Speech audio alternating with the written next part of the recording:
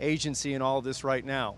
So there you have it here. We don't know if there's going to be any further comment from the LAPD headquarters tonight, but we are going to be out here for the duration, and we will continue to bring you more developments as they become available, Micah. What a situation tonight, though. You got it, Chris Wolforce at LAPD headquarters, and so it was that after several days of no new developments in the whereabouts of Christopher Dorner and a massive manhunt, the scale of which has never been seen in Southern California, an explosion of movement just after noon today when reports that Chris Dorner, or a man resembling Chris Dorner, took 2 housekeepers hostage in a cabin in Big Bear, zip-tied their hands together and stole their car, moving down Clubview Drive, which, by the way, is very close to that road 2N10 where his burning truck was found late last week.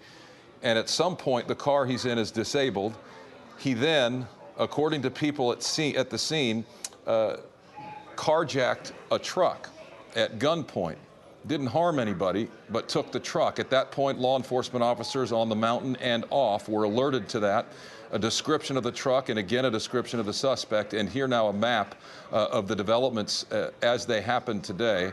The truck was stolen up near the Moonridge Golf Course, which obviously is in Big Bear Lake proper, if you're familiar with the area, and not far again from where his burning truck was found. And 40 minutes later, that truck and an individual matching the description of Chris Dorner was spotted on Highway 38 heading out of Big Bear. And that's some 20 miles from Big Bear Lake where you see that marker where the truck was found. That was in the Seven Oaks area. And apparently it was Fish and Wildlife officers who spotted the suspect matching the description of Dorner in a truck matching the description of the one carjacked in Big Bear, found heading westbound on the 38 out of the mountains. At that point, the Fish and Wildlife officers made a U-turn and began to follow the suspect. At that point, he pulls off the road, jumps out of the truck, and opens fire on those officers. They were not hit. He then retreats into the forest in the Seven Oaks Road area where the barricade situation began, and what law enforcement officials have been describing to us all day is the likely standoff point between Chris Dorner and law enforcement. They believe it was Chris Dorner in that house. More gunfire ensued after the San Bernardino County Sheriff's deputies arrived on scene and provided backup for the Fish and Wildlife officers. And that firefight was when the 2 deputies were hit. One of them killed, the other wounded and airlifted to Loma Linda, where he is now undergoing surgery and is expected to survive. And the standoff continued, at which point there was a temporary flight restriction in the area ordered by San Bernardino County Sheriff McMahon, which meant we could show no more live pictures. The last pictures we can show you of the developing scene there in Seven Oaks are the pictures you see now on screen right. A cabin where Dorner was believed to be holed up that was set on fire.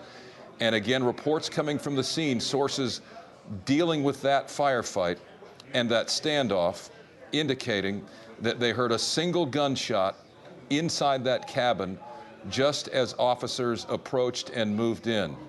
And that is where it stands at this point, understanding that there was an individual in that cabin and that authorities believed that it was Chris Dorner. And that cabin is now gone. It is burned to the ground. On the phone, I have Candy Martin, who owns Seven Oaks Cabins. Candy, are you with me? Yes, I am. Thanks for taking the time once again today. Your reaction to the developments that have happened in a community that is obviously very close to you there in Seven Oaks. Yeah. Well, obviously, it's very, very shocking and very, very sad. And I did speak to one of your reporters, I believe, around 2 o'clock this afternoon, and I had just learned about it, actually, at that time. And I didn't, and at that time, the cabins weren't on fire.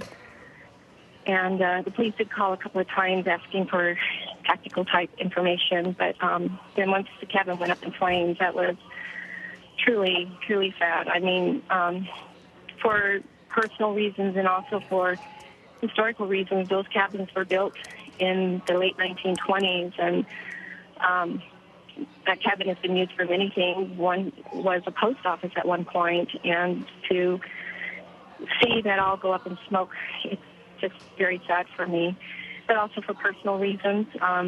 You know, it's a place where my family and I went up numerous times over this past 7 years. It's a beautiful place to rest and, you know, recoup from daily life. So it's very, very sad. And you know, and to just hear about that deputy who was shot and killed right outside is just that's unspeakable. I don't even know what to say other than my heart goes out to the family. And as I said to the woman that I spoke to right before talking to you, you know, I lost my husband last year and I lost my father last week. So I know what that family's going through, and my heart and prayers are really with them. Candy, I'm so sorry for your loss, and something that I can't imagine is just so very difficult to digest, and it's all happening so fast. What can you tell me about that immediate area there in Seven Oaks? How far is that cabin from, say, Highway 38 as a reference point, which would be the main highway? Oh, it's just 5 minutes. When you come down Glass Road from Highway 38, it's just a 5-minute drive. And it's a very quiet community. The cabins are very isolated. My nearest neighbor is like a mile away. So it's, you know, it is shocking to see that this would happen. Like I said, out of all the cabins in the area, that, you know, he would show up at this one. But it's a very peaceful community, very quiet community, and nobody would have ever thought something like this would happen there. Sure. Are there a lot of full-time residents near that cabin? They're down the road, probably a mile or two. I'm guessing several hundred people living full-time down there or up there. Yeah, there's people full-time there. I'm sorry, my mind is kind of racing right now, and I forgot your question. Understood. Candy Martin, again, sorry for your loss, and best of luck to you going forward. I hope this all in some way you're able to reconcile and continue enjoying your time up in the mountains. I know that for many of the people that are in the mountains, it's very near to their heart and a place where they find a lot of peace. And so the emotional attachment you have does not surprise me one bit. Candy Martin, owner of that cabin where the standoff ensued and the cabin that is now burned to the ground. Candy, thanks for taking the time. So we're going to continue to follow this and wait for the San Bernardino County Sheriff's Department to say something, say anything. I believe we have a timeline of events now that we want to look back on. KTLA's Lynette Romero with a timeline of developments as they unfolded in the manhunt for Christopher Dorner. Here's the tale of the timeline. February 7th, 2005, Christopher Dorner officially becomes an officer with the Los Angeles Police Department. May 26, 2006, Dorner completes an anti-terrorism course in the U.S. Navy with satisfactory performance before being deployed to Afghanistan. 2008, a year after returning to the LAPD, Dorner files a report of excessive force by his training officer during an arrest and is subsequently relieved of his police duties following an LAPD disciplinary hearing. And then years go by without public incident until Sunday, February 3, 2013, when Monica Kwan and Keith Lawrence were found shot to death in their car at an Irvine parking structure. Police later discovered that Kwan was the daughter of an ex-LAPD captain who represented Dorner in the disciplinary hearings that resulted in his firing from the LAPD. The following day, February 4th, some of Dorner's belongings, including police equipment, are found in a trash bin in the San Diego area community of National City.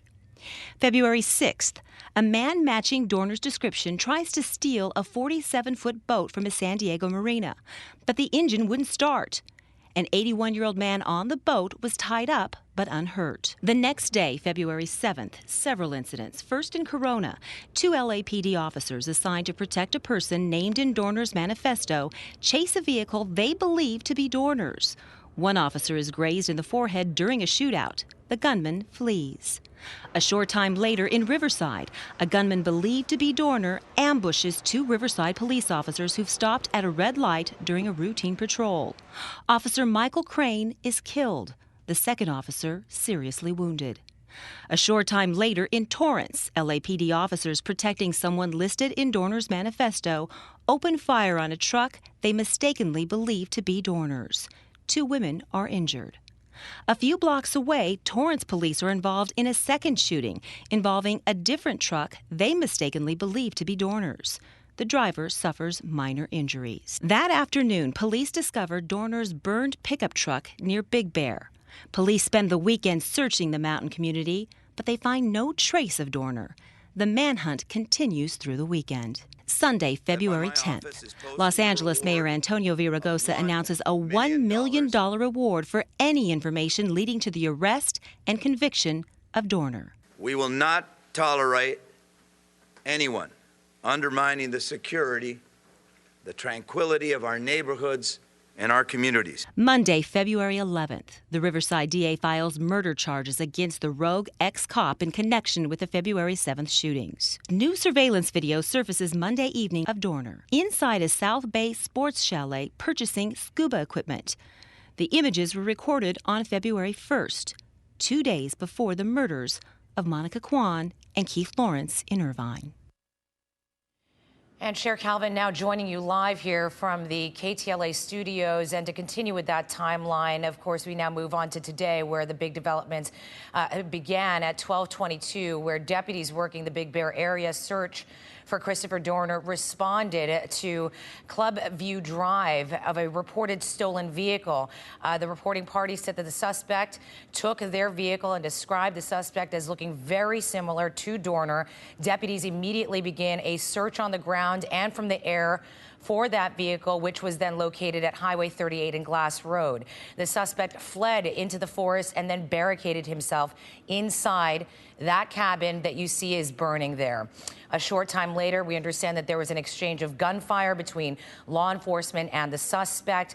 He did hit both of those deputies. Both of those deputies were airlifted to Loma Linda University Medical Center. One of those deputies died, making that the 4th person that has been murdered since this manhunt began. SWAT was on scene, and then we saw all of a sudden that the cabin was in flames.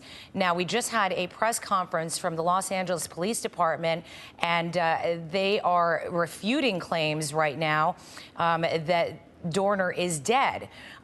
Deferring this now to the San Bernardino Sheriff's Department to take the lead, who is the lead on this, on this investigation. And they are the ones who, if he is dead or alive, will announce that to the media.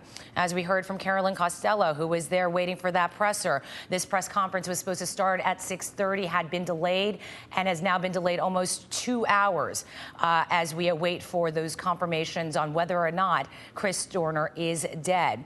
In the meantime, we do have Christina Pascucci up in Big Bear for us. She has some information for us regarding 2 hostages that Dorner took, and we're still trying to figure out if those 2 hostages were had been with Dorner since Thursday, when this manhunt began in the Big Bear area, or if that's something that happened today.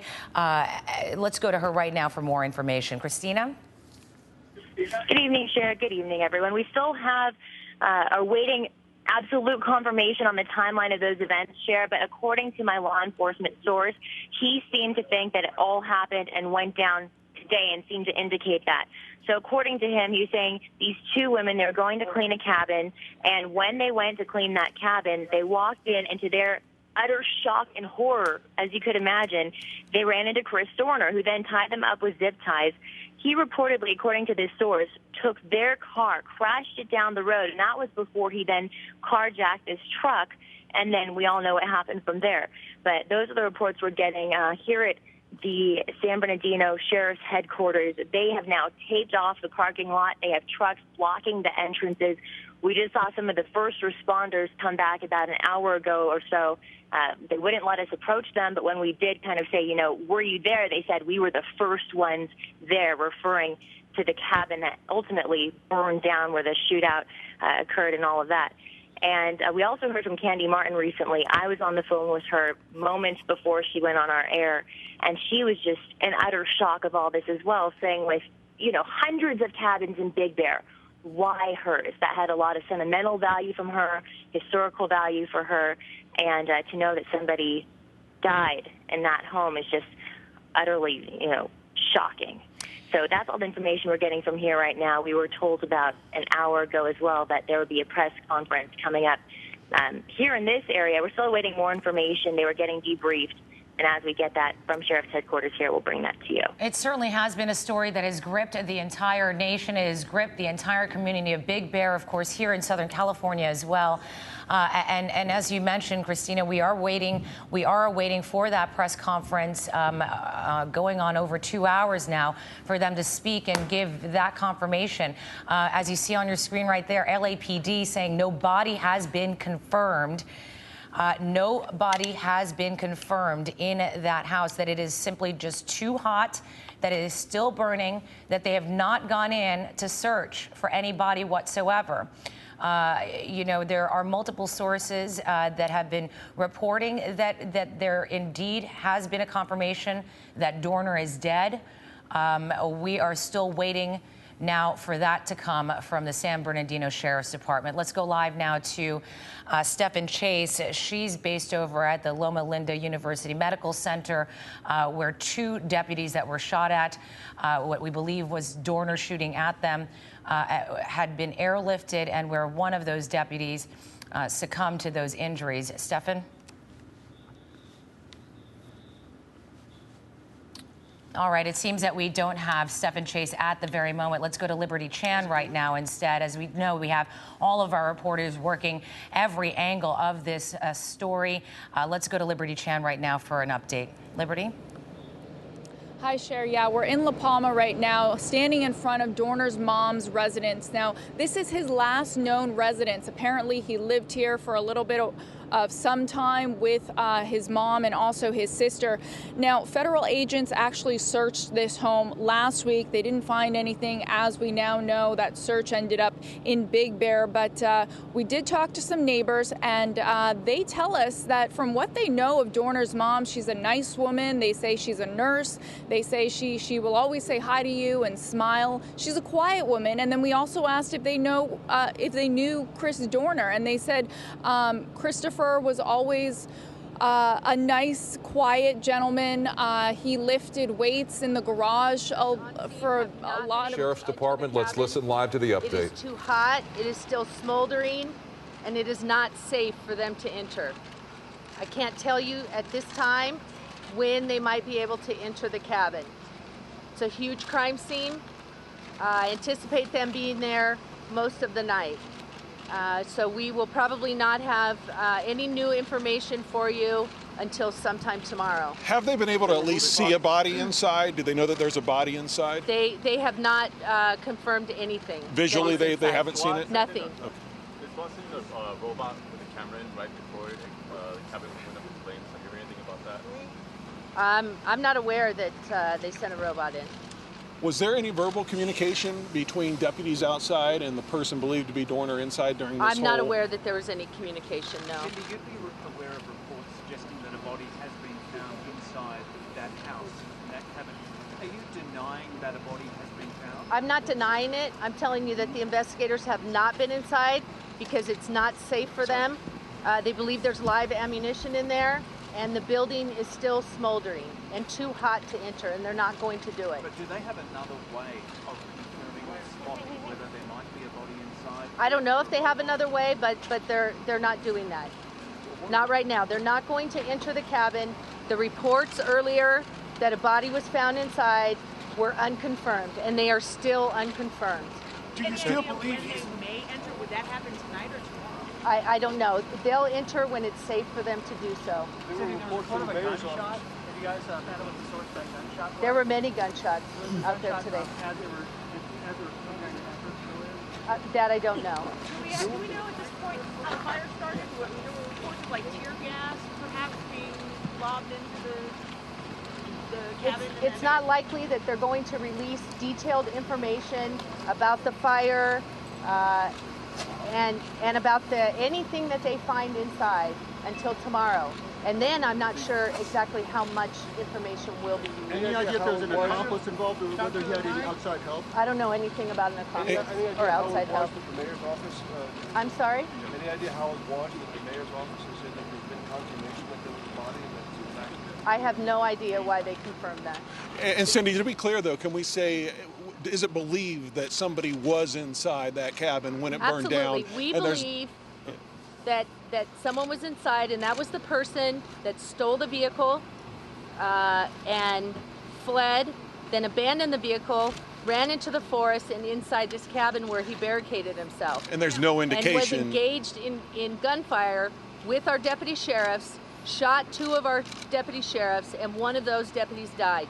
And there's no indication at all that he escaped during the gunfire, during the fire. We believe that he was still inside the cabin. When it burned down. Describe the gunfire, the altercation between the suspect in the house and the cops. Describe it? Yeah, I mean, have they told you? I don't know how many shots were fired, if that's what you're asking. Is there any indication at all that there might have been somebody else, another individual who might have come to this person? I have no information about any other person being involved. Did you get any more information on those 2 ladies that were apparently kidnapped? I don't have any more detail about what happened this afternoon when the vehicle was stolen.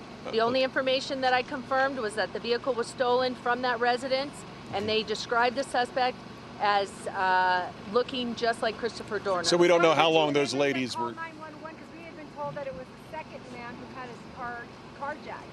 They called 911. I don't know. I haven't confirmed all those details. The only information I can confirm is that the vehicle was stolen from the residence in Big Bear, and that was the vehicle that the deputies were looking for when the suspect driver fled from the vehicle into the forest. Cindy. Correct. Was that residence where the truck was taken, was that residence investigated? I'm sure that it has been investigated. I don't have any details about what occurred there. Do you know, Cindy? I'm sorry? It was stolen from a residence on Clubview. On Clubview Drive, correct. How close Cindy, was that to the command center you guys had? I believe it's relatively close to the command center that we had there. Can we get clarification, Cindy? I don't know. The command center had been moved yesterday to the Big Bear Sheriff Station. You said you believe there's a suspect inside the house. Do you believe Christopher Dorner was inside that house? We had reason to believe that that was Christopher Dorner because the victims of the car theft said that the suspect that stole their car looked like him, and his actions after stealing the vehicle led us to believe even stronger that it was him. We have not confirmed that it is him. Did they describe that individual? He or the suspect inside the house set the fire? I don't know how the fire Did they started. describe that individual dressed in full camouflage? I don't know. Talk to the microphone, please. The microphone, please. Can you talk to the microphone? I have no idea. Yeah, what's the plan now? What's the plan tonight? What's the plan tonight? The plan tonight is they have a very large crime scene to process, and that's what they will begin doing. They have a homicide investigation to do, and they will need a large number of investigators out there to complete this job. So, and at the same time, they're mourning one of their brothers that was killed today. Do we know when they plan to go into the house? No, I don't know when they're going in the house. Cindy, just to confirm though, the person inside the house did not escape. They have not been inside the house. And Cindy, going back to Club Drive, have you learned any more about how long they think this person believed to be Christopher Dorner may have been at that house or cabin on Club Drive? I have no idea how long he was there. Do you know when did these 2 Does ladies? Anybody else have any questions? Just lastly, when did these? Behind you, can you tell us what that is? I'm sorry? Cars are being towed out behind you. Can you tell us what that is? I have no idea. Those 2 ladies, did they? Will 911 be eligible for the reward? I don't know. That's not up to me. Are you saying that reports that say his body was inside the house, but that's been confirmed that those reports are false? There was a suspect that fled into the forest, barricaded himself inside a cabin, engaged in gunfire with deputy sheriffs, shot 2 of our deputy sheriffs and killed 1, and we believe he is still inside that cabin that caught fire. But no one has found No one has been inside the cabin. It is not safe to go in there. Cindy, can I ask you about the deputies that were injured and the one that was killed? Did you personally know them? Yes. I'm not be, talking about them. But it must be painful for the entire office. Absolutely. It's painful for every person associated with the law enforcement family across Southern California. They've been working together closely on this search for the last 6 days. Even though no one's inside the house, have you confirmed there's a body inside the house?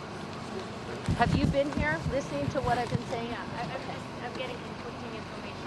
So There is no conflicting information. They have not been inside the cabin. It is not safe to do that. Right, but there are other They believe there is a body in there. They have not yet been inside. It's not safe. But are there Yes, other sir. ways? The people who were allegedly held hostage, were they taken hostage? I don't know anything about hostages. My information is that the victims of the car theft were not injured. Cindy, was the building, the cabin being demolished in some way when this fire began? I'm not aware. I only know that there was a fire there. That's the only information that I have. Any idea what type of weapons or munitions? No, I don't have any information on that. Sorry. And that was a vacant cabin. It was described to me as a rental, and there was no one there. Cindy, just to get Okay. the microphone, I'm sorry. Thank you. Just That's wanted to okay. make sure- Can you just reiterate again the rundown? You guys, but you believe there's a person in there, and you believe it to be possibly Dorner. Right. We believe. Correct. We believe that that the person that barricaded himself inside the cabin and engaged in gunfire with our deputies and other law enforcement officers is still inside there even though the building burned. Yes. And do you have any more information about the Forest Service officer who was apparently shot at who had the first encounter? I don't. Thank you very much. Thank you. We'll put out some information. If we have a press conference tomorrow, we'll get that information out to all of you. Thank you. Thank you, Cindy. So another confounding twist in this manhunt for Chris Dorner. And go ahead, Chip. Yeah, that was Cindy. You are all listening with us. That was Cindy Bachman with the San Bernardino County Sheriff's Department. They are giving us an update. As you heard there, no confirmation at this point that that was Christopher Dorner, though indications seem that it was, or seem to indicate that it was Christopher Dorner inside that home. However, they have not made entrance inside that cabin, saying it is too hot. There is ammunition inside there, so they're going to wait till things cool down, till it is absolutely safe to go inside there and see if they can get confirmation as to whether or not it was Christopher Dorner or not inside there. But they do say they do believe there is a body inside there. They say the body inside there is the person who was engaged in gunfire with the officers who had surrounded that cabin. They do not believe the person inside got away, escaped during the fire. So it's likely that the body is in there. It's likely the body is Christopher Dorner's, but 100% confirmation probably will not come until morning at the earliest. Micah? Yeah, we also, it's also Cher joining you here as well, Oh, Chip. Cher, sorry. As well, alongside with Micah. And we also heard Cindy Bachman say that it's just such a huge crime scene to process. It is, and you can probably see a lot more of that from Tim Lynn's footage a little earlier, and they've got us still several miles from the scene. We're closer than we were earlier this afternoon after everything kind of cleared up when they believed that he had passed away or that somebody had passed away in that fire, and they let us get a little closer. But we're still, from what I understand, talking to locals, several miles from where this has all taken place or where this all took place earlier today. So they've got it blocked off. We've been told, and we didn't get a chance to ask her at this last one, if they're going to have the roads blocked off overnight, but that's what we were told, or what someone had told me earlier in the evening, that they believe that these roads here were going to be blocked off all night long as this investigation continues. So hopefully by morning we'll have confirmation as to whether or not the person inside there was Christopher Dorner, but it does look like that is the likely outcome. Chip, you say roads are blocked off. My understanding was that they're letting residents go through. Is that the case? Yeah, at least up to this point. Now, I was trying to get confirmation if people live beyond this point, if they're letting those residents through. I imagine they are, but I'm not 100% sure of that. Right now, We are in Angeles Oaks, just where this incident happened is in Seven Oaks, just up the way here. So we are at the point where they're letting us, this is as far as they're letting us go. If you're a local resident, I'm not sure if they're going to let you in, closer to that point if you happen to live very close to where this whole investigation is going on. But that's something I'll try to check on and get an answer for you here in a little bit.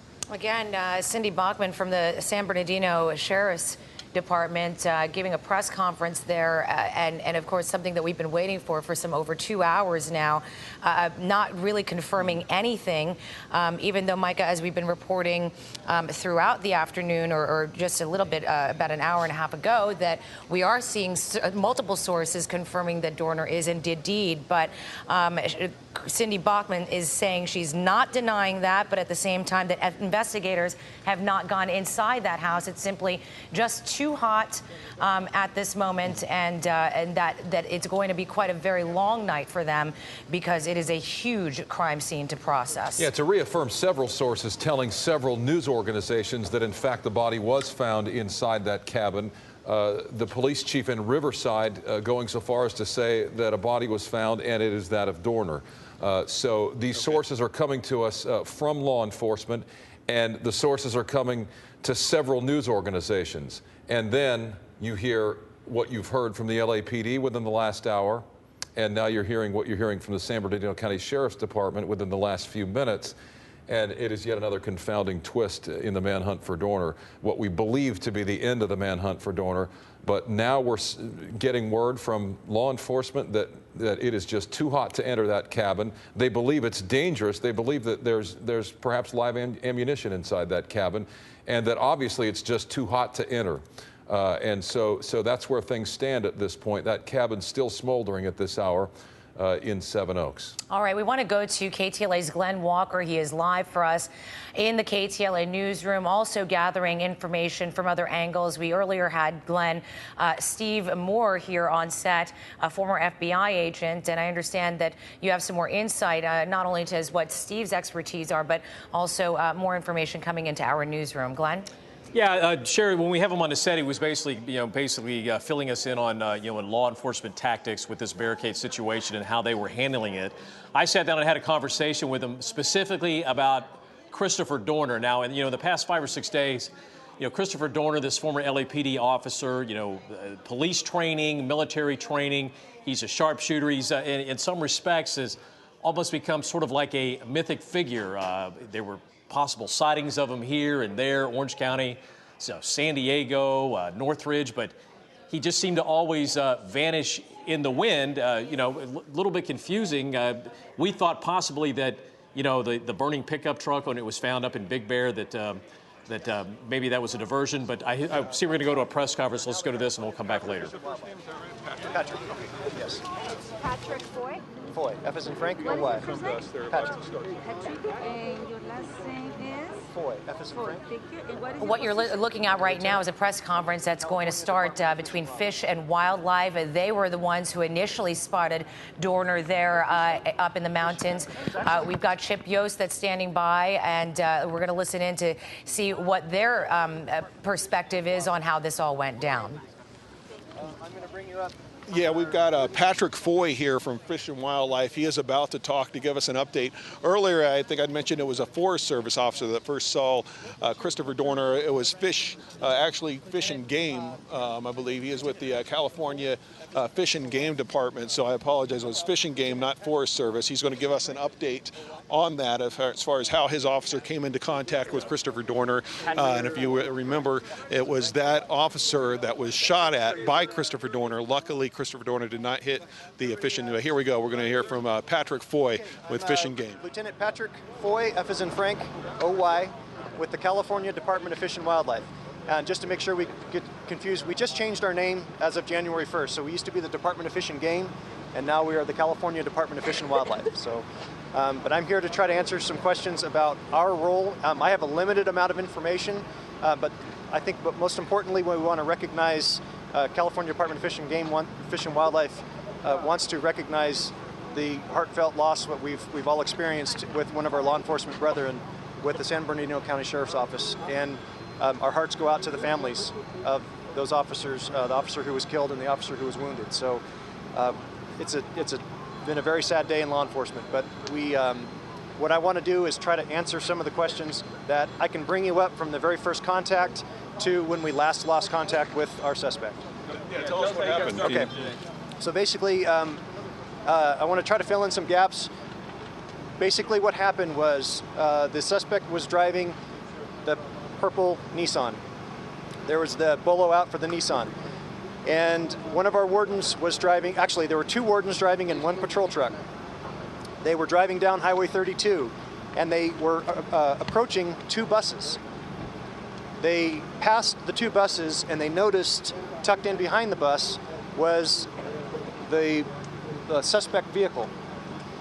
They immediately attempted to do a U-turn, but because of the road was narrow and they couldn't get right on top of them, so they put the radio call out that they were engaged in a pursuit of the suspect vehicle. The suspect quickly realized he had been identified. He passed the two school buses. By the time our wardens got up, he was in front of the two school buses. He then turned onto Glass Road. Our warden, the initial wardens, the two wardens in the one vehicle who initially found him, didn't realize he turned on that Glass Road. They continued on in front of the school buses. Of course, they put out over the radio what was going on. Three additional wardens in two vehicles, so two were paired up and one was by himself, continued on. They ended up turning onto Glass Road. They were expecting to find the RAV. I'm sorry, it's not a RAV. They were expecting to find the purple Nissan. They were looking, in fact, for this purple Nissan. The warden who was in the front was by himself. There were two wardens immediately behind him that were doubled up in their patrol vehicle. The warden who was in front noticed a white truck coming down, driving erratically at a pretty high rate of speed. Because he was drawn to this erratic behavior, he took a close look at the driver and recognized him as a suspect. Before he even had a chance to put it out over the radio, of course they're driving now in opposite directions again, so he's already passed the suspect vehicle. The suspect rolled his window down, and when the second patrol truck came up with the two wardens inside, that's when he engaged in a shooting with our wardens as they were driving. He did hit the truck multiple times. The wardens stopped their vehicle. Thank you. I'm going to go ahead and take a drink. The wardens stopped their vehicle. That's helpful. At that point, where they did engage the suspect the second time, he shot at our wardens. They stopped the vehicle. As he continued around a bend in the curve, the warden had his patrol rifle.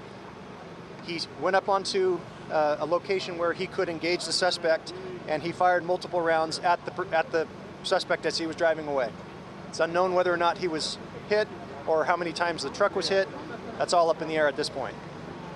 That's basically where Fish and Game or Fish and Wildlife wardens lost contact with the suspect. Of course, the radio call had gone out, and there's now the whole world's coming to help.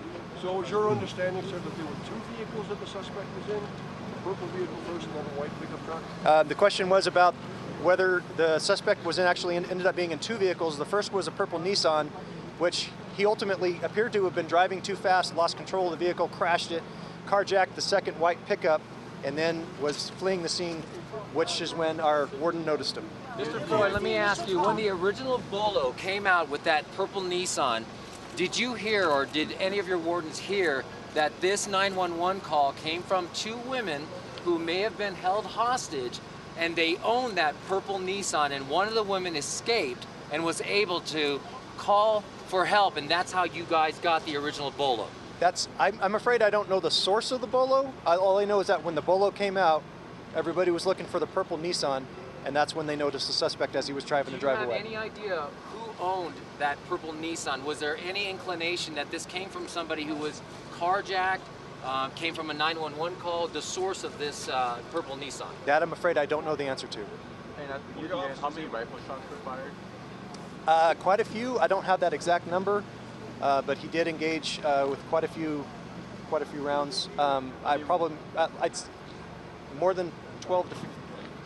More than a dozen, more than 15, probably right around that area. Were your officers able to tell what kind of weapon he was using based on the holes in the vehicle and the shots they were hearing?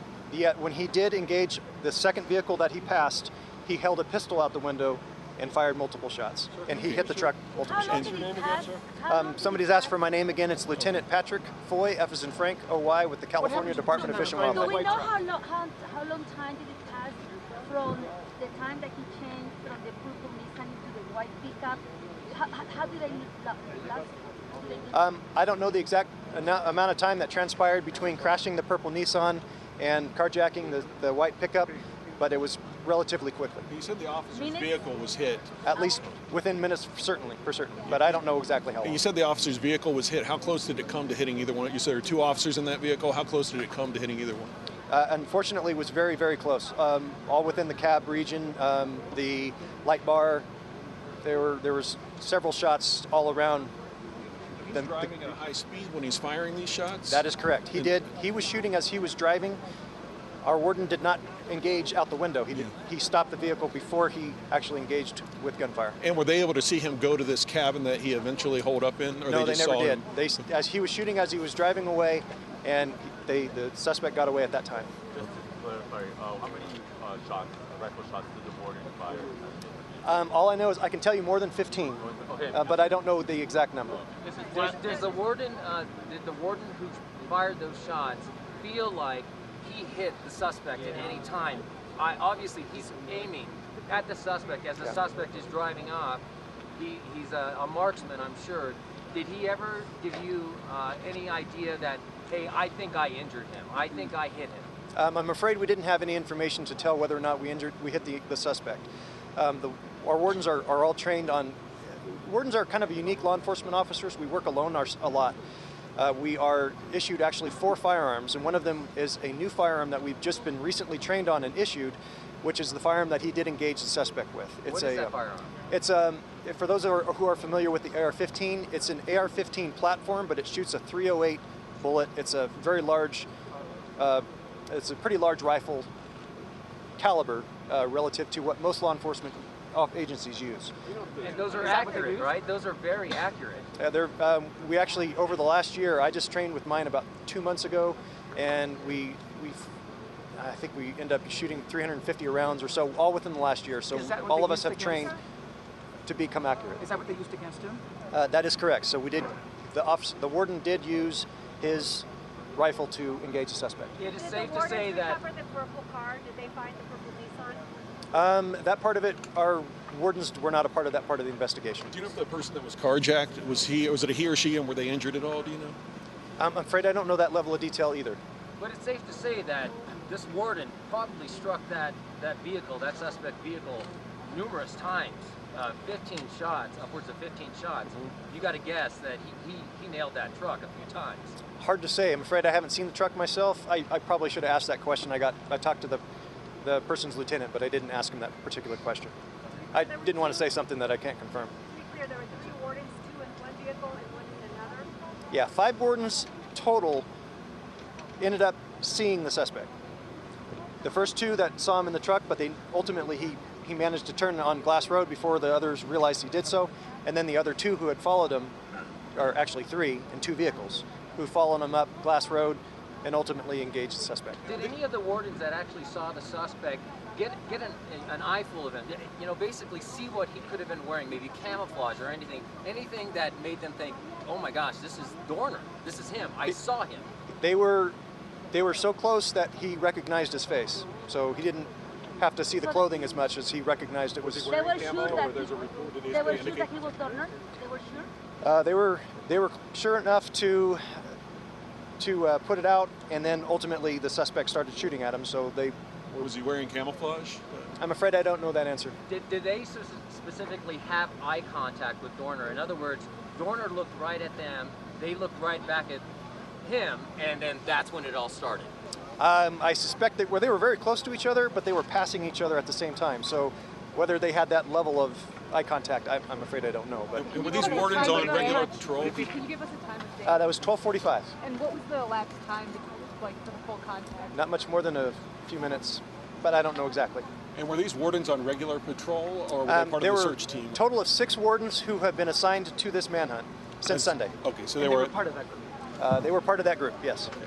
And could you take it again from the part where they lost contact with him and then the other agencies took over? Okay, so suspect, this is Patrick 2 buses Foy. came by. The purple Nissan was coming the opposite direction, so they passed him. So the wardens had to turn around and do a U-turn, and ultimately the suspect pulled around the buses and then took a right, or not, I don't know if it was a right or left, but turned onto Glass Road. And they kept on going? They kept, and our wardens kept on going. They didn't realize he took a turn on Glass Road. So there was one warden who fired shots? One warden who fired shots. And what was the range approximately? That's a good question, but it was a fair distance. The suspect was driving away as he was shooting at him. So the warden was shooting at the moving vehicle? Correct. Yeah. He was stationary as he was shooting at the moving vehicle. Was he inside or outside his vehicle? Outside his vehicle. How many people were around when this gunfight was going on, if you will, between Christopher Dorner and your wardens? Were there people in harm's way, if you will, in the different areas? He didn't describe anybody around. Okay, but I don't know the answer and to this that. was on Highway 32, I think you said, not 38? Actually, the exchange of gunfire took place on Glass Road. Okay. Oh, Glass Sir, Road. I got to ask you a question. Tomorrow I have to go to the camp in Highway 38. Going to be open tomorrow? I have no idea. I'm sorry. The gentleman was asking if Highway 38 would be open tomorrow. Go down? These gentlemen live locally. We were they're talking to them a little blocking earlier, and they're asking but I don't know. about whether they'll be able to get up and down the hill. I've given out all my cards. Correct. Foy, F-O-Y. I'm a lieutenant. California Department of Fish and Wildlife. I can. Let me turn it up a bit, but I do hear you. And I'm going to have to stay down a little bit because some other folks are still taking this live, but I can talk to you while we're taking a look here at Patrick Foy with Fish and Wildlife. Yeah, it sounds like he's said virtually everything he knows, and some dramatic new detail in that initial firefight with Fish and Wildlife officers, describing Dorner as firing at a high rate of speed out of the car, holding a pistol. And then I believe he said that the Fish and Wildlife officer returned fire after he stopped his vehicle with a rifle. Yes, it sounds like, yeah, from what we're hearing, that is some dramatic new detail we're hearing about, that as Dorner was making his way down the hill in this stolen car, apparently from these 2 ladies we heard about a little earlier, some wardens from Fish and Wildlife, a department formerly known as Fish and Game, noticed the car that they were looking for. And interestingly, it was behind a school bus, I believe he said, when he was describing that. When they first noticed it, they couldn't turn around right there because the road was too narrow. So as they turned around, some other wardens were coming up, and these details we'll have to sort out, but some other wardens coming along eventually got close enough where, as you heard there, he said they actually made eye contact with Dorner, knew it was him, were at least convinced it was him. At some point, there was some sort of, they say, I think Dorner crashed that car off the road, carjacked another gentleman in a white pickup truck, or I believe it was a gentleman, not sure if it was a woman or a man, but carjacked somebody in a white pickup truck, took off again, and it was sometime after that this firefight you're talking about happened, where Dorner, as he's driving, you heard him, he said Dorner took a handgun, held it out the window, apparently going at a fairly decent speed, and was firing at the wardens in the other car. The wardens got out and had a rifle that he described similar to an AR-15 rifle. It's a new rifle they're using, which is a pretty powerful rifle. Gets out and engages Dorner, and that's where Dorner got away somewhere, and that's where their part of it ended. So we're assuming it's sometime after that he made his way on foot to this cabin where the other firefights happened between the sheriff's deputies who surrounded it. And of course, in that firefight, the first initial one at that cabin where he was holed up, 2 sheriff's deputies from the San Bernardino County Sheriff's Department were hit in that gunfire. One, unfortunately, has passed away. The other still being treated at the hospital. Then there was a time lapse, we're told, of some time between the first firefight and another firefight that started a little bit later, also between deputies. Sometime after that firefight in that time frame, a smoke bomb went off. We don't know if it was Christopher Dorner who had that smoke bomb or if it was sheriff's deputies. And then sometime after that, that's when that cabin went up in flames. Those images we saw from Sky 5 HD a little while ago. And now here's the situation we're at right now. Even though everybody believes it was Christopher Dorner in that cabin. It has not been 100% confirmed. What we know from the images we've seen and from what we've heard from the different agencies involved, that cabin obviously burned down. There is believed to be a body in it. The body believed to be in there is the person who was engaging in these firefights. And as you heard from the Fish and Wildlife officer there, they had eye contact with this suspect. They said their wardens who were involved in this manhunt, who would have very well known what Christopher Dorner looked like, they believed, they were convinced it was Christopher Dorner. But right now, that cabin is too hot for anyone to enter. They can't go in there and get 100% confirmation. They say they believe there is ammunition in there, so they don't want to go while it's still smoldering. They're going to have to wait to make their way in there until a little later and then hopefully be able to confirm once and for all that is Christopher Dorner and that he has passed away and that this whole drama that we've been dealing with for the past week may finally be over. Micah and Cher? Yeah, Chip Yost, good reporting over there and trying to piece together parts of this puzzle that it seems like we're now starting to get this piece of the puzzle, at least, that was a bit vague to us for most of the day. But now, as we're reporting here, as we heard from Lieutenant Patrick Foy from the California Department of Fish and Wildlife, exactly how this all began, starting with the 5 wardens that saw and we're pretty certain that they saw Dorner at about 12:45 this afternoon involving 2 vehicles, which was a surprise to us about an hour and a half ago when we were listening to Christina Pascucci. That also knew information that it involved 2 vehicles when they were in pursuit of the suspect, and then that gunfire that ensued between the wardens and Dorner. Wow, amazing new detail coming to light here about the moments before the standoff began at the cabin in Seven Oaks that has since burned to the ground. Boy, what a development from California Department of Fish and Wildlife. We are told that as far as the schools in the Bear Valley Unified School District, they will be open tomorrow. So some sort of order will be restored to the school system there in Big Bear tomorrow, with all schools reopening in the Bear Valley area. And as we started listening into this press conference, we were having a conversation with Glenn Walker about what a former FBI agent was talking about. Glenn, if you're with us, we can continue the conversation. Your discussion with Steve Moore was relative to Dorner himself. Yeah, we really got to go back to the beginning of this case. We've heard the LAPD talk about all the thousands of clues that have come into their office. Well, probably the key clue to this entire case was actually delivered by Christopher Dorner himself in his manifesto. Remember, he listed a long list of people that he criticized, another list of people, including President Obama, who he praised. Well, one of the people he praised was somebody who was a personal friend. Now, we reported last night in that criminal complaint filed in federal court in Orange County by a U.S. federal marshal, he mentioned an acquaintance of Christopher Dorner's with the initials J.Y., who had a family member that owned property in Arrow Bear. Well, that small clue led law enforcement to start looking up in the San Bernardino Mountains around Arrow Bear. And while they were surveilling that particular piece of property, nearby is when Christopher Dorner's torch pickup truck was discovered burning. That was left there with a broken axle. Now, remember, at the time, we thought it might be a diversion, and maybe he took his truck up there, switched vehicles, and took off and headed back down toward Los Angeles. That was the key that got law enforcement up into the mountains, led to a massive manhunt. But as it turns out, Christopher Dorner didn't really have a plan B. Once his pickup truck was broke, there was not a second vehicle for him to take. That's when he broke into the cabin where the 2 housekeepers were. And as his manhunt continued in the mountains, he stayed holed up in that cabin until this morning.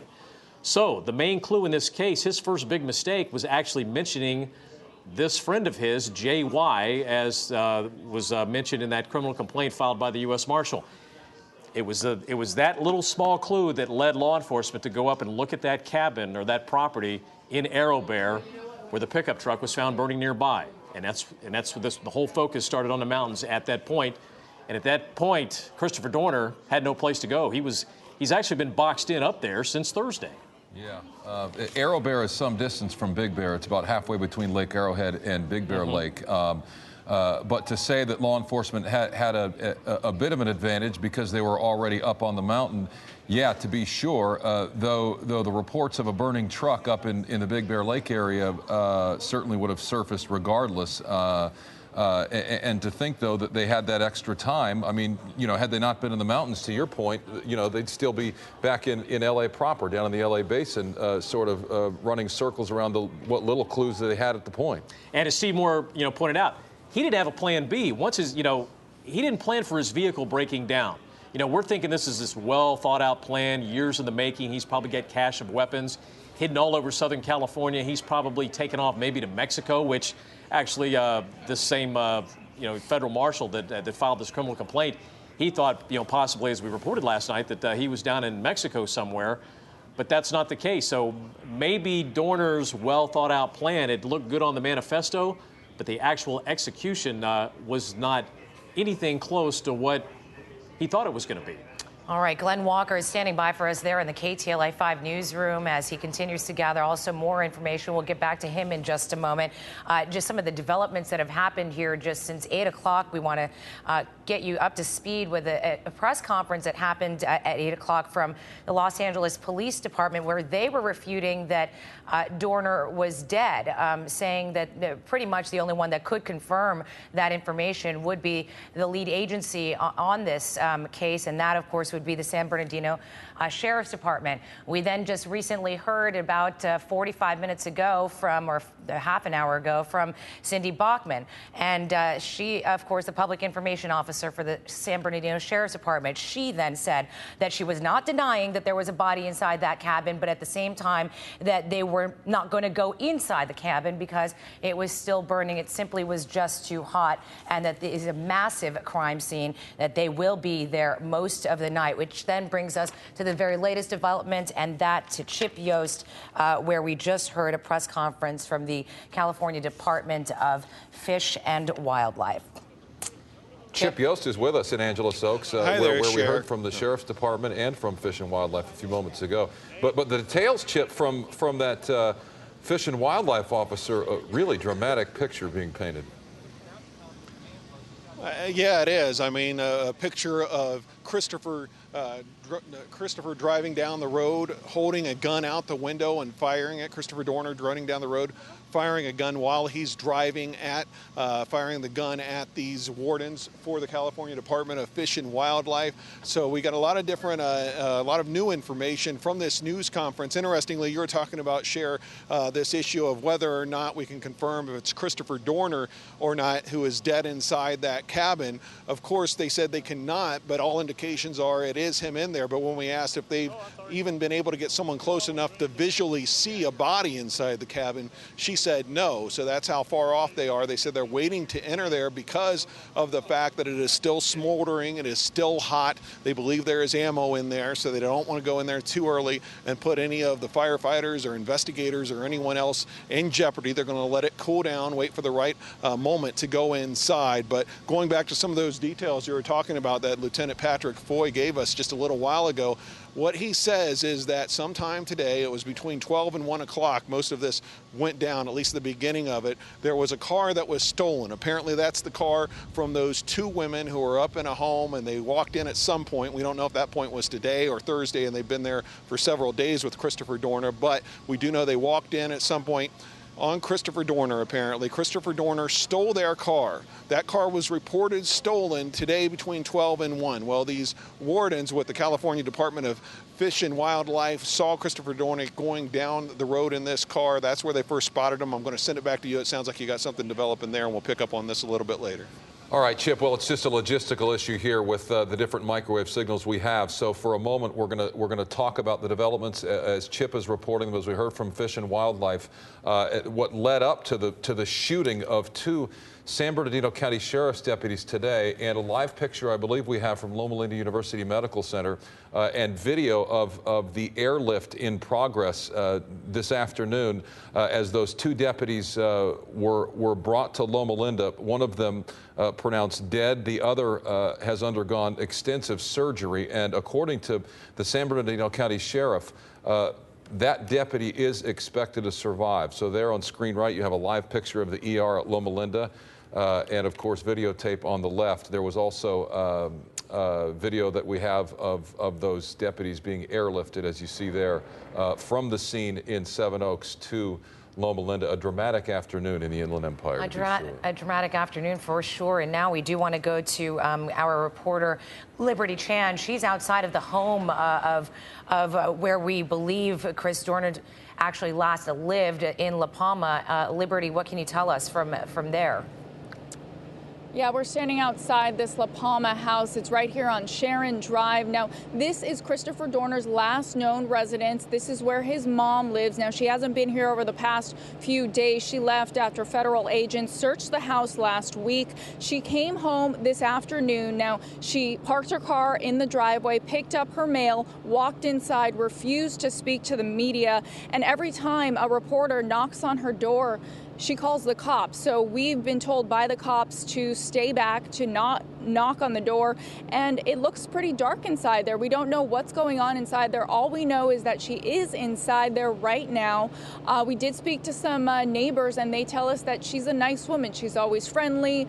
They say she works as a nurse. And like I said, they say that she has always just waved to them, said hi to them. And they also say that when they did see Christopher Dorner, he was either lifting weights in the garage or just in his car, and he would also wave, and they say that he was rather friendly as well. So that is the very latest. We will continue to stay out here, and if Christopher Dorner's mom wants to speak, we will be here. But until then, we're kind of camped out here.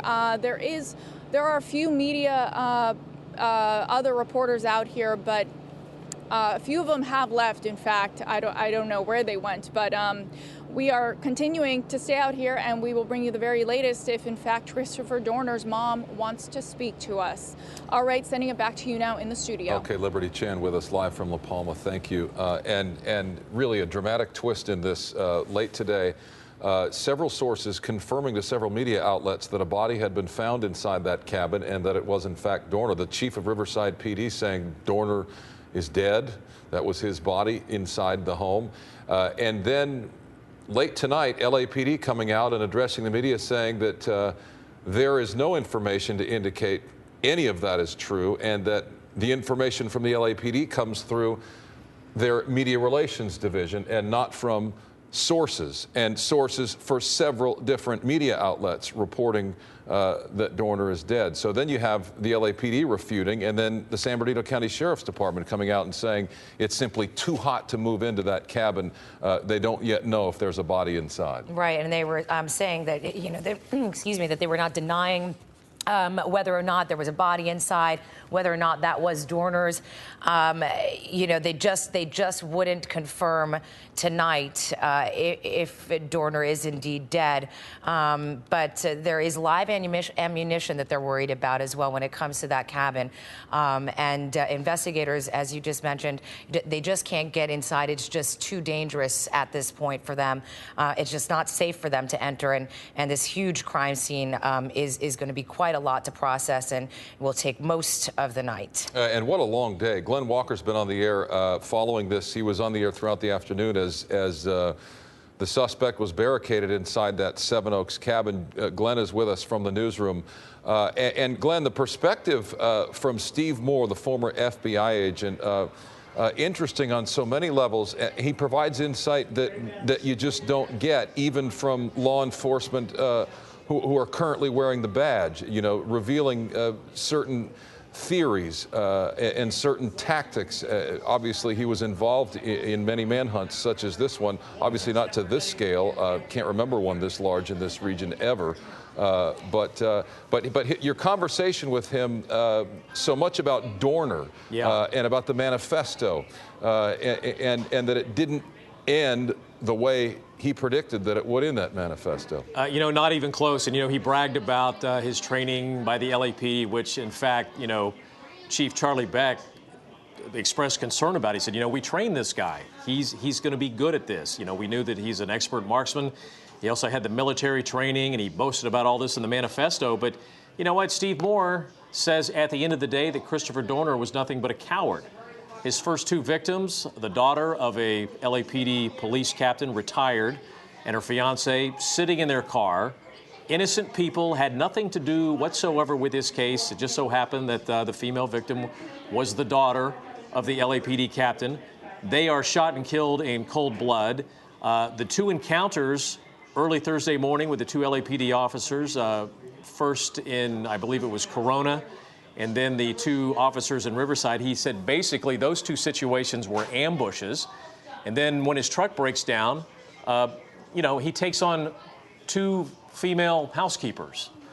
Again, a cowardly act, overpowering somebody, two women easily, that were not going to be a problem for him. And he said the only time that he really had an even fight was today in the barricade situation.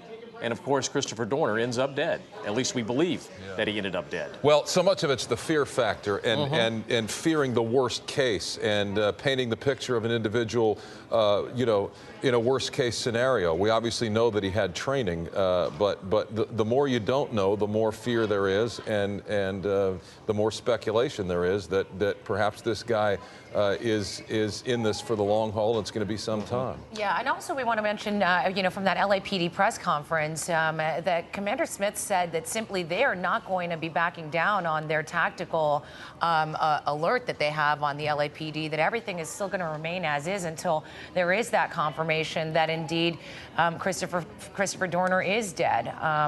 But as far as remaining on high alert, that's what the LAPD is going to remain tonight. Right. Well, you can't blame him for that. I mean, he wasn't just threatening LAPD officers, he was threatening their families, and he did make good on that threat with his original murder of that young couple in Irvine. So, until there is confirmation that it's Christopher Dorner's body inside that burned cabin, you can't blame them. They have to stay on tactical alert until that is confirmed for sure. Yeah, Glenn Walker with us in the newsroom, and Chip Yost with us from Angeles Oaks, where we heard a dramatic account just a few moments ago of a gunfire and gun battle between Fish and Wildlife officers up in the Angeles Oaks area and a man that they believed to be Chris Dorner. Obviously, they were involved in the manhunt and had a clear indication of what he looks like, and they said, make no mistake, that was him.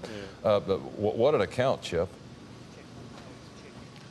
Yeah, and if this thing truly is at an end now, there are a lot of reasons for that, a lot of people involved, but one of the big reasons are the sharp eyes of some Fish and Wildlife wardens who noticed that car and then, as you said, made eye contact with Christopher Dorner, convinced it was him. Right now, we're going to bring in Patrick Foy.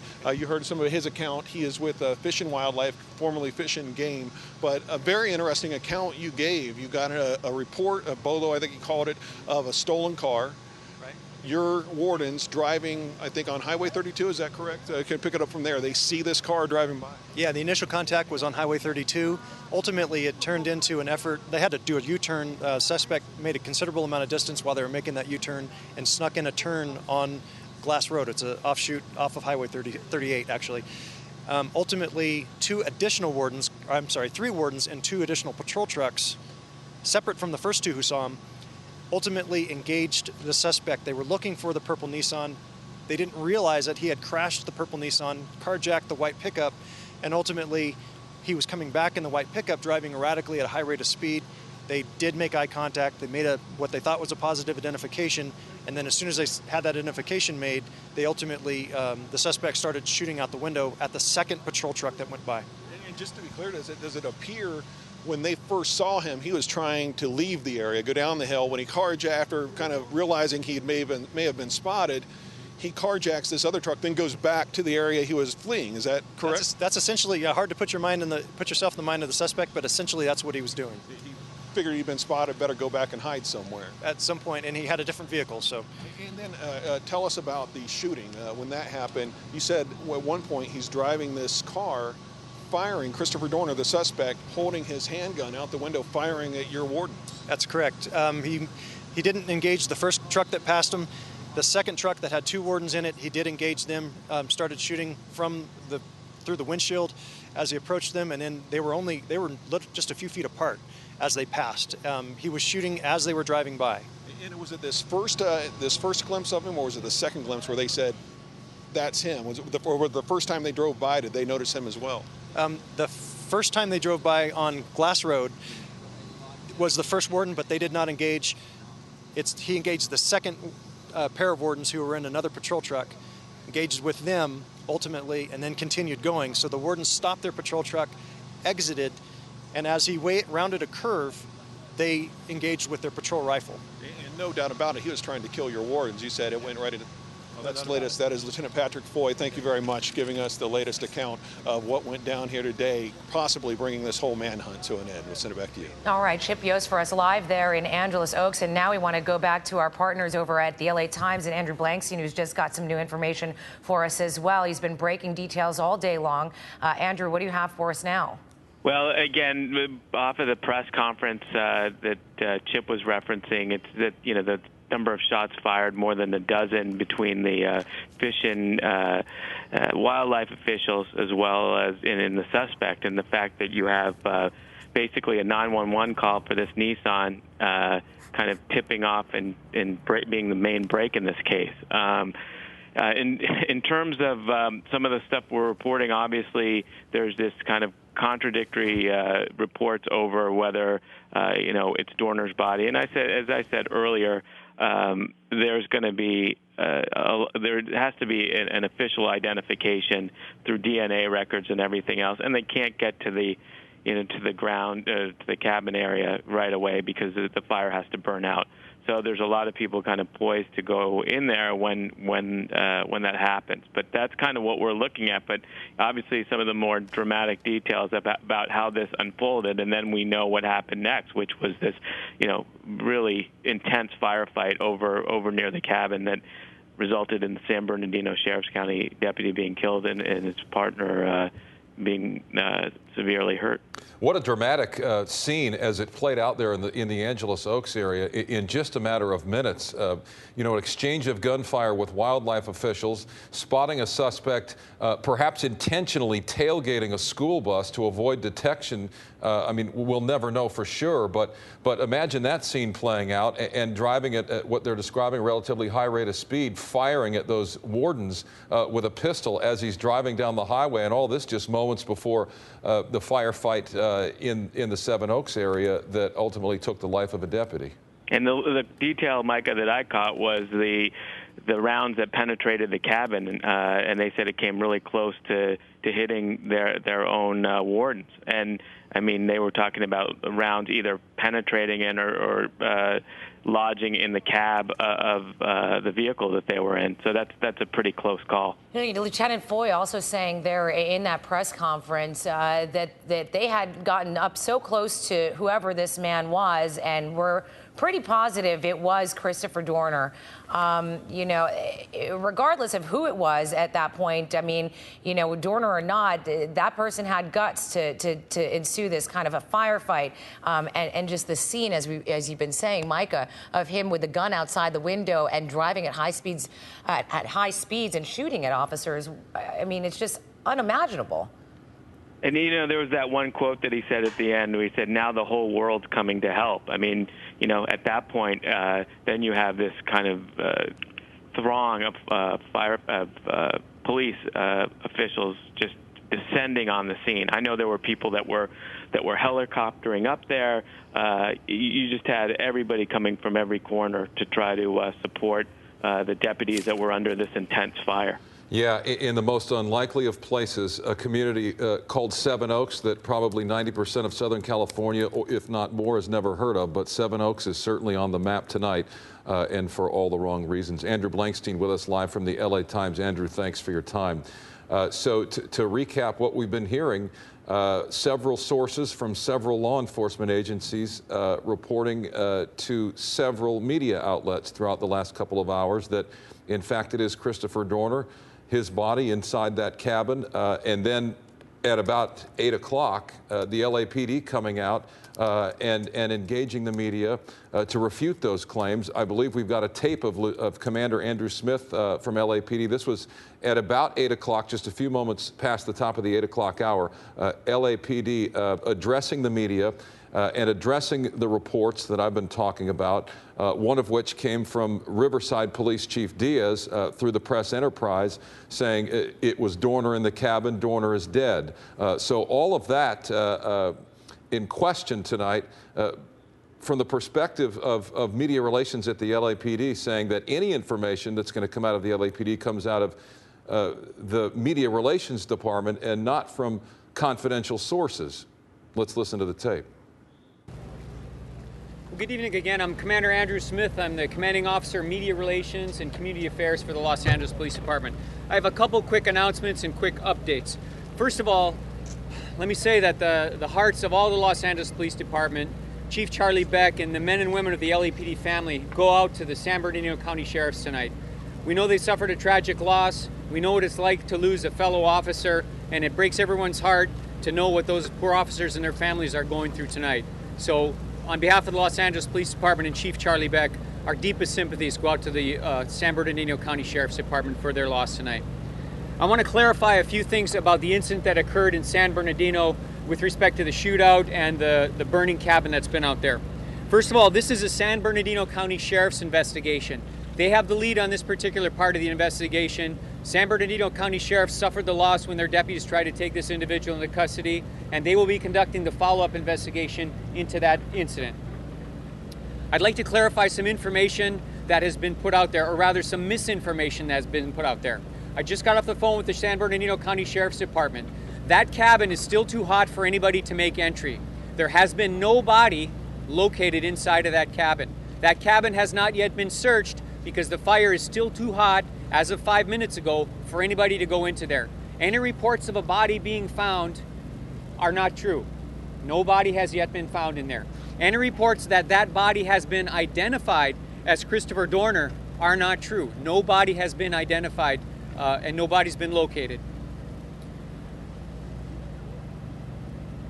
I'm not sure where this information is coming from and how it got attributed to the Los Angeles Police Department. This is the official point of reference for LAPD, so your information should be coming out of the Joint Information Center here. Any future information coming about that investigation is going to come from the San Bernardino County Sheriff's Department, and their Public Information Office will be providing that. Until we have confirmation, A, that a body was located, and B, that that body belongs to Christopher Dorner, the Los Angeles Police Department is going to continue on with its high-profile protection detail of our officers. We're going to continue to provide protection to our officers and those families that have been identified as possible threats. In addition, we're going to continue to provide security to all our critical facilities here in Los Angeles until A, a body is recovered, and B, that body is determined to be that of Mr. Dorner. So until then, that's as much information as I have. We will have another briefing tomorrow morning at 8 o'clock in the same place. I'll give you an update on anything the Los Angeles Police Department or our joint task force has to add. Information about what's occurring in San Bernardino will be coming from the San Bernardino County Sheriff's Department. I have a very quick moment to take a question or two, and I have a Spanish speaker here that's going to answer your questions in Spanish as soon as I'm done. Quick questions, one or two, and I can answer them. They're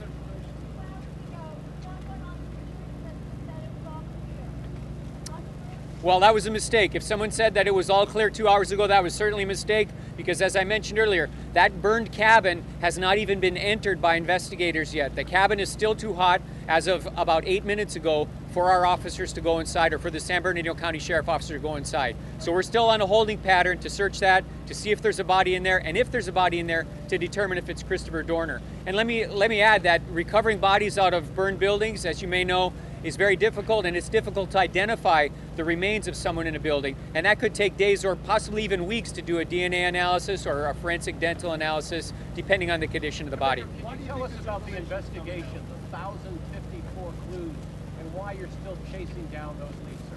Well, until Mr. Dorner has been identified as either deceased or he's got handcuffs on him and he's sitting in a jail, we're going to continue as though he's still out there. We just want to make sure, and on an abundance of precaution, to make sure that all our officers and the citizens in Los Angeles are safe. Are you also looking for accomplices? Is that a possibility? Well, as this investigation unfolds, anybody who has assisted him in hiding from the police department, assisted him in avoiding capture, or assisted him in any way is criminally culpable. And I can assure you that the Los Angeles Police Department and the District Attorney's Office will leave no stone unturned to find out if, in fact, someone was assisting this man in his terrible crimes and his eluding capture.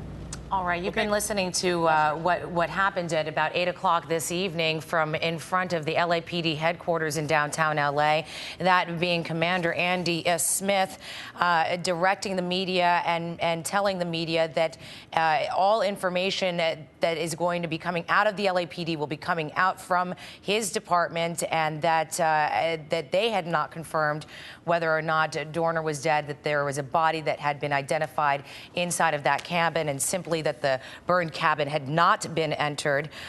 You know, further on in that press conference, he also did mention something that I thought was very important, Micah, and that was that the LAPD was going to remain on tactical alert, saying that they weren't going to stand down, not until that someone had been identified, or that the other agency, of course, the San Bernardino Sheriff's Department, could tell them to stand down. But at this point, the Los Angeles Police Department still in that protection mode of tactical alert. And new developments just within the last hour or so from Angeles Oaks and Fish and Wildlife there, describing the encounter between a man they believed was Dorner and a couple of the wardens there up on the highway as they were headed what would be eastbound on the 38, and a man matching the description of Dorner in what they describe as a purple Nissan was essentially tailgating a school bus heading off the mountain there on the 38, very near Angeles Oaks, very near where the standoff happened. And Chip Yost has been monitoring that part of the story for us. All within the last short while, we've heard some dramatic accounts, Chip. Yeah, and those accounts also seem to indicate that that was Christopher Dorner in that cabin, although you heard the caveat from Commander Andy Smith with LAPD there that it has not been confirmed it is Christopher Dorner inside that cabin. Everything we've been hearing leads us to believe that is going to be the likely outcome. Let's kind of give you an idea of why, starting with that story you were just talking about that we heard just about 20-30 minutes ago here during a news conference from someone with the California Fish and Wildlife Department. There was a report this afternoon between about 12 and 1 o'clock that a car had been stolen up near Big Bear, in an area close to Big Bear. That car, the person who stole that car, was described to look like Christopher Dorner. Well, as the car was coming down the hill, some wardens with Fish and Wildlife saw the car coming down the hill. They recognized the car from the report, tried to turn around, could not turn around in time because the road was too thin, but they radioed out that they saw the car from the BOLO, or that's the be on the lookout for this stolen car. Some other wardens coming up the hill or coming into the area also spotted the car. They made eye contact, they say. They were very close to the driver of that car. These are people who were involved in the search for Christopher Dorner, so they knew very well what he looked like. They said they were within, I believe what I heard was 5 to 10 feet of where Christopher Dorner was when they were driving down the road. They say they were convinced it was Christopher Dorner behind the wheel. After they tried to make contact with Dorner, they say Dorner, as he was driving at a high rate of speed, rolled down the window, or I should say a man they believed to be Dorner, rolled down the window, pulled out a handgun, and started firing at those wardens. Actually hit the truck a number of times. The wardens got out, returned fire. At some point, and there's kind of some confusion as to different timelines here, at some point while all this is going on, in the stolen car, Christopher Dorner is driving. He gets away from these guys, loses control of the car, apparently crashes, then carjacks another car, a pickup truck, and starts going back the direction he was coming from. He's going one direction, apparently feels that he's been spotted, been located, so maybe he's thinking he has to go back into hiding, starts heading back up the hill. That's where he gets engaged with some other wardens at some point, gets out of his car. There are some more shots fired. He runs off. That's their end of this story. That's where they lose him. A little bit later, sometime around this same time frame, Christopher Dorner, a man believed to be Christopher Dorner, ends up in this cabin in Seven Oaks, and there is another firefight, this time between sheriff's deputies on that manhunt and the person inside that cabin believed to be Christopher Dorner. During that time, 2 sheriff's deputies are hit by the gunfire. One has unfortunately passed away. The other is being treated in a hospital right now. There is a time lapse. A little bit later, there is another gunfight between the person in this cabin, the person believed to be Christopher Dorner, and all these deputies and this search team outside. At around that time, we're told a smoke bomb went off. We don't know if Christopher Dorner is the one who lit that or ignited that smoke bomb, or if it was somebody with the sheriff's department. but also around that same time frame, that cabin went up in flames, and we saw the flames. They were burning very heavily. Now it looks like who was ever in that cabin is now dead. They don't believe who the person in that cabin got away. There's no indication. They apparently had eyes on all exits, all surrounding it, and there was no way they believe that who was ever in that cabin somehow escaped during the fire. They believe that person is inside the cabin, dead, but we don't know at this point if it is Christopher Dorner. They said when we asked him, well, has anyone even got close enough to get visual contact with the body inside? Have they been able to spot a body inside the cabin? They said no, and they said right now it is too hot to go inside. They believe there is ammunition inside there. They want to wait till it's a little safer, a little cooler before they go in and inspect it and get a look at the body and try to find out if they can get any kind of indication, confirmation, if it is Christopher Dorner inside. But again, you heard what Commander Andy Smith said. It has not been confirmed it's Christopher Dorner, but based on all that information, you can see the big picture.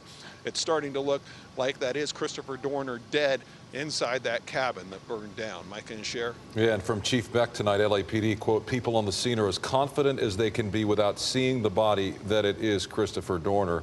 That reporting by the LA Times. Chip, did the individual from Fish and Wildlife ever talk about the state of mind of those wardens? I mean, they came about as close as you can come to seeing the end there. Not the state of mind, however, he did say they did come close, very close. He said, if you may recall, that the bullet holes that from the gun that this person believed to be Christopher Dorner was shooting, that they were in the cab area where these two wardens were sitting. So he said they were very close to being hit by this gunfire. Luckily, they were not hit. And then at some point, they were able, or some of the wardens involved in this were able to return fire on the person believed to be Christopher Dorner, and they believe it's possible they may have shot the car he was driving, but we still don't know about that. Still a lot of unanswered questions up here because of the fact that there's so much going on up there and so many different agencies involved as well that everybody has to coordinate the information going out, coordinate what they want to release at this point, what they don't want to release. But like I said, the big news, all indications are it's Christopher Dorner inside that cabin. All right, Chip Yost reporting for us live there in Angeles Oaks, and he's continuing to follow any developments in that area right now. Now we want to go to the other part of the story where, unfortunately, one of those deputies that got into this gunfight with who we believe to be Christopher Dorner at that cabin had died, and where another had surgery. We do have our reporter, Stephen Chase, who's been on the scene there at the Loma Linda University Medical Center, and she has an update for us now. That's right, Cher. Law enforcement officers flooded the scene here at Loma Linda University Medical Center. A strong show of support for the families of the two deputies shot in today's gun battle near Big Bear. And earlier today, helicopters airlifted the two deputies shot and brought them here. We've been told that one officer was killed. Another officer, or deputy rather, is in surgery. He is expected to survive. Now, we don't know the identities, but again, one deputy shot and killed. Another is still recovering here at Loma Linda University Medical Center. Now, earlier today, about an hour or so ago, the San Bernardino County Coroner's Office was on scene here to take away the body of the deputy killed in action. The last update, again, we were given by the Sheriff's Department, is that the other deputy who's undergone surgery is still here and he is expected to survive. That's the very latest here in Loma Linda. Any further updates we'll make sure to post on our website at KTLA.com. Cher and Micah, back to you two. Okay, Stephen Chase, thank you. We understand that services for the Riverside police officer murdered in this manhunt, Michael Crane, are scheduled to be held at Grove Community Church in Riverside tomorrow morning, and there is word that Governor Brown will attend that funeral of Officer Michael Crane with the Riverside Police Department as the death toll grew by one this afternoon in this manhunt for Chris Dorner in the Seven Oaks area, and another layer of tragedy on top of a story that has already been devastating for so many in the law enforcement community and beyond, the innocent victims who've been murdered in and out of law enforcement. You know, so many of our viewers are tweeting and asking us questions on the confusion between whether or not the body has been confirmed as Dorner's. Yes or no, and of course, as we were reporting earlier, Micah, and as you mentioned, also from our partners at the LA Times, that Chief Charlie Beck had been quoted about that. Maybe we can bring that up again as these inquiries keep on coming in. We'll get that quote for you in just a second, but we've also been reporting for the past couple hours that multiple agencies have been telling multiple news sources that, in fact, Dorner is dead. We do also have KTLA's Chris Wolf. He's been live downtown for us in front of LAPD headquarters, where that press conference was held at 8 o'clock this afternoon, while we get that quote for you from Chief Charlie Beck. In the meantime, let's go over to Chris Wolf right now for more of an update on that as well, and some of the questions that so many of our viewers have. Chris? Yeah, and it's no surprise that they have so many questions, Cher, with all these conflicting reports coming out, reports from sources behind the scenes, what people are officially saying in front of the cameras. Given the intensity of the situation and this frenzied atmosphere that we've seen for the last week, with the police and the public on edge, out of the realm reports tonight, all of this confusion, all of these conflicting and contradictory statements, but nonetheless, it is certainly perplexing. People at this point will just have to draw their own conclusions. It seems like we're getting new information every minute, every hour, but I can tell you, as you said, about 8 o'clock tonight, Commander Andrew Smith here with the LAPD at the LAPD headquarters gave a press conference. He adamantly denied reports of the confirmation that Christopher Dorner is dead. Word is that while all police officials certainly believe that he was in that cabin which burned to the ground and is dead, there is still no confirmation. That forensic teams have to go into that rubble, that wreckage, that ash, and find his remains, and then perform forensic testing and positively identify those remains as Christopher Dorner's. And Commander Smith said until that happens, until he's either in handcuffs and shackles in jail, or that he is confirmed dead, that we confirm and positively ID a dead body for Christopher Dorner, we are continuing with business as usual. We still have all of the security and protective details on 50 officers and their families who were mentioned in the manifesto. We have all of our properties, our police stations under heavy guard around the perimeter and so forth. He said that is not changing as of yet. We are still in this heightened alert mode.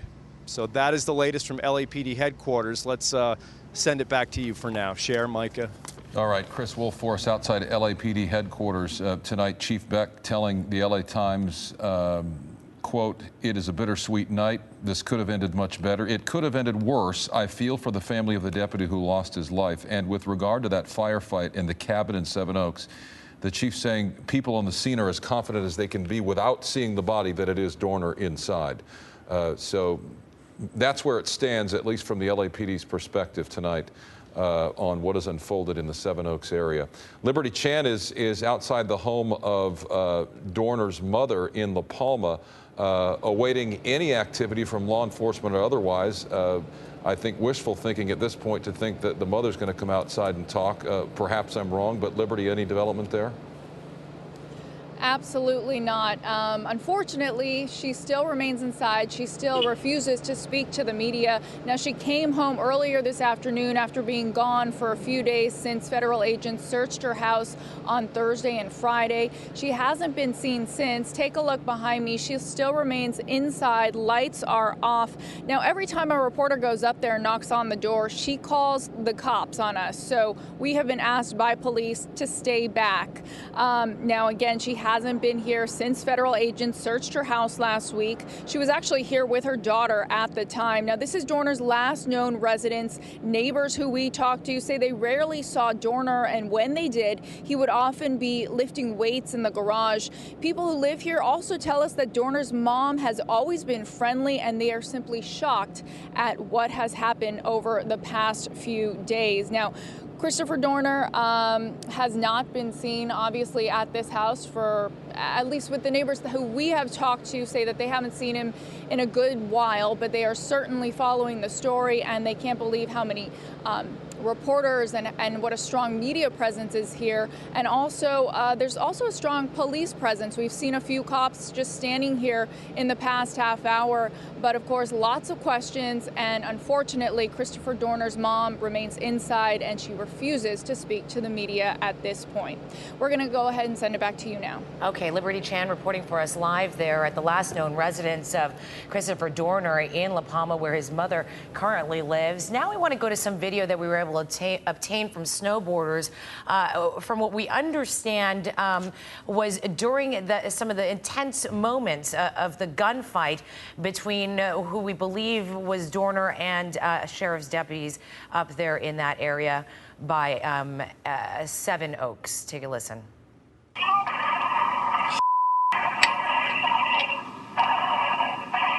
Get down.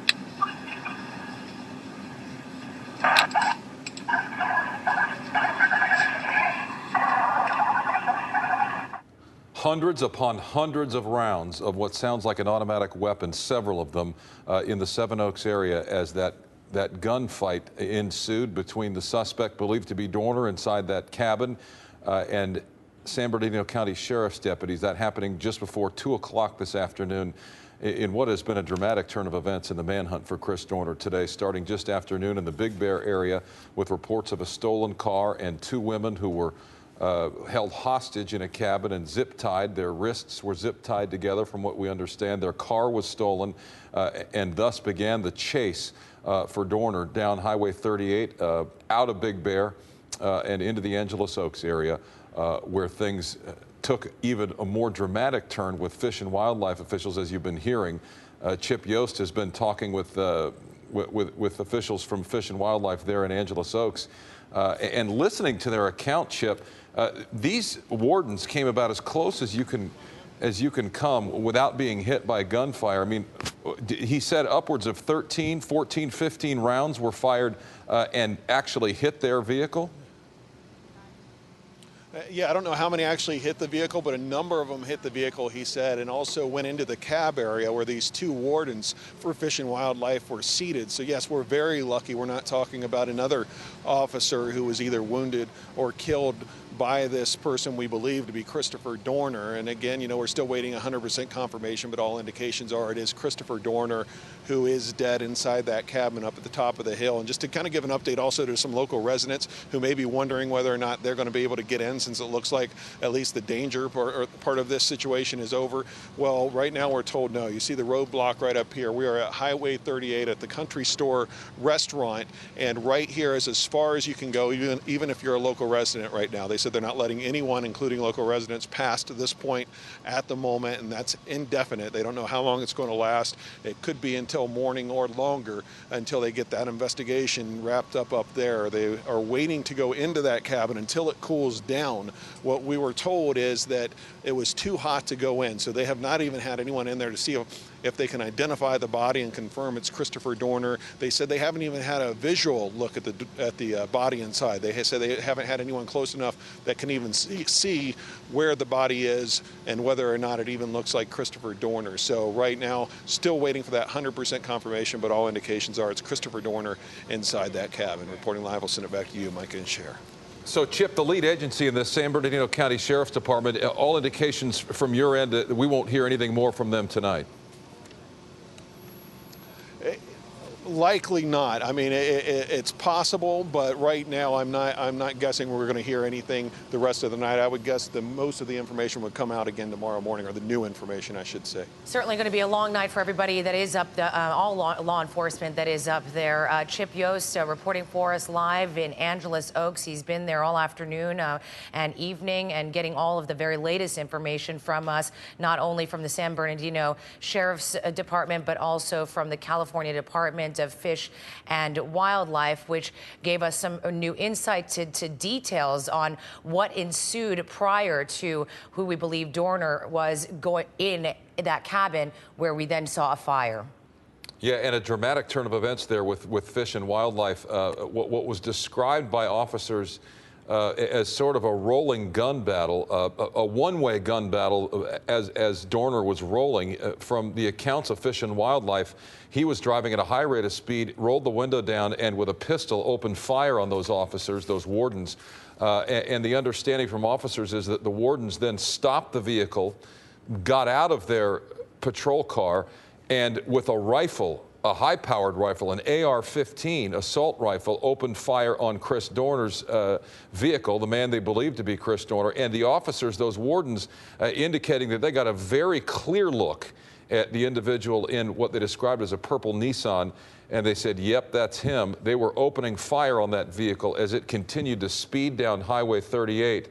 And interesting to note as well that as that Nissan was heading down the 38 off the mountain, they described it as sort of tailgating a school bus, as though he was trying to sort of be out of sight, as it were, from passing officers, potentially maybe not seeing him because he's so close behind that school bus. In fact, I think they even mentioned that there might have been there might have been two of those school buses that he was hiding behind there, and just so frightening to think that how close and in danger those, if there were children in that school bus, how much danger they could have been in as well, knowing after the information that we got here that he was shooting outside of his car as if with no care, trying to hit whatever he could. Well, he's clearly shown reckless disregard for anybody's life, and including his own, the way he's behaving.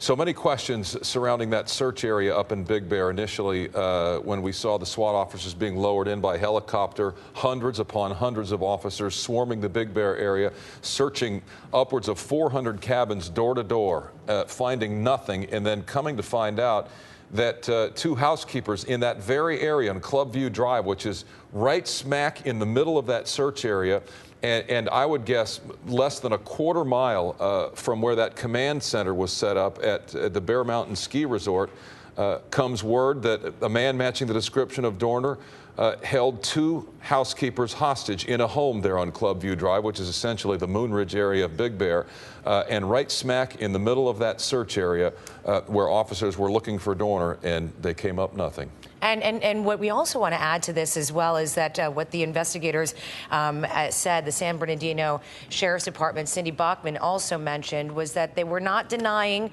whether or not Dorner's body was in that burning rubble there, but that investigators, and this was at about 8:45, 8:30 this evening that she said this, that investigators were not inside that scene there because it simply was too hot. And this little note was that there was live ammunition on that site of that crime scene, and really that it is a huge crime scene, and it's going to take all night, if not more, for them to process. So many days in the manhunt for Christopher Dorner, and there were no new developments, and then all of a sudden today, just after noon, an explosion of new developments, and this story taking a dramatic new turn in several different directions. KTLA has been on the air covering it all day, and we continue now with the news at 10. Now on the news at 10, a 9-day manhunt for ex-Los Angeles police officer Christopher Dorner finally over tonight, but not without more bloodshed. And the fugitive murderer suspect's charred body believed to be inside a burned-out cabin after a deadly gun battle with police. And an exclusive interview with the man who came face-to-face with the suspected killer during his getaway attempt. Live team coverage now on the news at 10.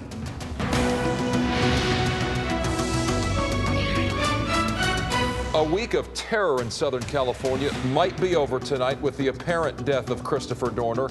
His alleged killing spree and the intense manhunt to find him ended tonight in a hail of gunfire and a raging inferno in a mountain community near Big Bear. Good evening, I'm Micah Ullman. And I'm Cher Calvin. We have every possible angle covered tonight. Chris Wolf is live outside LAPD headquarters. Mary Beth McDade is live in Running Springs with an exclusive interview with the man who was allegedly carjacked by Dorner. But we begin with Carolyn Costello in Angeles Oaks with the latest on today's dramatic day in the mountains. Carolyn. Well, Cher and Micah, the official word from the San Bernardino County Sheriff's Department is that a suspect they believe is Christopher Dorner, they believe was killed inside that home that went up in flames today. Christopher Dorner presumed dead. This would bring an end to his killing spree. Christopher Dorner accused of killing 4 people, one of them today in a gun battle that he engaged in with 2 San Bernardino County Sheriff's deputies before holing himself up in a cabin that eventually went up in flames. It ended like this. Christopher Dorner believed to be inside this Angeles Oaks cabin as it burned to the ground. It's unclear if the ex-LAPD officer, allegedly on a revenge-fueled killing spree since February 3rd, burned to death inside the fiery inferno, or if he took his own life. Law enforcement officers on scene have not been able to enter the cabin. It is too hot, it is still smoldering, and it is not safe for them to enter. I can't tell you at this time when they might be able to enter the cabin. It's a huge crime scene. I anticipate them being there most of the night. Officers fired tear gas into the home, urging Dorner to surrender. Then, as they used a vehicle to tear down the cabin's walls, they reportedly heard a single gunshot. Moments later, the home went up in flames. As the house burned down, ammunition probably set off by the fire began to explode. Dorner's final confrontation with law enforcement began earlier today. He reportedly held 2 women hostage in a home on Clubview Drive, stole their car, and crashed it. Then he hijacked a truck. When Fish and Game officers spotted him, he crashed that vehicle. At that point, where they did engage the suspect the second time, he shot at our wardens. They stopped the vehicle. As he continued around a bend in the curve, the warden had his patrol rifle. He went up onto a location where he could engage the suspect, and he fired multiple rounds at the suspect as he was driving away. Dorner ran from Fish and Game officers into this empty cabin. He was confronted by San Bernardino Sheriff's deputies, and he entered into a gun battle with them, killing one deputy and wounding the other. And there have been several reports that a body was in fact found inside that home.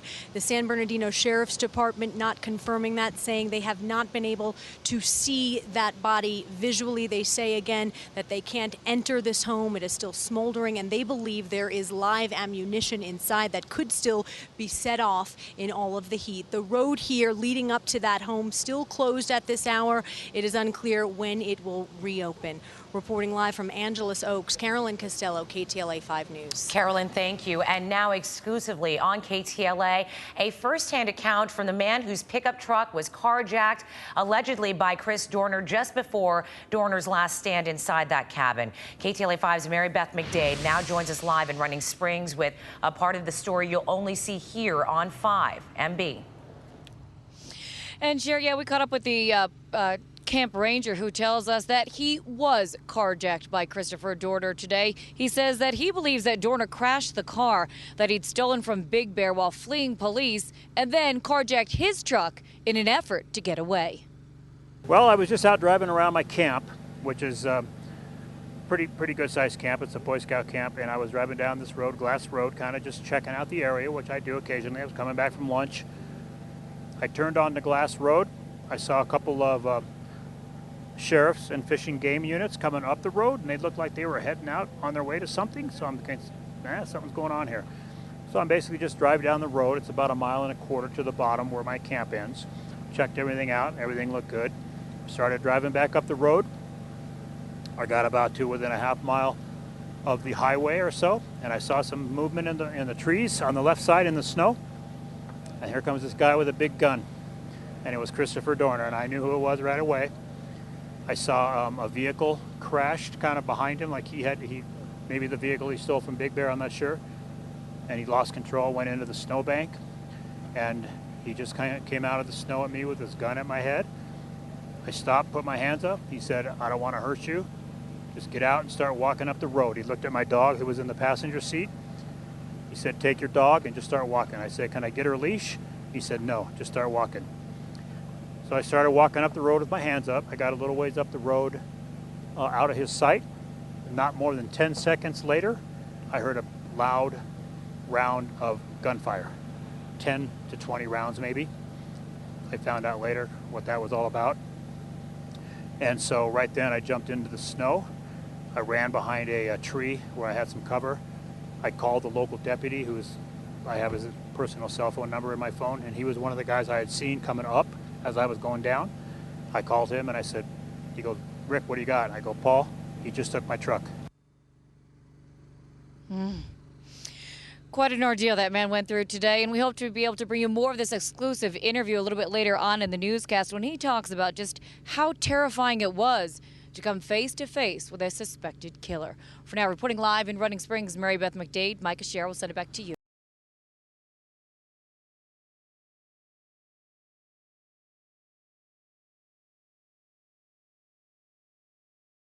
This unbelievable story began in 2008 with Chris Dorner's dismissal from the Los Angeles Police Department. Tonight, what LA Mayor Antonio Villaraigosa called Dorner's reign of terror appears to be over. KTLA's Chris Wolf with us live from LAPD headquarters in downtown Los Angeles tonight. Chris. Good evening, Micah and Cher. We are getting all of these conflicting reports about the confirmation of Christopher Dorner's death. And as I said earlier, given the extremely tense situation and frenzied, frenetic atmosphere that Southern California has been under for the last week and a half while he's been missing during this manhunt, it is not terribly surprising that we're getting all of these conflicting reports, but nonetheless, it is frustrating, it is perplexing. A senior official here at LAPD headquarters who spoke tonight said, if you know anything about house fires and trying to collect evidence from a scene like that, trying to search for human remains in that kind of wreckage, it is a very long, painstaking process. Is the so-called reign of terror of a former cop who has declared war on his own brothers and sisters in blue finally over? Police Chief Charlie Beck didn't speak on camera tonight, but he has released some statements. Beck says while people closest to the scene of a cabin fire in Big Bear are as confident as they can be that fugitive Christopher Dorner was inside and is now dead, nothing is confirmed. This contradicts reports quoting different law enforcement sources from different agencies that Dorner is, in fact, dead. A high-ranking LAPD spokesman says people are jumping to conclusions. That cabin is still too hot for anybody to make entry. There has been no body located inside of that cabin. Any reports of a body being found are not true. Any reports that that body has been identified as Christopher Dorner are not true. The mayor spoke earlier and seemed resolved that the case had come to an end. I want to thank all of the law enforcement professionals who have day and night tried to bring Christopher Dorner to justice. Well, until Mr. Dorner has been identified as either deceased or he's got handcuffs on him and he's sitting in a jail, we're going to continue as though he's still out there. We just want to make sure, and on an abundance of precaution, to make sure that all our officers and the citizens in Los Angeles are safe. And that means, Smith says, that the city is still under tactical alert, that all of the police stations are still under heavy guard, and that 50-plus officers and their families who were named as targets in Dorner's manifesto are still under round-the-clock police protection. For now, reporting live at LAPD headquarters in downtown Los Angeles, I'm Chris Wolf. Micah, Cher, back to you. All right, Chris, thank you. And as we said earlier, rogue ex-cop Christopher Dorner had a shootout today with two Riverside County Sheriff's deputies. The gun battle killed one deputy and badly wounded another. KTLA 5's Stephen Chase is live at Loma Linda University Medical Center with more on the condition of the officer now. Stephen? That's right, and Cher, the law enforcement presence here at Loma Linda University Medical Center has thinned, as you can tell behind me. Earlier, more deputies, more officers were here supporting one another after two deputies shot, one fatally injured. Law enforcement officers flooded the scene here at Loma Linda University Medical Center, a strong show of support for the families of the two deputies shot in today's gun battle near Big Bear. One of our deputies was injured. He's being treated here at Loma Linda. And unfortunately, one of our deputies passed away as a result of his injuries. In the dramatic shootout, Sky 5 captured this video of one of the deputies being pulled away from the scene. We've blurred the video to protect the deputy's identity. Both deputies were airlifted to Loma Linda University Medical Center for treatment. The deputy killed died here at the hospital. The second is still receiving treatment. He's in surgery, but he should be fine. Some relief for that deputy's family, but now 2 law enforcement officers gunned down and killed allegedly by an ex-LAPD officer. A heavy toll tonight for the San Bernardino Sheriff's Department. Law enforcement is a very close-knit family. All law enforcement agencies is a brotherhood, so this is a very difficult day, again, for law enforcement. Now, the San Bernardino County Coroner's Office was on scene here about 2 hours ago to take away the body of the killed deputy. Our sources tell us that the second deputy is finished with his initial surgery and that he is now recovering, but that additional surgeries will be needed for him in the near future. That's the very latest here in Loma Linda. Stephen Chase, KTLA 5 News. Stephen, thank you. Nearly 7,000 people are expected to attend the funeral of Riverside police officer Michael Crane, who was allegedly ambushed by Dorner. Governor Jerry Brown is expected to be among the mourners tomorrow morning at Grove Community Church in Riverside. Tributes to Crane will begin with a procession from the mortuary to the church, and that's when Riverside police officers will accompany the casket. KTLA 5 News will have live coverage of that funeral tomorrow morning starting here at 10:30. And when we come back, much more on the Christopher Dorner manhunt. You're going to hear from a former FBI special agent about the tactics used during today's standoff. Then, for the first time in a week, Chris Dorner's mother returns to her La Palma home. We're there live next. And President Obama addresses the nation in his State of the Union, his plans for the economy and our military. And we'll also be taking a look at your weather. Tonight, it is going to be clear and cold. Tomorrow, clear and warmer. I'll have the details coming up.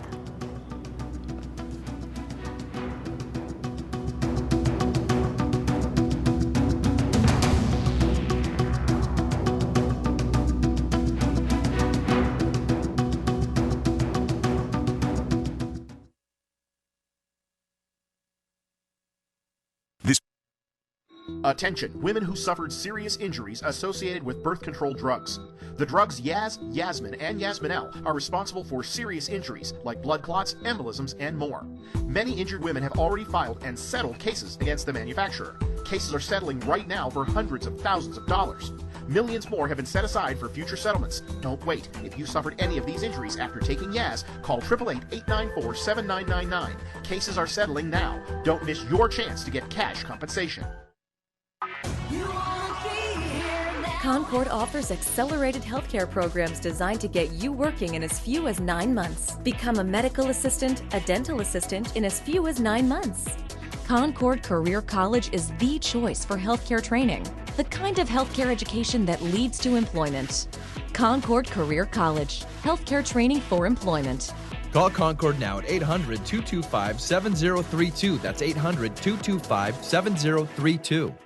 The car hit us so hard, we were all rushed to the hospital. The car that hit us ran a red light. My entire family was in the car. It was worse than I thought, so I called 1-800-THE-LAW 2. Since 1985, the attorneys of 1-800-THE-LAW 2 have delivered over $700 million to accident victims. Get access to the best attorneys in Southern California at no out-of-pocket cost to you. To get answers, to get results, call 1-800-THE-LAW 2 or visit us online. Thursday on the KTLA 5 News at 10, get Health Smart. This is news to make your life better. We'll show you how to feel younger, have more energy, and look fantastic. Stories to help you make positive change, maybe even extend your life. Get Health Smart Thursday on the KTLA 5 News at 10. Carrie, we leave for the city in 5 minutes. You ready? You bet I was. Hey, Bradshaw. Hey. So you have some explaining to do. I think Seth is breaking up with me. How do I look? Like a young woman. How did that happen? If you're just joining us, here's what's happening right now in the search for ex-cop turned fugitive Christopher Dorner. He is believed to be dead after a shootout and fire in a mountain cabin near Big Bear. 2 San Bernardino County deputies were hit. One is dead, the other injured. The LAPD says confirmation of Dorner's body hasn't happened yet. And authorities in San Bernardino County say it's still too hot to enter the cabin. Former FBI agent and threat assessment expert Steve Moore has called Christopher Dorner a, quote, paranoid psychotic who fancies himself a hero. Tonight, we're speaking with Steve Moore, who says Dorner's plan wasn't so intricate after all. Glenn Walker with us live in the newsroom with that interview tonight. Glenn. Yeah, Mike, for the past 6 days, the threats by Christopher Dorner in his manifesto had law enforcement officers fearing for their lives and the lives of their families. But former FBI agent Steve Moore told me tonight Christopher Dorner's high opinion of his own abilities expressed in that manifesto led to his downfall. Big talk in the manifesto, cowardly acts. In 7 words, retired FBI agent Steve Moore summed up his opinion of Christopher Dorner. I am surprised he killed himself, apparently, if the story of one shot is true. With the manhunt for Dorner ending tonight in a burning cabin south of Big Bear Lake, Moore says if Dorner did kill himself, his last act was cowardly, as was his first. Shooting the unarmed daughter of a man you had a grudge with, that is the coward's way out. He has taken the coward's way out from day one. Dorner's first mistake, Moore believes, was praising a friend in his manifesto whose family owned a residential property in Arrow Bear. That clue drew federal agents to the mountains last Thursday, where Dorner's truck, disabled by a broken axle, was found burning nearby. He is not as high-speed, low-drag special forces as everybody wanted, as he wanted everybody to think. Could he shoot? Yes. Could he hurt people? Yes. But was he really who he said he was? No. So after days of waiting out the manhunt in another cabin he broke into, tying up 2 housekeepers, Dorner made his move today, stealing their pickup truck that he crashed before carjacking another car. I think he was without a backup plan once he broke his truck down. I mean, think about it. The guy's been gone 4 days. He's wrecked 3 cars. But in a 10-day period, Christopher Dorner also took the lives of 4 people and wounding 3 others. And the only time he ever gives somebody a chance to defend themselves, he ends up dead. It's not very impressive. Now, Christopher Dorner said in his manifesto that he was prepared to die, and it looks like today he may have. Unfortunately, he took the lives of 4 others before apparently ending his own life. One other note, Steve Moore also said that he was a bit surprised that the standoff ended as fast as it did. He said that time was definitely on the side of law enforcement, if indeed Dorner was trapped inside of that cabin. But with 4 people dead already and 3 others injured, he said it looks like law enforcement officials pushed the issue and ended this tonight before sundown. Live at the newsroom, I'm Glenn Walker. Sharon, Micah, back to you. All right, Glenn, thank you. And for the first time in a week, Christopher Dorner's mother returned to her home in La Palma. The home is the site of one of the first searches for evidence tied to the ex-cop turned fugitive. KTLA 5's Liberty Chan is there now. Liberty? Cher, you know, to have a son accused of such heinous crimes, it's not surprising that this woman is refusing to speak to the media tonight. We're standing outside Christopher Dorner's mom's house here in La Palma on Sharon Drive. Now, she is inside and she's refusing to speak to the media tonight. She came home earlier this afternoon, parked her car in the driveway, picked up her mail and declined to speak to reporters. In fact, she's called the cops every time a reporter has knocked on her door, and police have asked us to stay back. Now, Dorner's mom hasn't been here since federal agents searched her house last week. She and her daughter were here at the time. This is Dorner's last known residence. Neighbors who we talked to say they rarely saw Dorner, and when they did, he would often be lifting weights in the garage, and he would always say hi.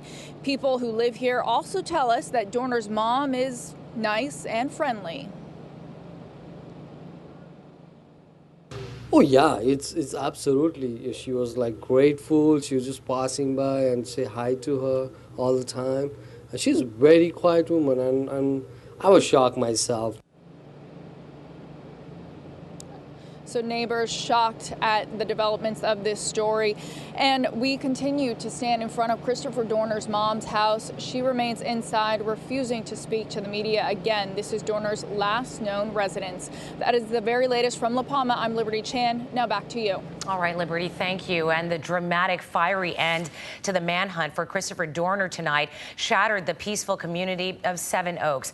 The owner of that cabin that burned to the ground, Candy Martin, spoke to KTLA News on the phone earlier this evening.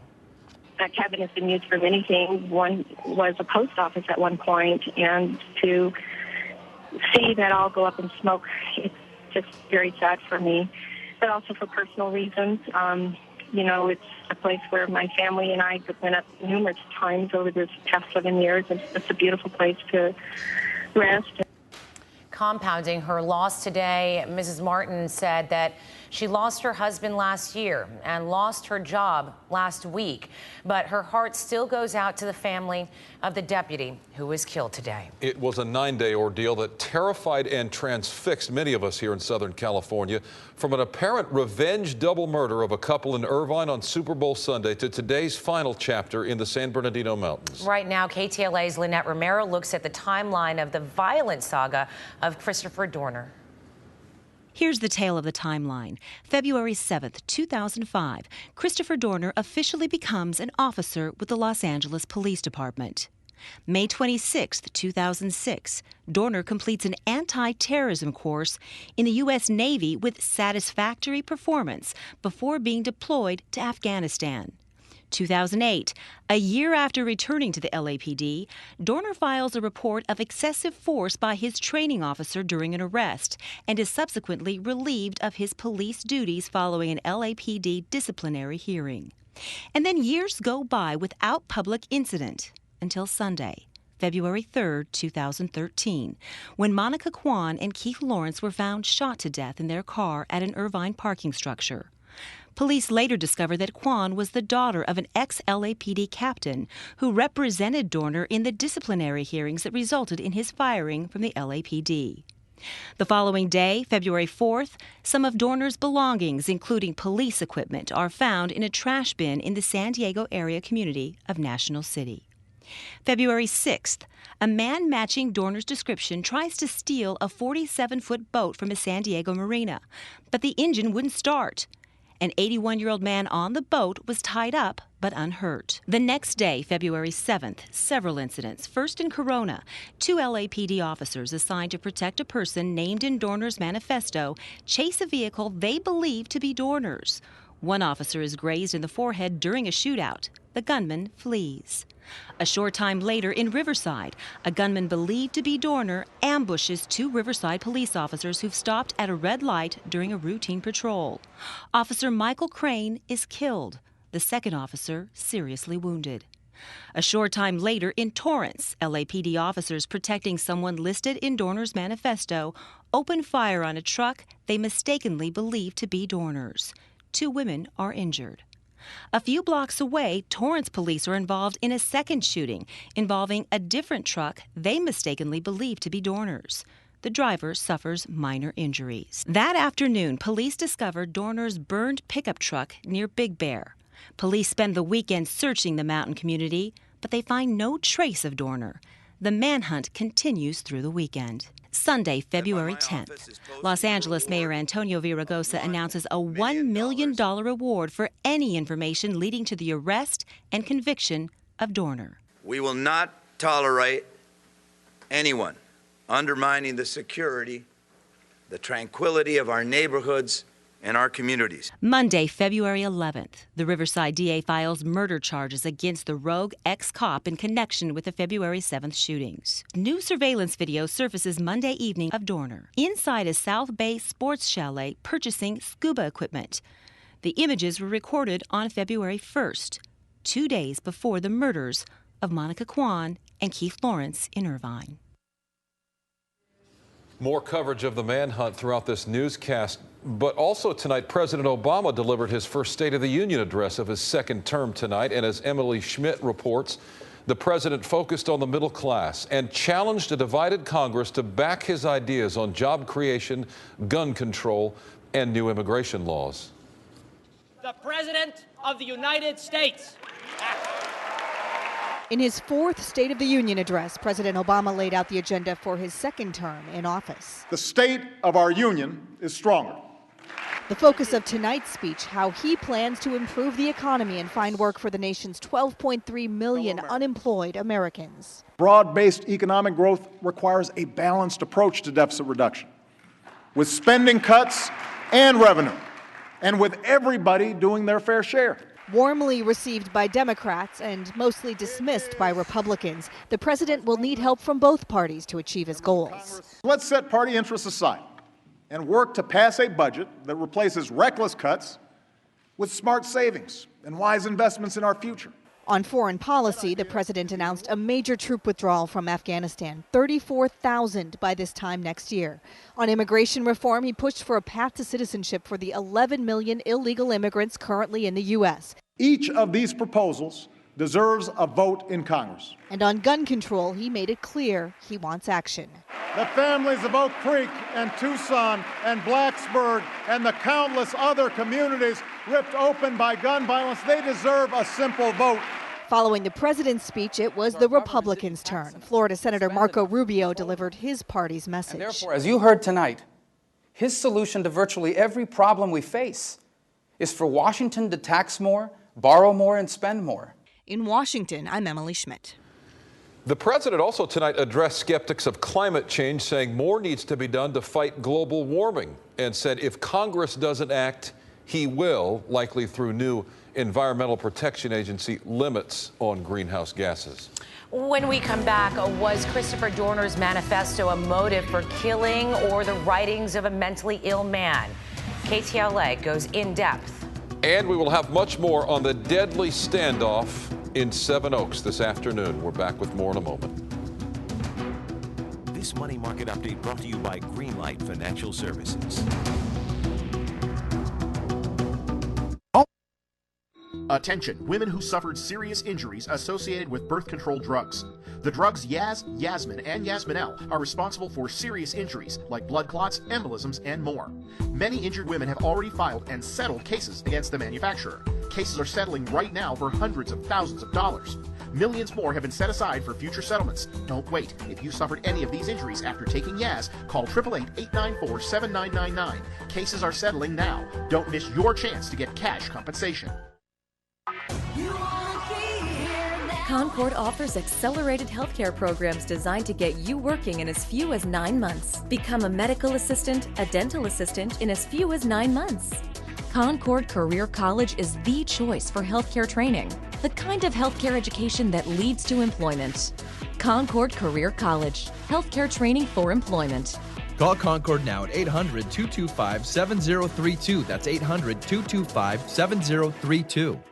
The car hit us so hard, we were all rushed to the hospital. The car that hit us ran a red light. My entire family was in the car. It was worse than I thought, so I called 1-800-THE-LAW 2. Since 1985, the attorneys of 1-800-THE-LAW 2 have delivered over $700 million to accident victims. Get access to the best attorneys in Southern California at no out-of-pocket cost to you. To get answers, to get results, call 1-800-THE-LAW 2 or visit us online. Thursday on the KTLA 5 News at 10, get health smart. This is news to make your life better. We'll show you how to feel younger, have more energy, and look fantastic. Stories to help you make positive change, maybe even extend your life. Get health smart Thursday on the KTLA 5 News at 10. Carrie, we leave for the city in 5 minutes. You ready? You bet I was. Hey, Bradshaw. Hey. So you have some explaining to do. I think Seth is breaking up with me. How do we look? Like a young woman. How did that happen? 1, 2, 3, let's go. Where to? It was a good question. The Carrie Diaries, Monday at 8 on KTLA, the CW.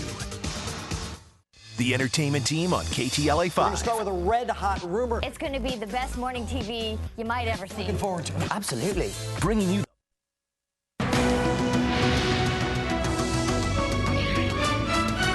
Recapping the breaking news we've been following throughout the day, the manhunt for former LAPD officer Christopher Dorner is apparently over tonight. At this hour, authorities are waiting to examine what they believe is the body of Chris Dorner inside a burned-out cabin in the San Bernardino Mountains. Well, that was after a firefight between Dorner and sheriff's deputies that resulted in the death of another member of local law enforcement. Sky 5 was over the scene all afternoon in Seven Oaks, along with the San Bernardino sheriff's deputy who was killed.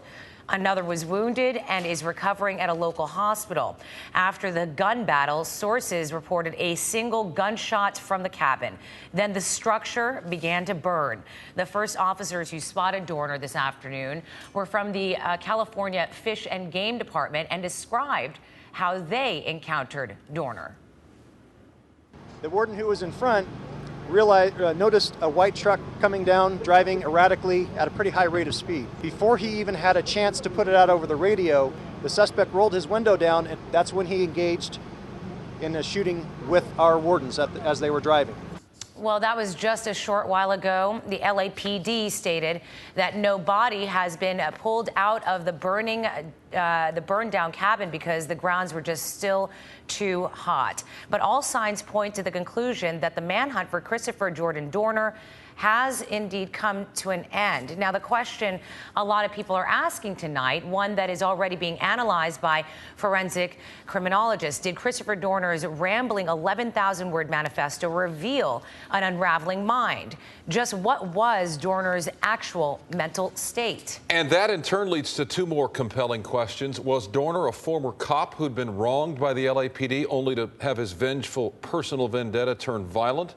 Or was he mentally ill and in his final days a deranged psychopath?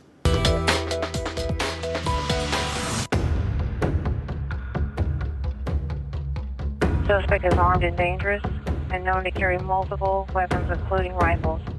All officers are to use caution. Christopher Dorner's alleged deadly revenge rampage. It's one of the most remarkable manhunts in Southern California history. Now, every chilling word of the former LAPD officer's diatribe is being scrutinized while police and public officials question the 33-year-old's mental stability. This man is depraved. He is a cold-blooded killer, and we've got to bring him to justice.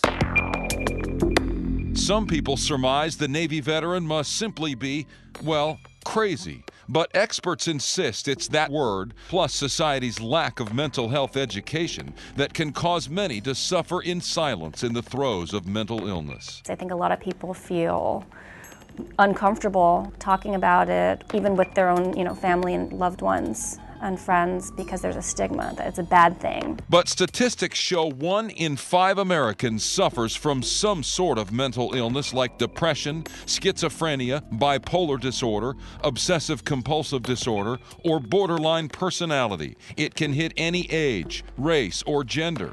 So what are the signs a loved one might be struggling? Erratic changes in behavior, erratic changes in mood, the loss of functioning in some way, inability to work or to go to school. Without treatment, the consequences can be staggering, not only for the individual, but for society. But with pharmacological and psychotherapy, experts insist mental disorders can be treated. As long as they're open to seeking treatment and comply with the treatment, we definitely see, life-changing results. We will never know if Christopher Dorner's alleged killing spree could have been stopped, but possibly, in the wake of tragedy, a person who may be spiraling out of control will instead ask for help. I think having more and more of these open conversations about it is really what will be the most helpful.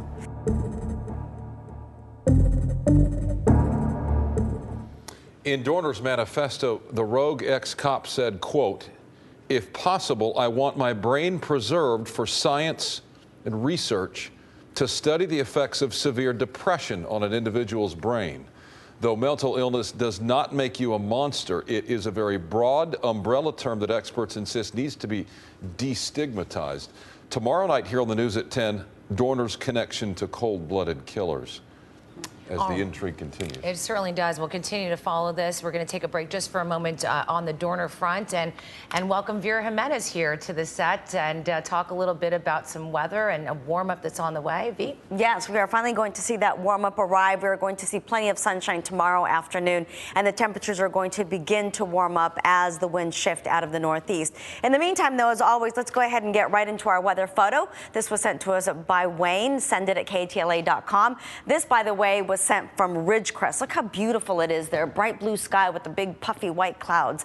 Send it at KTLA.com. That's where you can send me yours, and like Wayne's, we will share it. In the meantime, take a look at the temperatures outside right now. Big Bear, we are looking at 18 degrees where you are. Santa Ana, 51, 31 in Lancaster, and 48 in the city of Van Nuys. On the satellite radar composite, that ridge of high pressure continues to build. It's not going to go anywhere for the next several days. It's going to stay exactly where it is. The winds, however, are going to shift out of the northeast, and that's going to bring some warming tomorrow afternoon. Tonight, though, we are still dealing with a cold air mass. Remember that when we have clear skies, we lose all of the energy that we absorb throughout the day. Tonight, though, is going to be slightly warmer than it was last night. We're going to see a lot more temperatures tonight in the 40s than in the 30s, but much of the Inland Empire is still looking at temperatures hovering somewhere in the 30s. The cooler spots will be in like the high desert, 28 in Hesperia, and take a look at Big Bear, 6 degrees there.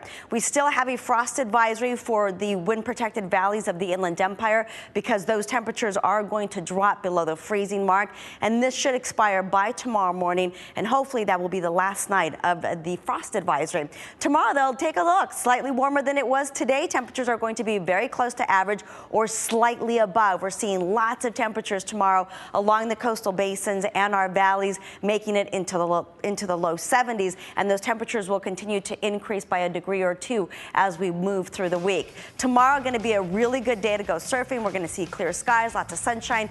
The winds in the morning will still be offshore. Ventura County beaches, we're looking at 3 to 4 feet. The best shape will be between 8 a.m. and 9 a.m. Tomorrow along the LA coastal basin, we're looking 1 to 2 feet. South Bay, 3 to 4 feet. And for Orange County beaches, 2 to 4 feet will be your swell. All right, take a look at the 7-day forecast. We'll see light winds tomorrow and Thursday along the coast, 70 degrees by Friday. And then the patchy fog returns for the 3-day weekend. Temperatures in the afternoon, there will be 69 degrees on Saturday, dropping to 63 on Sunday. And if you have Monday off, you can still enjoy the beach because it'll be a lovely day there. Along the LA coastal basin, the warm-up begins tomorrow. Take a look, 70 degrees. Then by Friday, we're up to 78, 79 by Saturday. But then when the onshore flow returns, so do the clouds, and we do a big drop by 10 degrees on Sunday. We go from 79 to 69, which is a big drop. You'll really feel that one. For the Inland Empire, light winds tomorrow, 68 degrees, mid-70s by Friday, and then the weekend will be great to get outside. Plenty of sunshine on Saturday, 76 degrees. And then as we take a look at Sunday and Monday, we're looking at upper 60s there, and then slightly cooler on Tuesday when that offshore breeze really kicks in all the way into the Inland Empire. And for the San Fernando Valley, we are looking at cold overnight lows, 32 tomorrow morning. Then look at Thursday, 36 degrees. The daytime temperatures are going to be just lovely. Mid-70s by Thursday, and then we'll see more increasing clouds on Sunday as that onshore flow returns, and we're back into the upper 60s. And that's going to do it for me for now, guys. I'm going to send it back to you. Okay, Vera, thank you. We're back with more in a moment.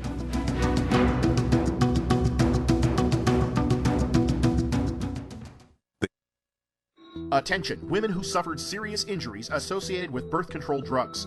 The drugs Yaz, Yasmin, and Yasmin-L are responsible for serious injuries like blood clots, embolisms, and more. Many injured women have already filed and settled cases against the manufacturer. Cases are settling right now for hundreds of thousands of dollars.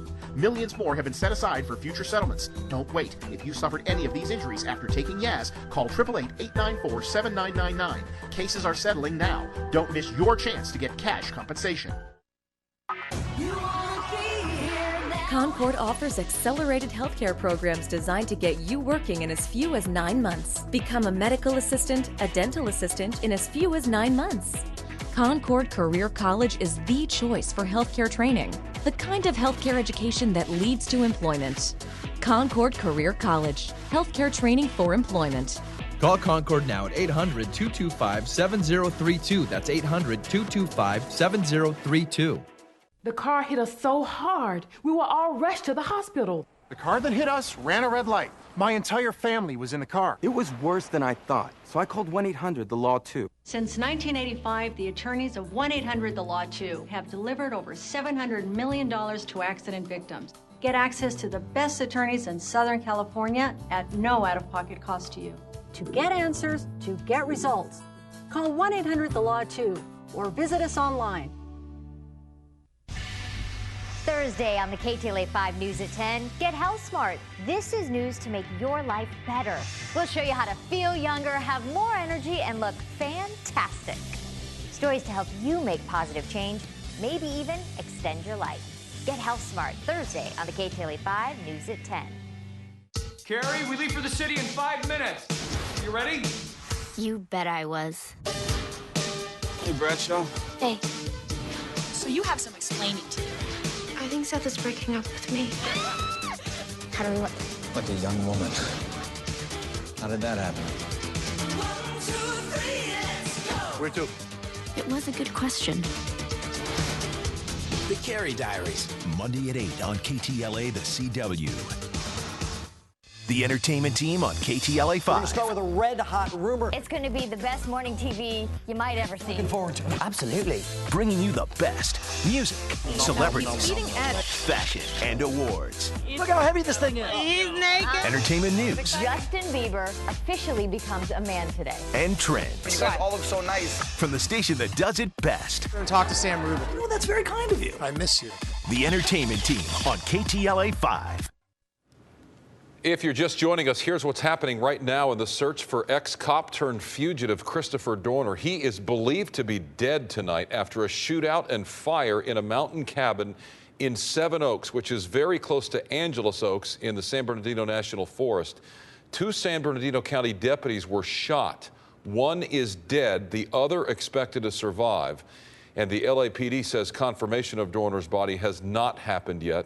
And authorities in San Bernardino County say it's still too hot to enter that cabin. Well, still to come, we're going to take you back out live to Angeles Oaks for the very latest on today's dramatic day in the mountains. Plus, a story you'll only see on KTLA. Hear from the man who came face to face with Dorner. That's all still ahead.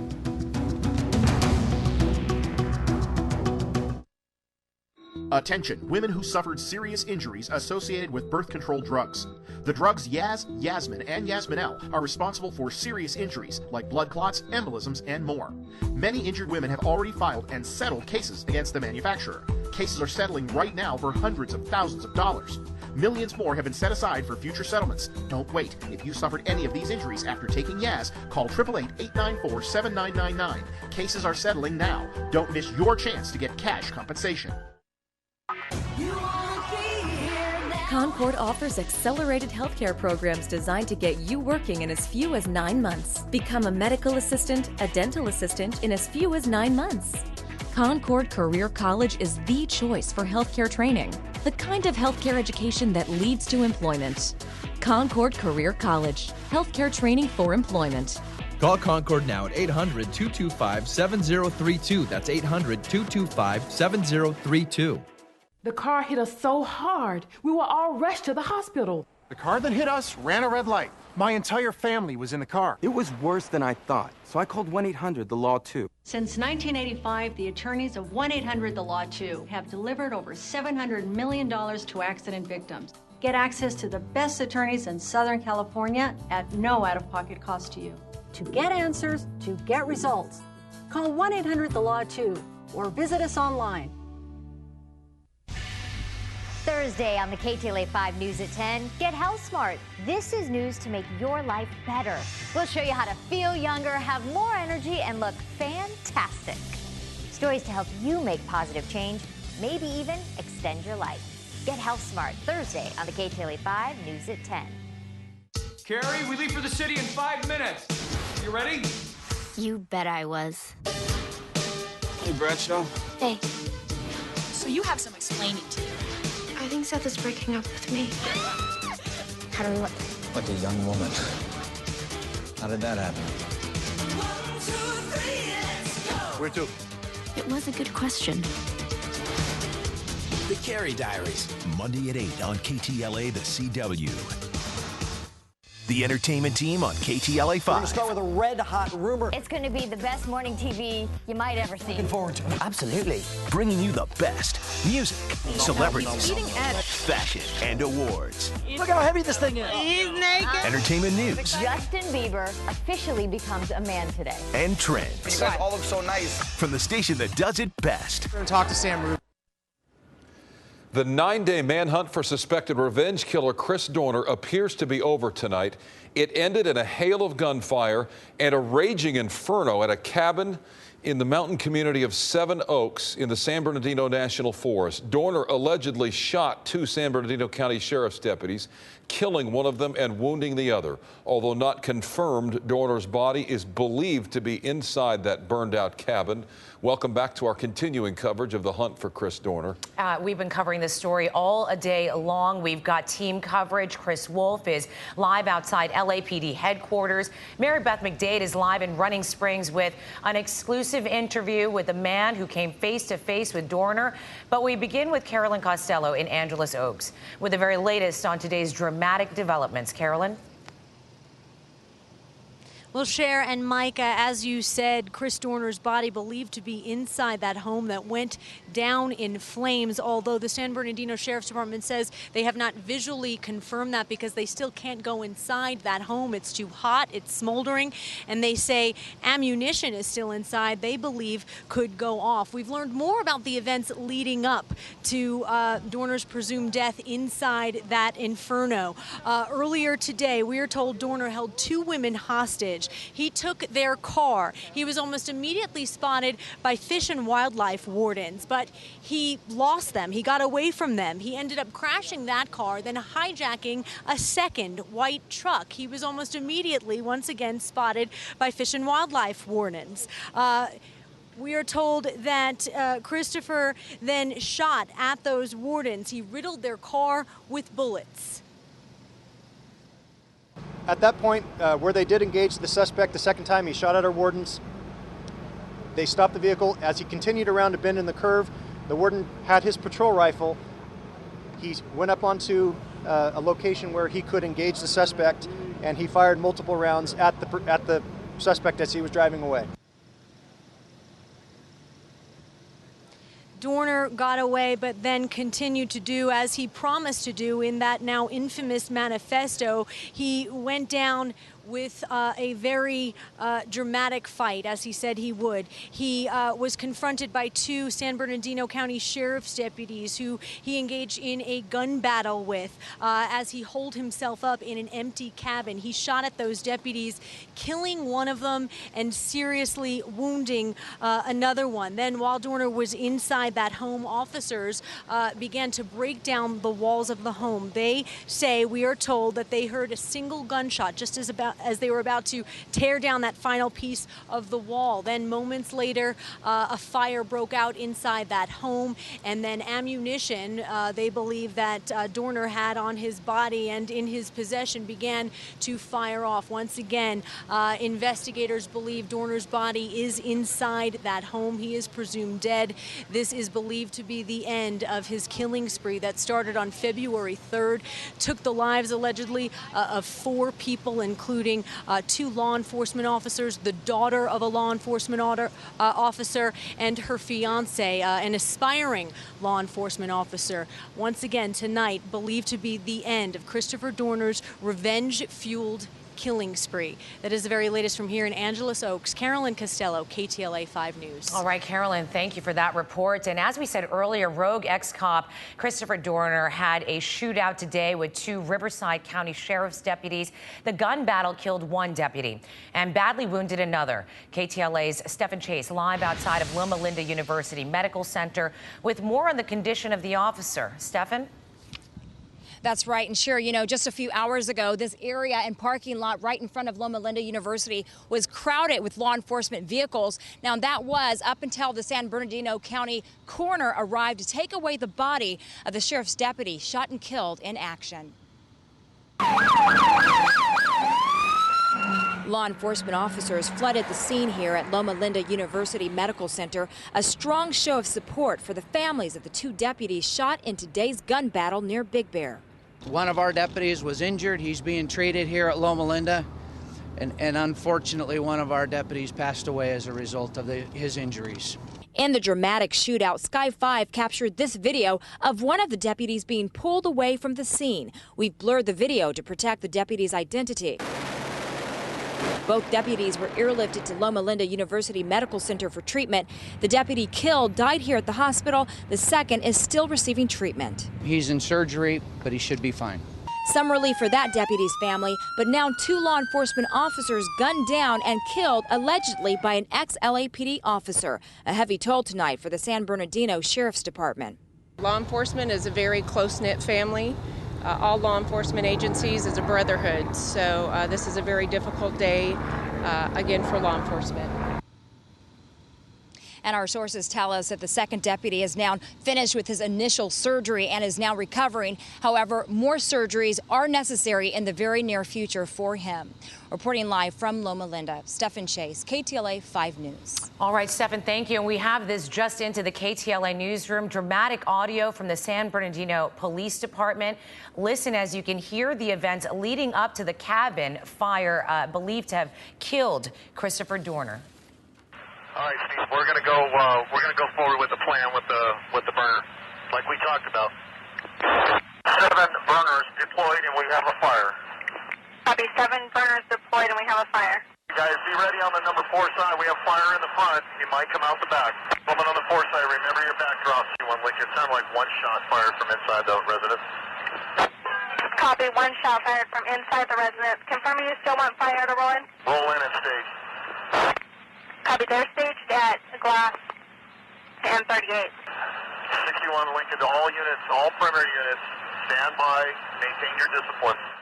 Again, new police audio during the standoff there. Authorities there making the decision to move in and end the standoff due to what they describe as, quote, severe and an immediate threat to the public. Wow. This story began in 2008 with Chris Dorner's dismissal from the LAPD. Tonight, what LA Mayor Antonio Villaraigosa called Dorner's reign of terror appears to be over. KTLA's Chris Wolf with us live from LAPD headquarters with police reaction tonight. Chris? Yeah, Micah, and we have certainly heard so many conflicting reports in the last few hours about Christopher Dorner. Is he confirmed dead or not? The LAPD is adamant that he is not yet confirmed dead, that no body has been found at this time inside that burned out cabin up in the Big Bear area. Still, all evidence seems to point to the conclusion that the threat has been eliminated. Is the so-called reign of terror of a former cop who has declared war on his own brothers and sisters in blue finally over? Police Chief Charlie Beck didn't speak on camera tonight, but he has released some statements. Beck says while people closest to the scene of a cabin fire in Big Bear are as confident as they can be that fugitive Christopher Dorner was inside and is now dead, nothing is confirmed. This contradicts reports quoting different law enforcement sources from different agencies that Dorner is, in fact, dead. A high-ranking LAPD spokesman says people are jumping to conclusions. That cabin is still too hot for anybody to make entry. There has been no body located inside of that cabin. Any reports of a body being found are not true. Any reports that that body has been identified as Christopher Dorner are not true. The mayor spoke earlier and seemed resolved that the case had come to an end. I want to thank all of the law enforcement professionals who have day and night tried to bring Christopher Dorner to justice. Well, until Mr. Dorner has been identified as either deceased or he's got handcuffs on him and he's sitting in a jail, we're going to continue as though he's still out there. We just want to make sure, and on an abundance of precaution, to make sure that all our officers and the citizens in Los Angeles are safe. And that means the city is still under tactical alert. All police stations around the city are at a heightened level of security, including this one. There are extra officers posted both outside and inside the main lobby here at LAPD headquarters. Also, 50-plus officers and their families are still under round-the-clock police protection because they were named as targets in Christopher Dorner's manifesto. For now, reporting live in downtown Los Angeles, I'm Chris Wolf, KTLA 5 News. Chris, thank you. And for the first time in a week, Christopher Dorner's mother returned to her home in La Palma. The home is a site of one of the first searches for evidence tied to the ex-cop turned fugitive. KTLA 5's Liberty Chan there now. And we're wondering, Liberty, is Dorner's mother talking tonight? Unfortunately, she's not. I would love to be able to tell you what she's thinking with all of these developments, but unfortunately, she's refusing to speak to the media. She came here earlier this afternoon, parked her car in the driveway, picked up her mail, refusing to speak to media along the way. In fact, every time a reporter has gone up to her door, knocked on the door, she's called the cops, and police have told us to stay back. And of course, we have respected their request. Now, Dorner's mom hasn't been here since last week when federal agents searched her house on Sharon Drive in La Palma. She and her daughter were here at that time. This is Dorner's last known residence. Neighbors who we talked to say they rarely saw him, and when they did, he would often be lifting weights inside the garage, and they say he would always say hi. People who live here describe Dorner's mom as being nice and friendly. Now, neighbors say they're not only shocked over what happened, but they say they also feel for this woman. Again, they say nice, friendly woman. They say when they would see Dorner, he would always say hi. Now, again, Christopher Dorner's mom is inside her home in La Palma, but refusing to speak to media tonight. That is the very latest from La Palma. I'm Liberty Chan, sending it back to you. Liberty, thank you. Nearly 7,000 people expected to attend the funeral of Riverside police officer Michael Crane, who was allegedly ambushed by Dorner. Governor Jerry Brown is expected to be among the mourners tomorrow morning at Grove Community Church in Riverside. Tributes to Crane will begin with a procession from the mortuary to the church. That's when Riverside police officers will accompany the casket. And KTLA 5 News will have live coverage of the funeral beginning tomorrow morning at 10:30. We will continue our coverage here of the Dorner manhunt and what seems to be the end of it, and continue with this live team coverage in just a moment.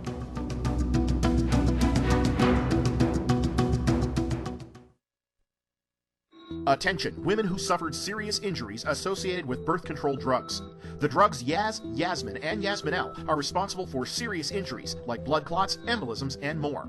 Many injured women have already filed and settled cases against the manufacturer. Cases are settling right now for hundreds of thousands of dollars. Millions more have been set aside for future settlements. Don't wait. If you suffered any of these injuries after taking Yaz, call 888-894-7999. Cases are settling now. Don't miss your chance to get cash compensation. Concord offers accelerated healthcare programs designed to get you working in as few as 9 months. Become a medical assistant, a dental assistant in as few as 9 months. Concord Career College is the choice for healthcare training, the kind of healthcare education that leads to employment. Concord Career College, healthcare training for employment. Call Concord now at 800-225-7032. That's 800-225-7032.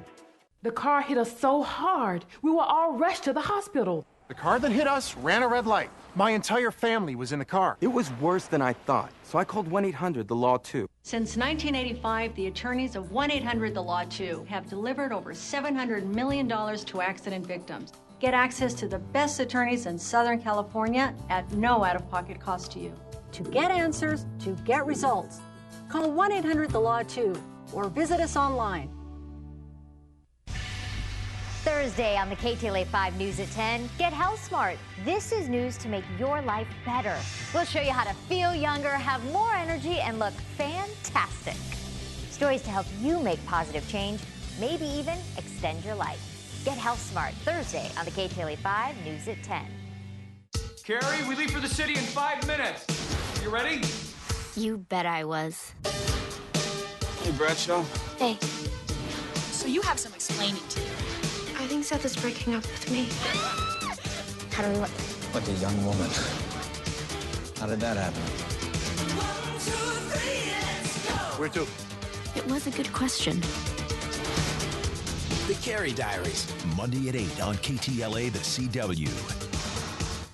The entertainment team on KTLA 5. We're going to start with a red-hot rumor. It's going to be the best morning TV you might ever see. Looking forward to it. Absolutely. Bringing you the best music, celebrities, fashion, and awards. Look how heavy this thing is. He's naked. Entertainment news. Justin Bieber officially becomes a man today. And trends. You guys all look so nice. From the station that does it best. We're going to talk to Sam. Well, now exclusively on KTLA, a first-hand account from the man whose pickup truck was carjacked by Chris Dorner and a man who came face-to-face with a potentially deranged killer just before Dorner's last stand inside that cabin. KTLA's Mary Beth McDade is live in Running Springs with that part of the story you'll only see here on 5. MB? Well, Cher, the camp ranger tells us that he was out and about checking on his camp, as he often does, when he saw the wardens go flying by him as if chasing after someone. And then, moments later, he says that Christopher Dorner appeared out of the blue with a rifle pointed at him. I saw a couple of sheriffs and fishing game units coming up the road, and they looked like they were heading out on their way to something. So I'm thinking, something's going on here. So I'm basically just driving down the road. It's about 1.25 miles to the bottom where my camp ends. Checked everything out. Everything looked good. Started driving back up the road. I got about to within a half mile of the highway or so, and I saw some movement in the trees on the left side in the snow. And here comes this guy with a big gun. And it was Christopher Dorner, and I knew who it was right away. I saw a vehicle crashed kind of behind him, like maybe the vehicle he stole from Big Bear, I'm not sure. And he lost control, went into the snowbank, and he just kind of came out of the snow at me with his gun at my head. I stopped, put my hands up. He said, "I don't want to hurt you. Just get out and start walking up the road." He looked at my dog who was in the passenger seat. He said, "Take your dog and just start walking." I said, "Can I get her leash?"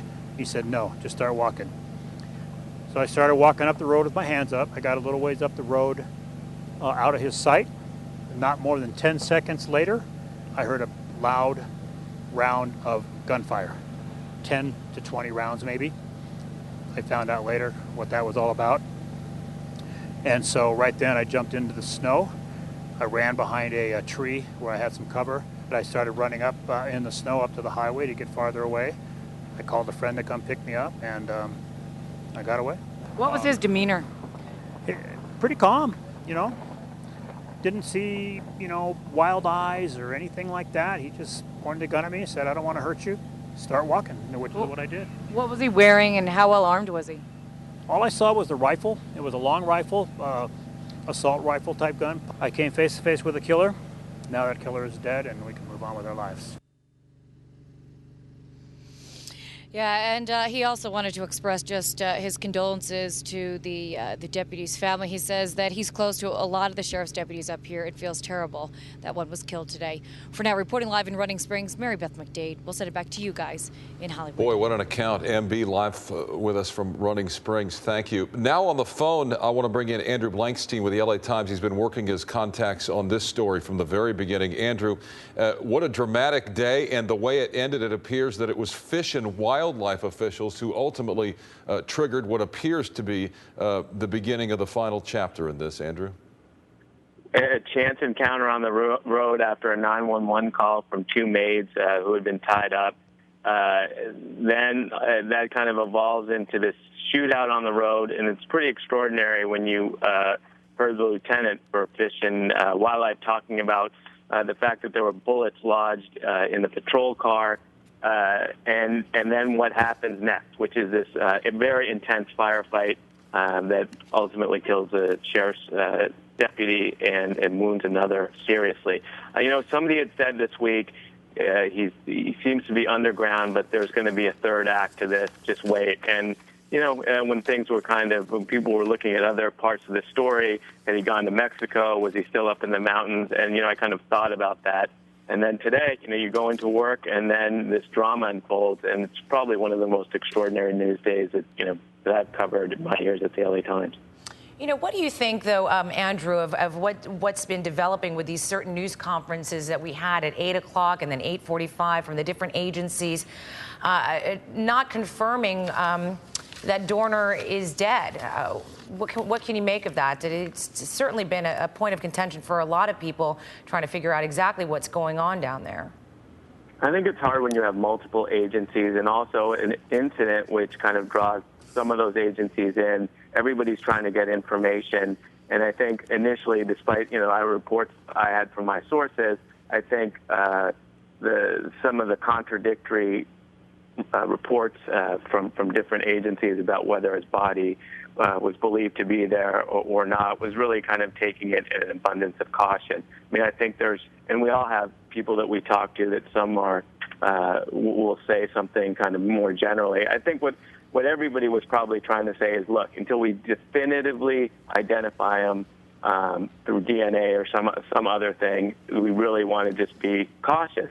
Although, I mean, it does bring up the thing that they really thought that it wasn't Dorner in there. What were they doing to protect the public? I think the answer was they wanted to do it on their terms, and it's understandable when you look at what's happened in the past 9 days. You have law enforcement officials who have been killed. You have a double murder that started this, and so there's definitely a high sensitivity. But for us in the press, our job is to go out and get the information as it comes in, and try to inform the public and disseminate that information. And that's what you saw, today. And I think, when it all settles, we'll know much more of the story. And we're hoping, whether it's the LA Times, KTLA, obviously we have a lot of follows and angles to do in the coming days to try to explain what we saw in the last 9 days, and certainly how it ended today. Boy, Andrew, a level of concern within the law enforcement community that I can't ever recall seeing as high as it has been over the last 9 days. And understanding they have an individual here who was trained and well-trained, much as the hunters were well-trained. And they're hunting an individual who knows many of their tactics. And you had to get the sense from your sources that, this could go on much longer than the 9 days that it's ultimately turned out to be, and that perhaps they believed it could go much longer. I think part of the anxiety, in addition to what happened and the various crimes that took place, was that they really were trying to get a sense of how big a threat Dorner was. Yes, he did have this police and military training, but was he as big a threat as people might make him out to be, or was he not? And I think that's part of the anxiety of trying to figure that out. And then at the same time, the sense that he's gone underground and might pop up at any time. And, well, Andrew, there were people. Oh, go ahead. We do want to say thank you so much for all of your work with us here today. Again, Andrew Blankstein from the LA Times. If this indeed is the end to Christopher Dorner's rampage, it came at a very high cost. Thank you for joining us for our continuous coverage of the manhunt for Chris Dorner. Mayor Villaraigosa will be joining us on the KTLA Morning Show starting tomorrow morning at 6:30. Please join us for that. And also join us for the Making of Lincoln coming up in just a few minutes. Thank you so much for joining us here on KTLA. For everybody here, good night. Attention, women who suffered serious injuries associated with birth control drugs. The drugs Yaz, Yasmin, and Yasminel are responsible for serious injuries like blood clots, embolisms, and more. Many injured women have already filed and settled cases against the manufacturer. Cases are settling right now for hundreds of thousands of dollars. Millions more have been set aside for future settlements. Don't wait. If you suffered any of these injuries after taking Yaz, call 888-894-7999. Cases are settling now. Don't miss your chance to get cash compensation. Concord offers accelerated healthcare programs designed to get you working in as few as 9 months. Become a medical assistant, a dental assistant in as few as 9 months. Concord Career College is the choice for healthcare training, the kind of healthcare education that leads to employment. Concord Career College, healthcare training for employment. Call Concord now at 800-225-7032. That's 800-225-7032. The car hit us so hard, we were all rushed to the hospital. The car that hit us ran a red light. My entire family was in the car. It was worse than I thought, so I called 1-800-THE-LAW 2. Since 1985, the attorneys of 1-800-THE-LAW 2 have delivered over $700 million to accident victims. Get access to the best attorneys in Southern California at no out-of-pocket cost to you. To get answers, to get results, call 1-800-THE-LAW 2 or visit us online. Thursday on the KTLA 5 News at 10, get health smart. This is news to make your life better. We'll show you how to feel younger, have more energy, and look fantastic. Stories to help you make positive change, maybe even extend your life. Get health smart Thursday on the KTLA 5 News at 10. Carrie, we leave for the city in 5 minutes. You ready? You bet I was. Hey, Bradshaw. Hey. So you have some explaining to do. I think Seth is breaking up with me. Like a young woman. How did that happen? Where to? It was a good question. The Carrie Diaries, Monday at 8 on KTLA, the CW. The entertainment team on KTLA We're 5. going to start with a red-hot rumor. It's going to be the best morning TV you might ever see. Looking forward to it. Absolutely. Bringing you the best music, celebrities, fashion, and awards. Look how heavy this thing is. He's naked. Entertainment news Justin Bieber officially becomes a man today. and trends. You guys all look so nice. From the station that does it best. We're going to talk to Sam Rubin. Oh, that's very kind of you. I miss you. The entertainment team on KTLA 5.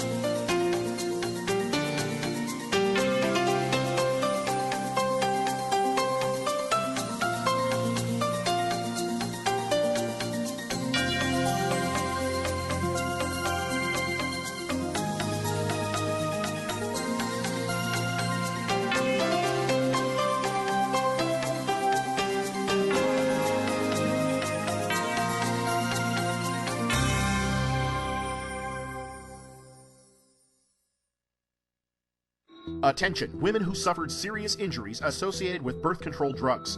The drugs Yaz, Yasmin, and Yasmin-L are responsible for serious injuries like blood clots, embolisms, and more.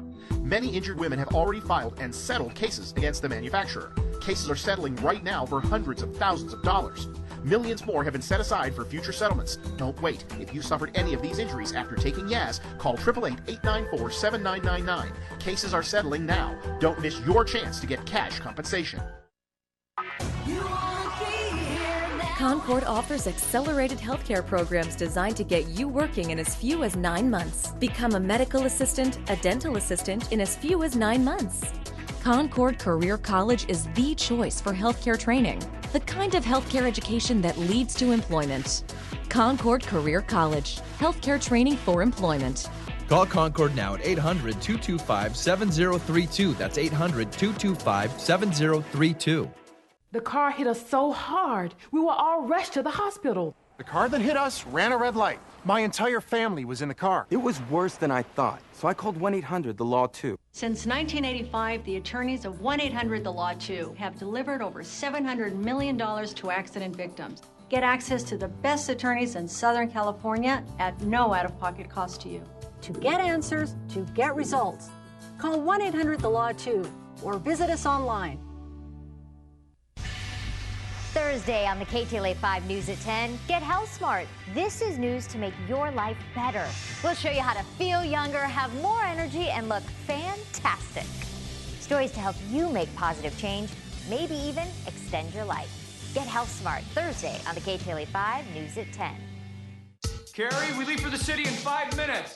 You ready? You bet I was. Hey, Bradshaw. Hey, So you have some explaining to do. I think Seth is breaking up with me. How do we look? Like a young woman. How did that happen? Where to? It was a good question. The Carrie Diaries, Monday at 8 on KTLA, the CW. The entertainment team on KTLA 5. We're going to start with a red-hot rumor. It's going to be the best morning TV you might ever see. Looking forward to it. Absolutely. Bringing you the best music, celebrities, fashion, and awards. Look how heavy this thing is. He's naked. Entertainment news Justin Bieber officially becomes a man today. and trends. You guys all look so nice. From the station that does it best. We're going to talk to Sam Rubin. Oh, that's very kind of you. I miss you. The entertainment team on KTLA 5.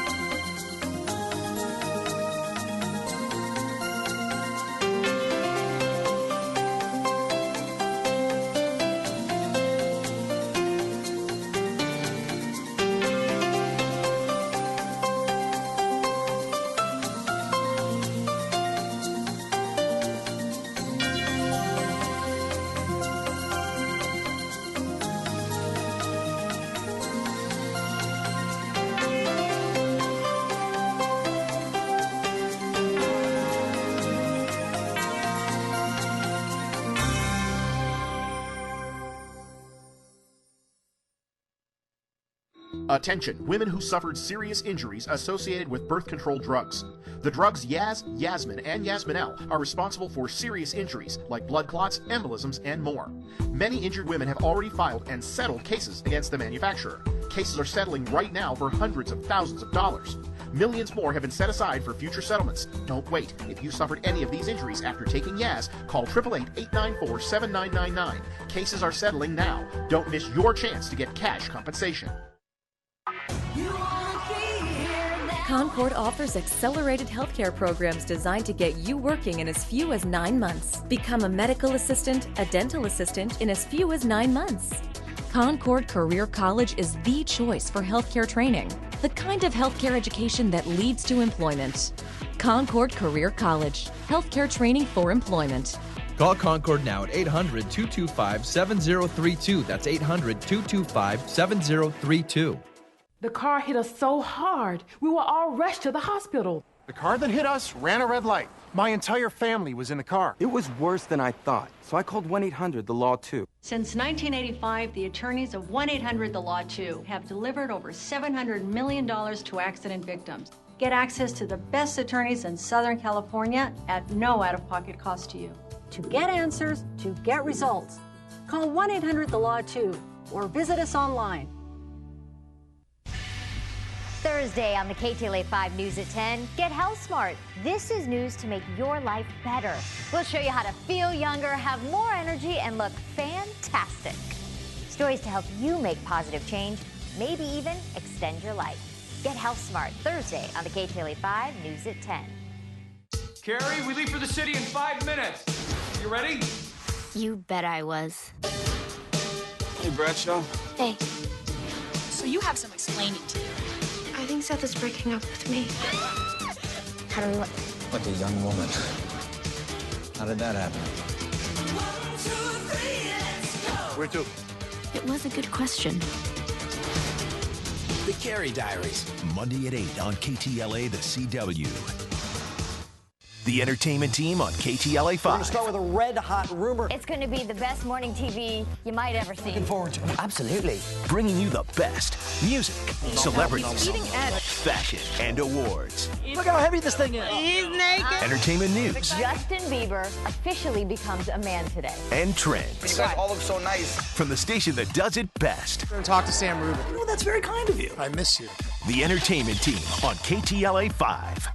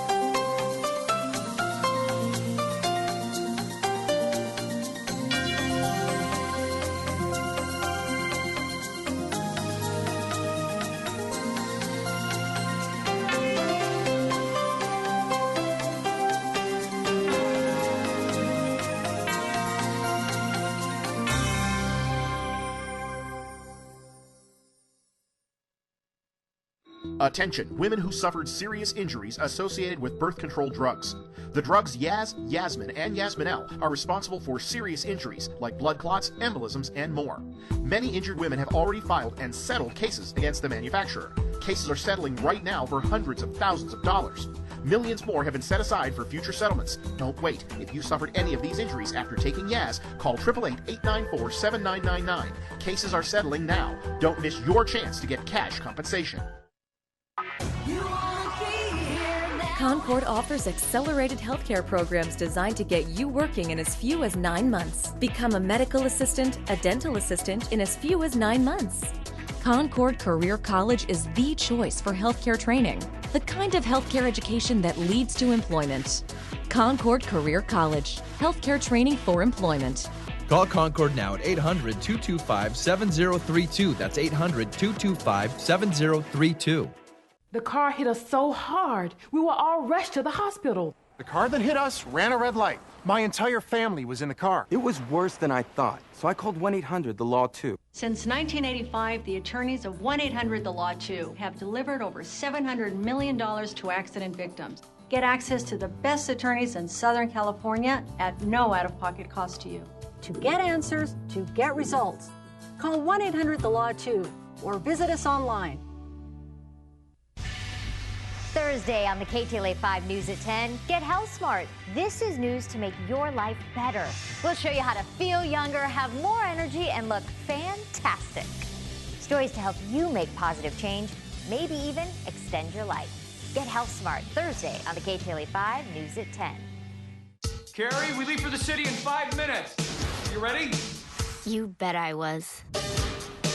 Hey, Bradshaw. Hey. So you have some explaining to do. I think Seth is breaking up with me. How do we look? Like a young woman. How did that happen? Where to? It was a good question. The Carrie Diaries, Monday at 8 on KTLA, the CW. The entertainment team on KTLA 5. We're going to start with a red-hot rumor. It's going to be the best morning TV you might ever see. Looking forward to it. Absolutely. Bringing you the best music, celebrities, fashion, and awards. Look how heavy this thing is. He's naked. Entertainment news. Justin Bieber officially becomes a man today. And trends. You guys all look so nice. From the station that does it best. We're going to talk to Sam Rubin. Oh, that's very kind of you. I miss you. The entertainment team on KTLA 5.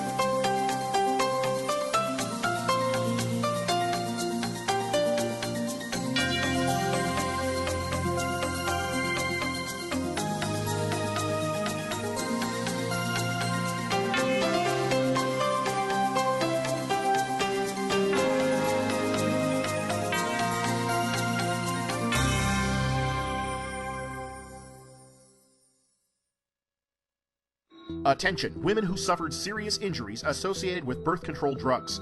The drugs Yaz, Yasmin, and Yasminel are responsible for serious injuries like blood clots, embolisms, and more. Many injured women have already filed and settled cases against the manufacturer. Cases are settling right now for hundreds of thousands of dollars. Millions more have been set aside for future settlements. Don't wait. If you suffered any of these injuries after taking Yaz, call 888-894-7999. Cases are settling now. Don't miss your chance to get cash compensation.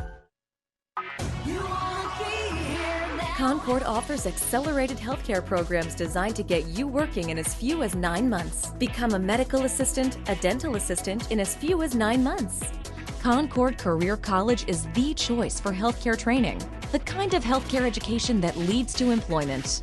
Concord Career College, healthcare training for employment. Call Concord now at 800-225-7032. That's 800-225-7032.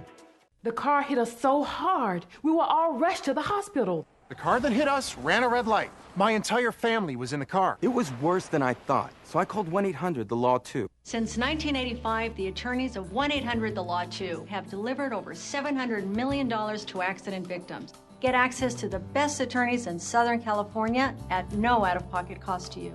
To get answers, to get results, call 1-800-THE-LAW 2 or visit us online. Thursday on the KTLA 5 News at 10, get health smart. This is news to make your life better. We'll show you how to feel younger, have more energy, and look fantastic.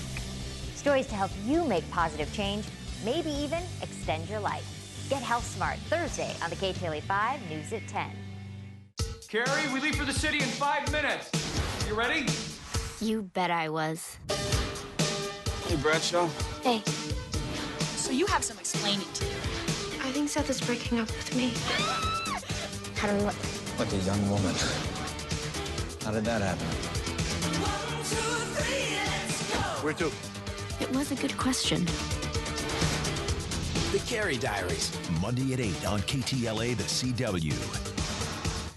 The entertainment team on KTLA 5. We're going to start with a red-hot rumor. It's going to be the best morning TV you might ever see. Looking forward to it. Absolutely. Bringing you the best music, celebrities, fashion, and awards. Look how heavy this thing is. He's naked. Entertainment news. Justin Bieber officially becomes a man today. And trends. You guys all look so nice. From the station that does it best. We're going to talk to Sam Rubin. Well, that's very kind of you. I miss you. The entertainment team on KTLA 5.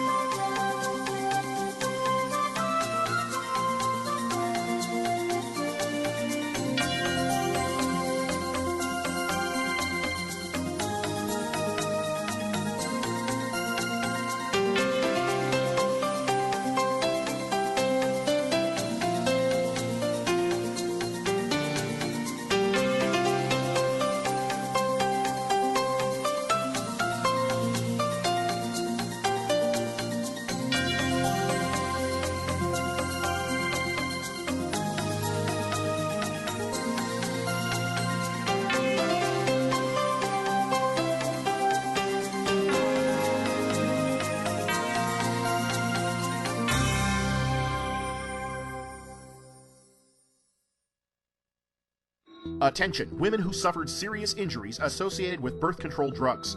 The drugs Yaz, Yasmin, and Yasmin-L are responsible for serious injuries like blood clots, embolisms, and more. Many injured women have already filed and settled cases against the manufacturer. Cases are settling right now for hundreds of thousands of dollars. Millions more have been set aside for future settlements. Don't wait. If you suffered any of these injuries after taking Yaz, call 888-894-7999. Cases are settling now. Don't miss your chance to get cash compensation. Concord offers accelerated healthcare programs designed to get you working in as few as 9 months. Become a medical assistant, a dental assistant in as few as 9 months. Concord Career College is the choice for healthcare training, the kind of healthcare education that leads to employment. Concord Career College, healthcare training for employment. Call Concord now at 800-225-7032. That's 800-225-7032. The car hit us so hard, we were all rushed to the hospital. The car that hit us ran a red light. My entire family was in the car. It was worse than I thought, so I called 1-800-THE-LAW 2. Since 1985, the attorneys of 1-800-THE-LAW 2 have delivered over $700 million to accident victims. Get access to the best attorneys in Southern California at no out-of-pocket cost to you. To get answers, to get results, call 1-800-THE-LAW 2 or visit us online.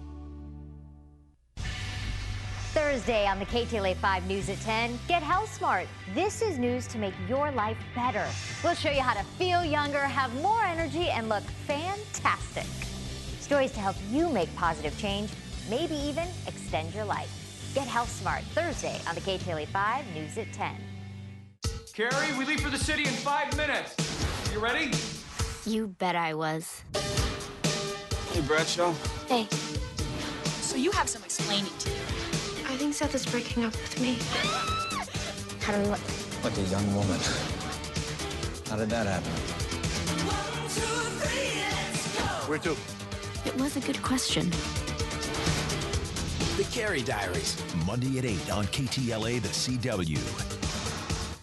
The entertainment team on KTLA 5. We're going to start with a red-hot rumor. It's going to be the best morning TV you might ever see. Looking forward to it. Absolutely. Bringing you the best music, celebrities, fashion, and awards. Look how heavy this thing is. He's naked. Entertainment news. Justin Bieber officially becomes a man today. And trends. You guys all look so nice. From the station that does it best. We're going to talk to Sam Rubin. Well, that's very kind of you. I miss you.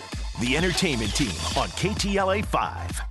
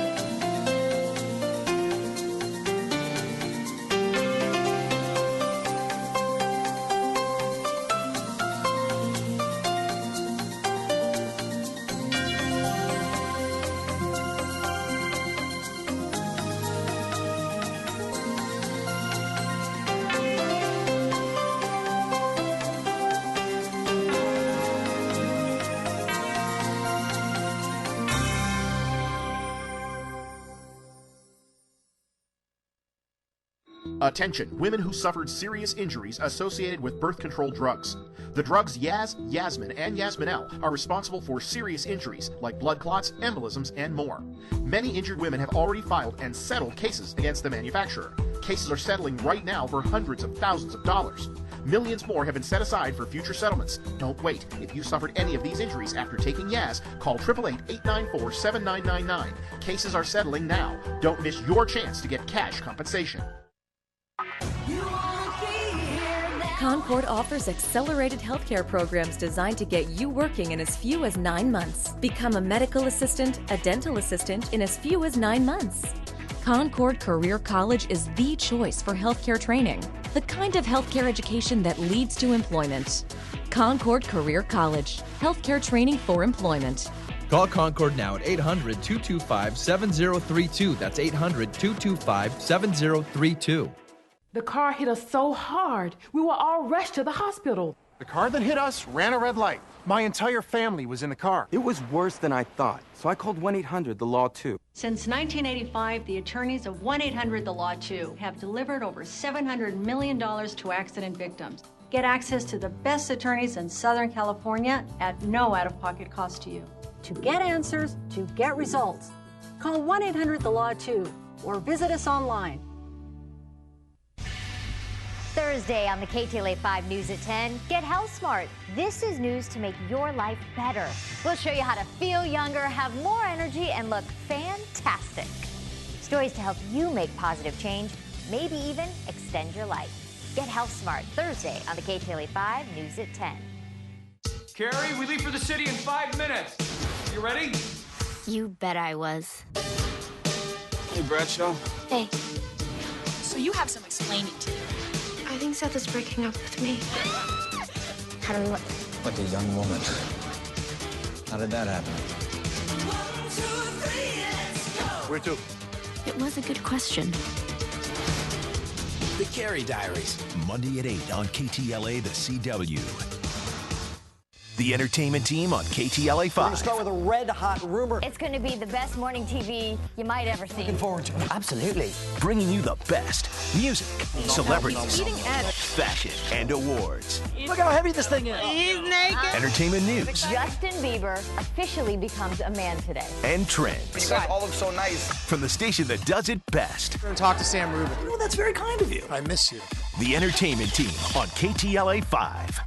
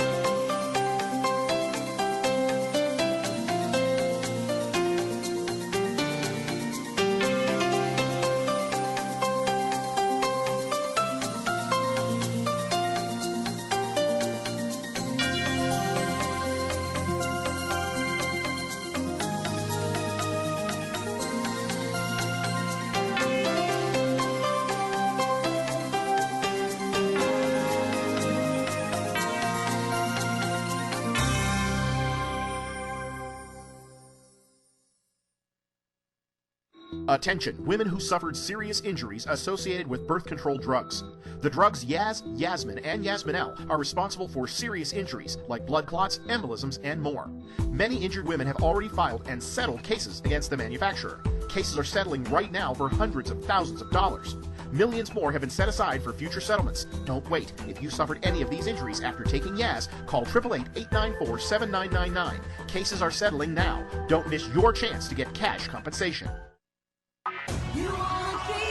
Become a medical assistant, a dental assistant in as few as 9 months. Concord Career College is the choice for healthcare training, the kind of healthcare education that leads to employment. Concord Training for Employment. Call Concord now at 800-225-7032. That's 800-225-7032. The car hit us so hard, we were all rushed to the hospital. The car that hit us ran a red light. My entire family was in the car. It was worse than I thought, so I called 1-800-THE-LAW 2. Since 1985, the attorneys of 1-800-THE-LAW 2 have delivered over $700 million to accident victims. Get access to the best attorneys in Southern California at no out-of-pocket cost to you. To get answers, to get results, call 1-800-THE-LAW 2 or visit us online. Thursday on the KTLA 5 News at 10, get health smart. This is news to make your life better. We'll show you how to feel younger, have more energy, and look fantastic. Stories to help you make positive change, maybe even extend your life. Get health smart Thursday on the KTLA 5 News at 10. Carrie, we leave for the city in 5 minutes. You ready? You bet I was. Hey, Bradshaw. Hey. So you have some explaining to do. I think Seth is breaking up with me. How do we look? Like a young woman. How did that happen? Where to? It was a good question. The Carrie Diaries, Monday at 8 on KTLA, the CW. The entertainment team on KTLA 5. We're going to start with a red-hot rumor. It's going to be the best morning TV you might ever see. Looking forward to it. Absolutely. Bringing you the best music, celebrities, fashion, and awards. Look how heavy this thing is. He's naked. Entertainment news. Justin Bieber officially becomes a man today. And trends. You guys all look so nice. From the station that does it best. We're going to talk to Sam Rubin. Oh, that's very kind of you. I miss you. The entertainment team on KTLA 5.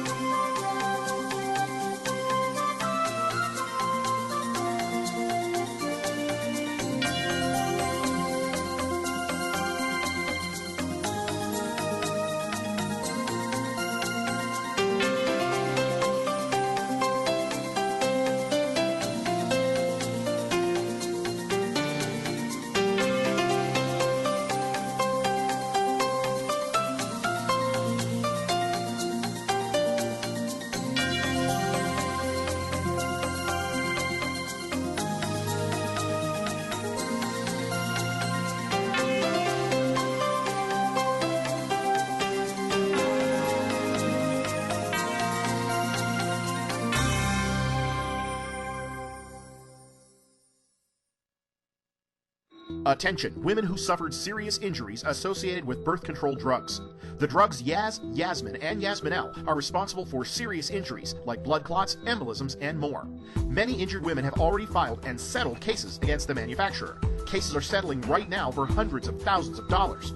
Millions more have been set aside for future settlements. Don't wait. If you suffered any of these injuries after taking Yaz, call 888-894-7999. Cases are settling now. Don't miss your chance to get cash compensation.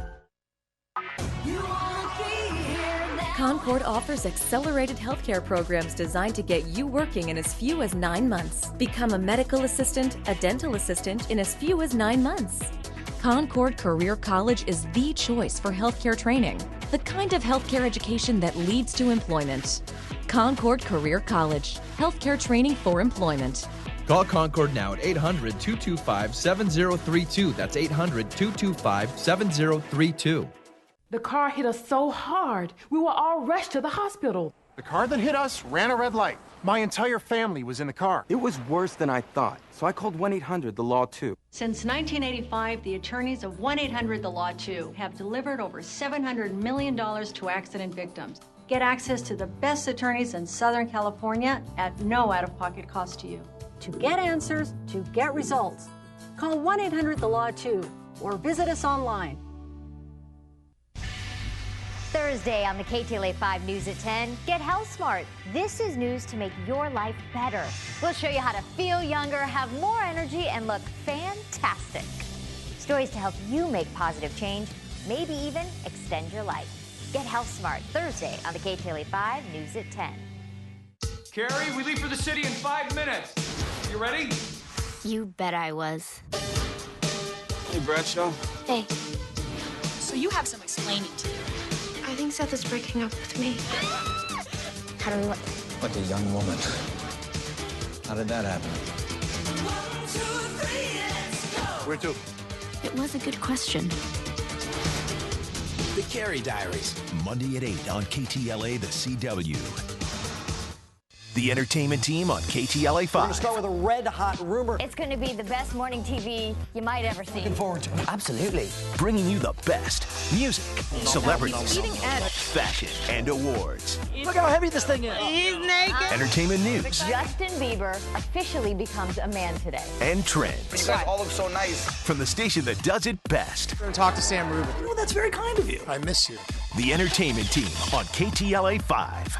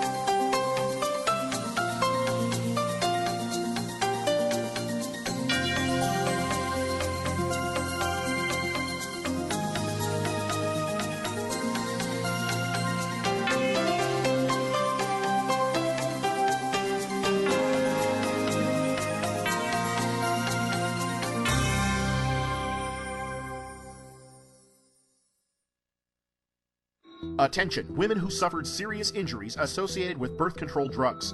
The drugs Yaz, Yasmin, and Yasminel are responsible for serious injuries like blood clots, embolisms, and more. Many injured women have already filed and settled cases against the manufacturer. Cases are settling right now for hundreds of thousands of dollars. Millions more have been set aside for future settlements. Don't wait. If you suffered any of these injuries after taking Yaz, call 888-894-7999. Cases are settling now. Don't miss your chance to get cash compensation. Concord offers accelerated healthcare programs designed to get you working in as few as 9 months. Become a medical assistant, a dental assistant in as few as 9 months.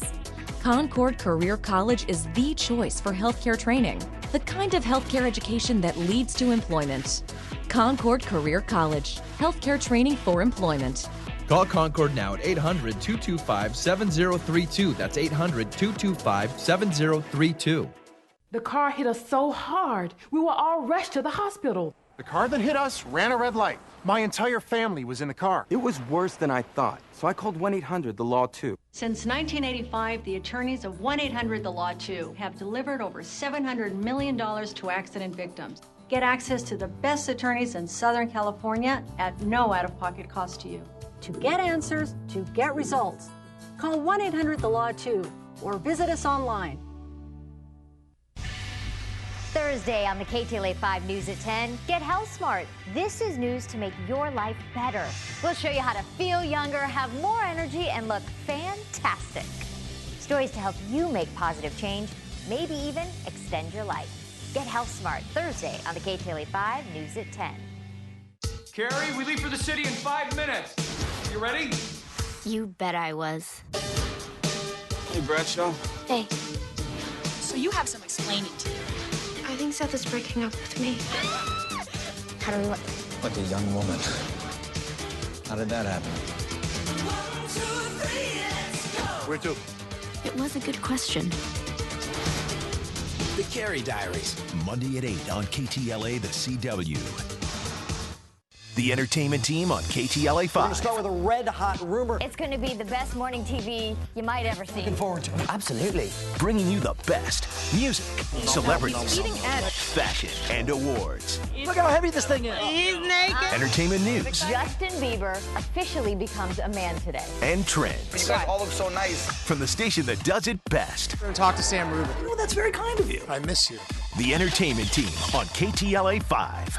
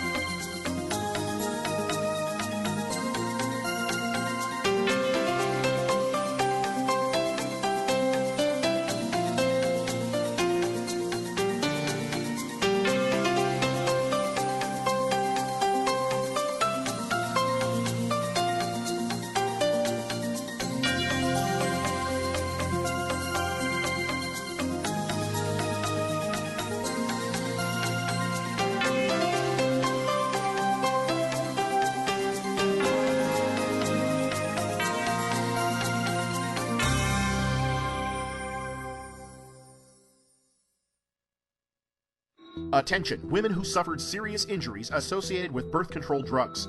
The drugs Yaz, Yasmin, and Yasminel are responsible for serious injuries like blood clots, embolisms, and more. Many injured women have already filed and settled cases against the manufacturer. Cases are settling right now for hundreds of thousands of dollars. Millions more have been set aside for future settlements. Don't wait. If you suffered any of these injuries after taking Yaz, call 888-894-7999. Cases are settling now. Don't miss your chance to get cash compensation. Concord offers accelerated healthcare programs designed to get you working in as few as 9 months. Become a medical assistant, a dental assistant in as few as 9 months. Concord Career College is the choice for healthcare training, the kind of healthcare education that leads to employment. Concord Career College, healthcare training for employment. Call Concord now at 800-225-7032. That's 800-225-7032. Hospital. The car that hit us ran a red light. My entire family was in the car. It was worse than I thought, so I called 1-800-THE-LAW 2. Since 1985, the attorneys of 1-800-THE-LAW 2 have delivered over $700 million to accident victims. Get access to the best attorneys in Southern California at no out-of-pocket cost to you. To get answers, to get results, call 1-800-THE-LAW 2 or visit us online. Thursday on the KTLA 5 News at 10, get health smart. This is news to make your life better. We'll show you how to feel younger, have more energy, and look fantastic. Stories to help you make positive change, maybe even extend your life. Get health smart Thursday on the KTLA 5 News at 10.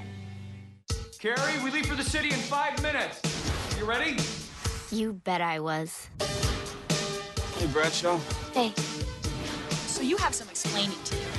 I think Seth is breaking up with me. How do we look? Like a young woman. How did that happen? Where to? It was a good question. The Carrie Diaries, Monday at 8 on KTLA, the CW. The entertainment team on KTLA 5. We're going to start with a red-hot rumor. It's going to be the best morning TV you might ever see. Looking forward to it. Absolutely. Bringing you the best music, celebrities, Eating edge. fashion, and awards. Look how heavy this thing is. He's naked. Entertainment news Justin Bieber officially becomes a man today. and trends. You guys all look so nice. From the station that does it best. We're going to talk to Sam Rubin. Well, that's very kind of you. I miss you. The entertainment team on KTLA 5.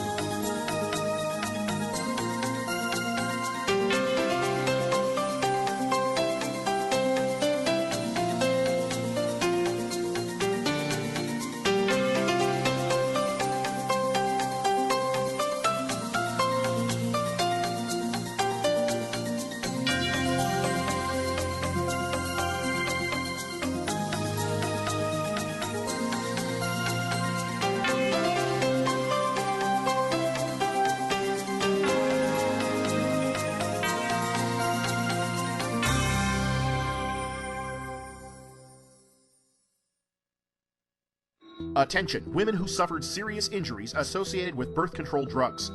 The drugs Yaz, Yasmin, and Yasminel are responsible for serious injuries like blood clots, embolisms, and more. Many injured women have already filed and settled cases against the manufacturer. Cases are settling right now for hundreds of thousands of dollars. Millions more have been set aside for future settlements. Don't wait. If you suffered any of these injuries after taking Yaz, call 888-894-7999. Cases are settling now. Don't miss your chance to get cash compensation. Concord offers accelerated healthcare programs designed to get you working in as few as 9 months. Become a medical assistant, a dental assistant in as few as 9 months. Concord Career College is the choice for healthcare training, the kind of healthcare education that leads to employment. Concord Career College, healthcare training for employment.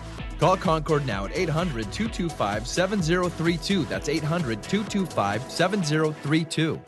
The car hit us so hard, we were all rushed to the hospital. The car that hit us ran a red light. My entire family was in the car. It was worse than I thought, so I called 1-800-THE-LAW 2. Since 1985, the attorneys of 1-800-THE-LAW 2 have delivered over $700 million to accident victims. Get access to the best attorneys in Southern California at no out-of-pocket cost to you.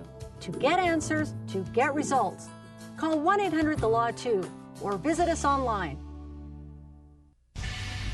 Thursday on the KTLA 5 News at 10, get health smart. This is news to make your life better.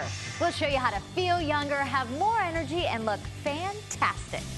Stories to help you make positive change, maybe even extend your life. Get health smart Thursday on the KTLA 5 News at 10. Carrie, we leave for the city in 5 minutes. You ready? You bet I was. Hey, Bradshaw. Hey. So you have some explaining to do. I think Seth is breaking up with me. How do we let... Like a young woman. How did that happen? Where to? It was a good question. The Carrie Diaries, Monday at 8 on KTLA, the CW. The entertainment team on KTLA 5. We're going to start with a red-hot rumor. It's going to be the best morning TV you might ever see. Looking forward to it. Absolutely. Bringing you the best music, celebrities, edge. fashion, and awards. Look how heavy this thing is. He's naked. Entertainment news Justin Bieber officially becomes a man today. and trends. You guys all look so nice. From the station that does it best. We're going to talk to Sam Rubin. Oh, that's very kind of you. I miss you. The entertainment team on KTLA 5.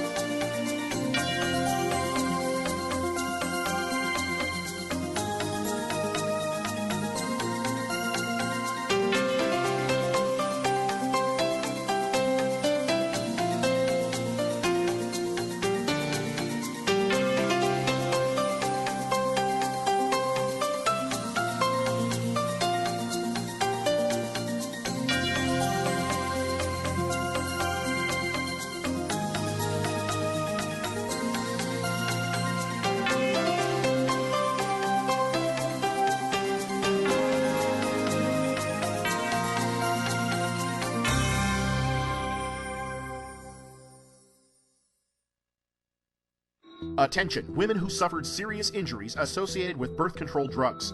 The drugs Yaz, Yasmin, and Yasminel are responsible for serious injuries like blood clots, embolisms, and more. Many injured women have already filed and settled cases against the manufacturer. Cases are settling right now for hundreds of thousands of dollars. Millions more have been set aside for future settlements. Don't wait. If you suffered any of these injuries after taking Yaz, call 888-894-7999. Cases are settling now. Don't miss your chance to get cash compensation. Concord offers accelerated healthcare programs designed to get you working in as few as 9 months. Become a medical assistant, a dental assistant in as few as 9 months. Concord Career College is the choice for healthcare training, the kind of healthcare education that leads to employment. Concord Career College, healthcare training for employment. Call Concord now at 800-225-7032. That's 800-225-7032. The car hit us so hard, we were all rushed to the hospital. The car that hit us ran a red light. My entire family was in the car. It was worse than I thought, so I called 1-800-THE-LAW 2. Since 1985, the attorneys of 1-800-THE-LAW 2 have delivered over $700 million to accident victims. Get access to the best attorneys in Southern California at no out-of-pocket cost to you. To get answers, to get results, call 1-800-THE-LAW 2 or visit us online. Thursday on the KTLA 5 News at 10, get health smart. This is news to make your life better. We'll show you how to feel younger, have more energy, and look fantastic. Stories to help you make positive change, maybe even extend your life. Get health smart Thursday on the KTLA 5 News at 10. Carrie, we leave for the city in 5 minutes. You ready? You bet I was. Hey, Bradshaw. Hey. So you have some explaining to do. I think Seth is breaking up with me. How do we let... Like a young woman. How did that happen? Where to? It was a good question. The Carey Diaries, Monday at 8 on KTLA, the CW. The entertainment team on KTLA 5. We're going to start with a red-hot rumor. It's going to be the best morning TV you might ever see. Looking forward to it. Absolutely. Bringing you the best music, celebrities, fashion, and awards. Look how heavy this thing is. He's naked. Entertainment news. Justin Bieber officially becomes a man today. And trends. You guys all look so nice. From the station that does it best. We're going to talk to Sam Rubin. Oh, that's very kind of you. I miss you. The entertainment team on KTLA 5.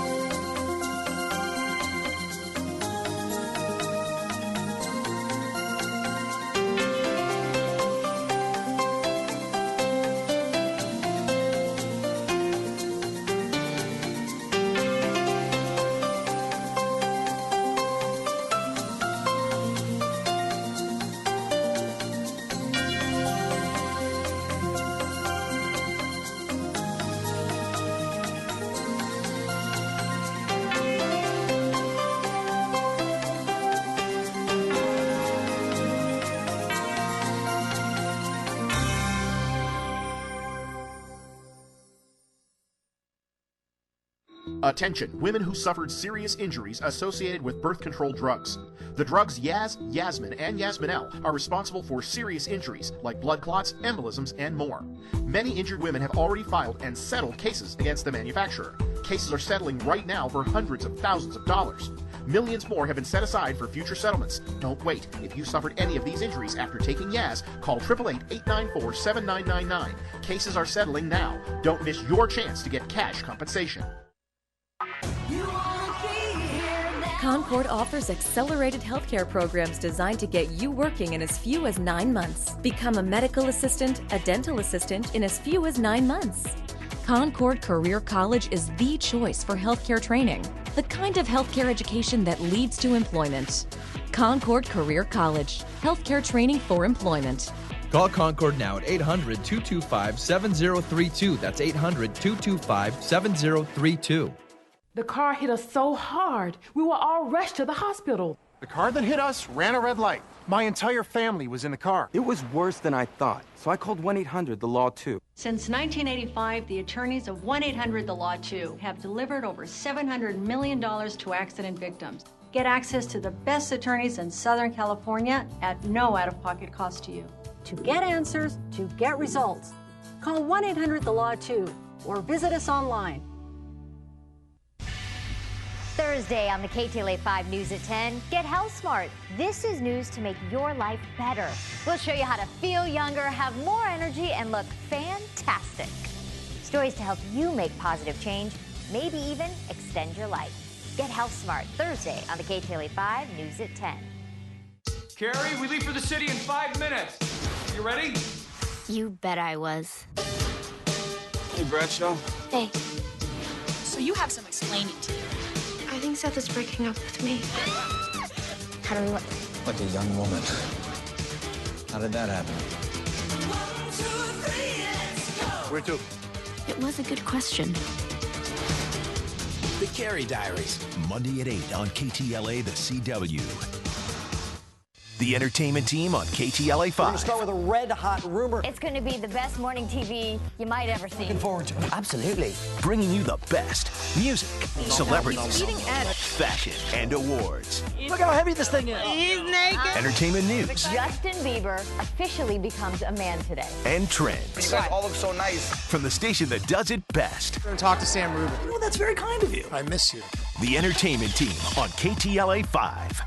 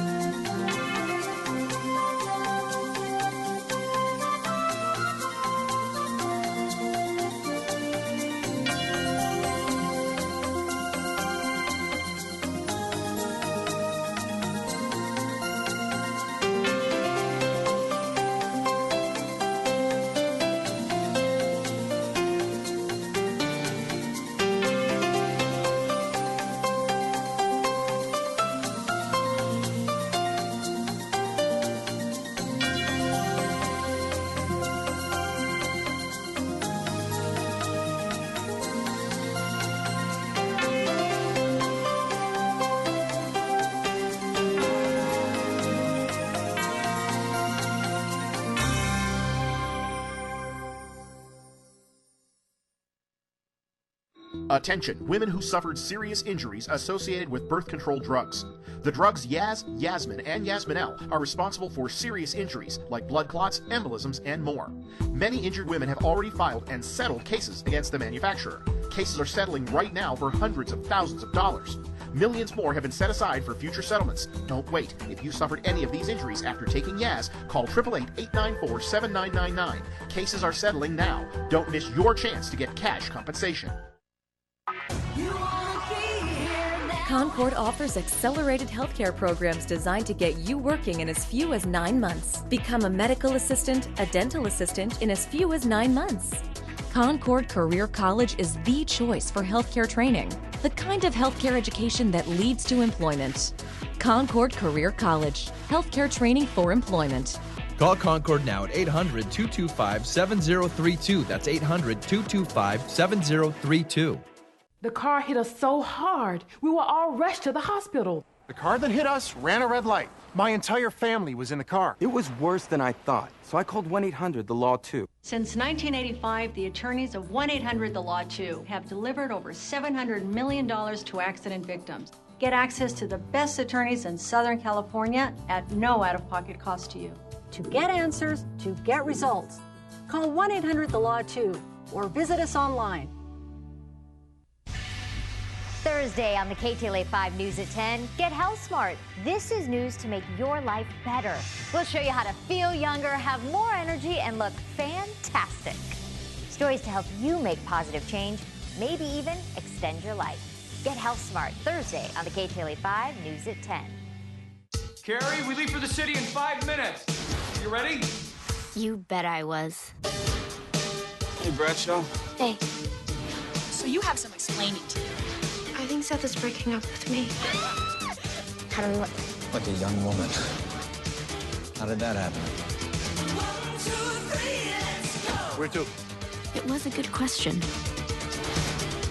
The Carrie Diaries, Monday at 8 on KTLA, the CW.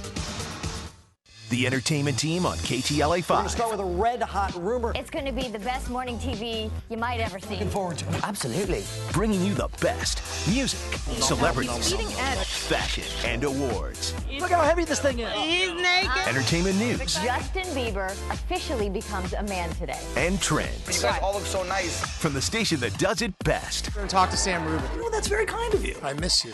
The entertainment team on KTLA 5.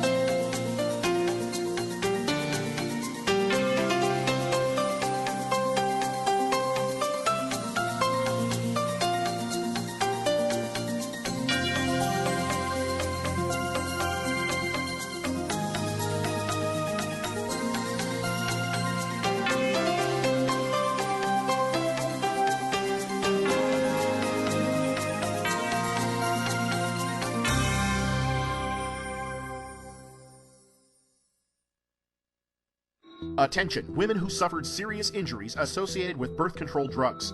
The drugs Yaz, Yasmin, and Yasmin-L are responsible for serious injuries like blood clots, embolisms, and more. Many injured women have already filed and settled cases against the manufacturer. Cases are settling right now for hundreds of thousands of dollars. Millions more have been set aside for future settlements. Don't wait. If you suffered any of these injuries after taking Yaz, call 888-894-7999. Cases are settling now. Don't miss your chance to get cash compensation. Concord offers accelerated healthcare programs designed to get you working in as few as 9 months. Become a medical assistant, a dental assistant in as few as 9 months. Concord Career College is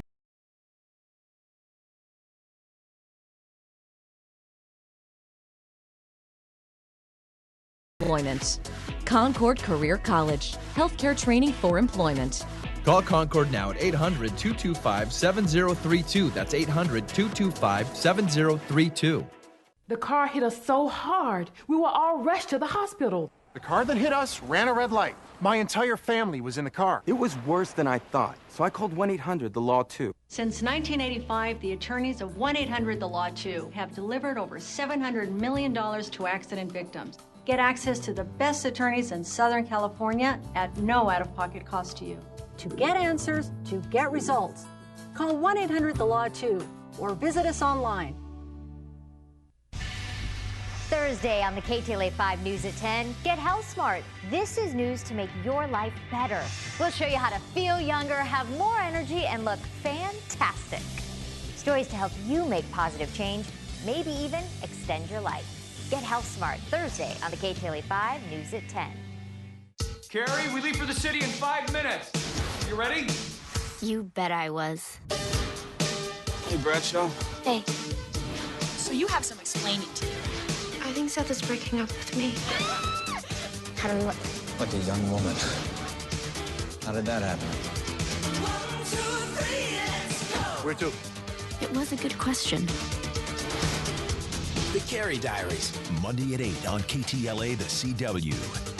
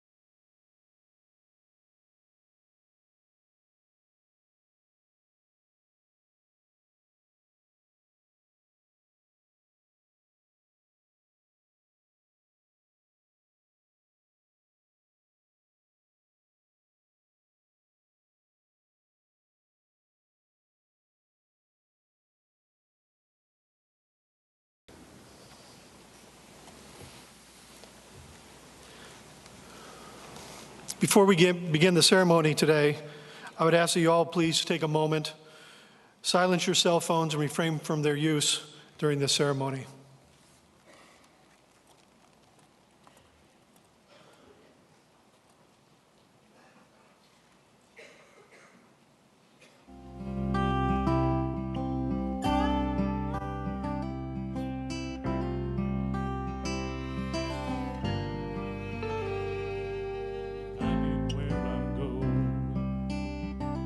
On the far side of the sky, the first thing that I'm gonna do, spread my wings and fly. I'm gonna ride beside a lion, run my fingers through his mane, or I might find out what it's like to ride a drop of rain. Yeah, when I get where I'm going, there'll be only happy tears. I will share the sins and struggles I have carried all these years. I will leave my heart wide open, and I will love and have no fear. Yeah, when I get where I'm going, don't cry for me down here.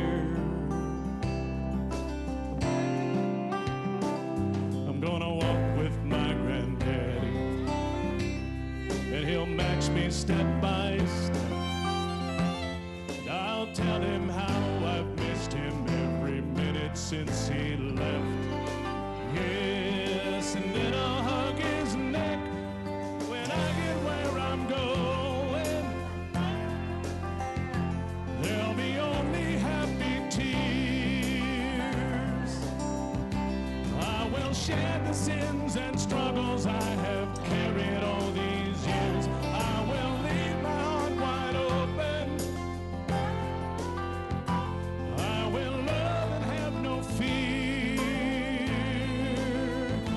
Yeah, when I get where I'm going, don't cry for me down here.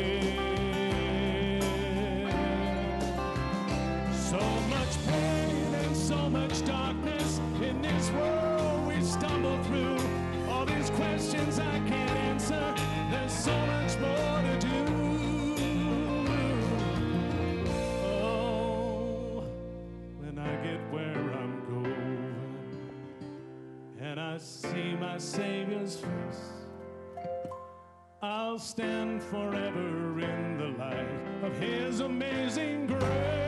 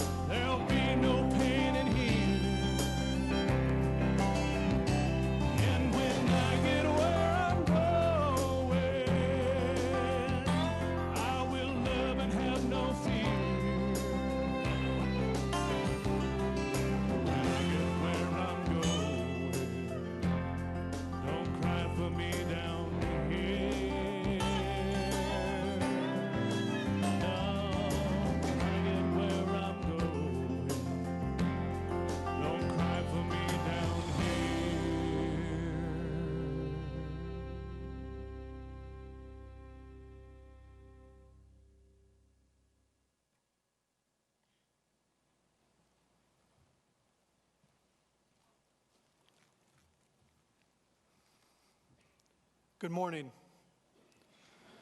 My name is Captain John Wallace, and it is an honor and a privilege to participate in the remembrance of Michael Crane.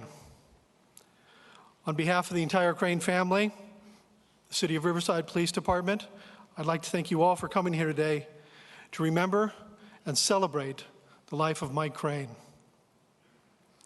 Mike was an amazing man, one with a long record of service to others. He proudly served his city and community as a Riverside police officer, his country as a United States Marine. Mike continually gave of himself to others, friends, colleagues, as a mentor, a training officer, a backyard mechanic, and a coach. But no role was more important to Mike than that of being a loving husband to Regina, a proud father to Ian and Caitlin, a loving brother to Jason and Leslie, and a privileged son to Stephen and Cindy. Mike now takes on a new role, one of an elite group, that group of Riverside police officers that have made the ultimate sacrifice. He now becomes a pillar of trust for our community. As part of that, we need to honor Mike and those he is now in group with by honoring the badge, having the trust of our community, and doing what is right as we serve others, as Mike served.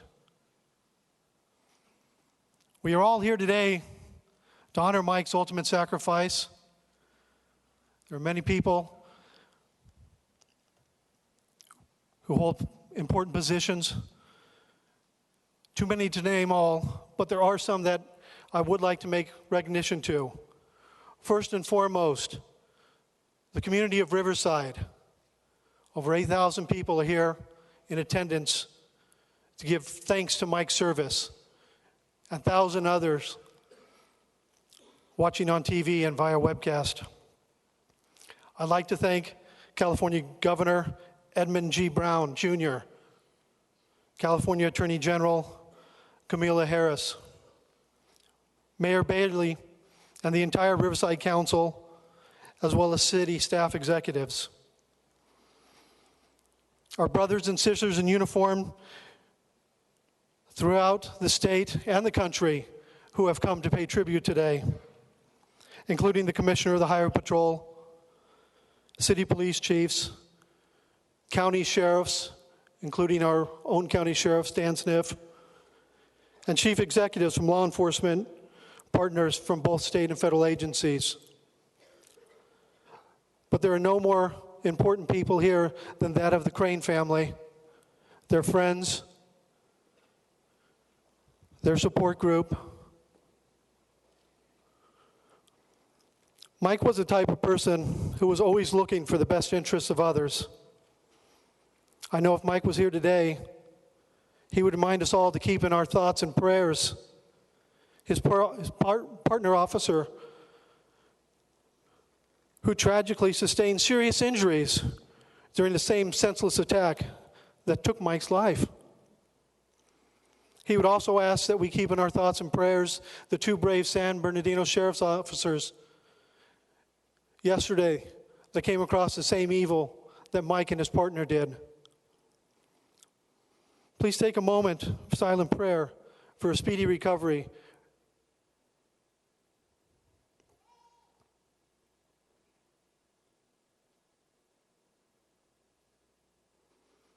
Thank you. I would now like to introduce Chaplain Steve Ballard for an opening prayer.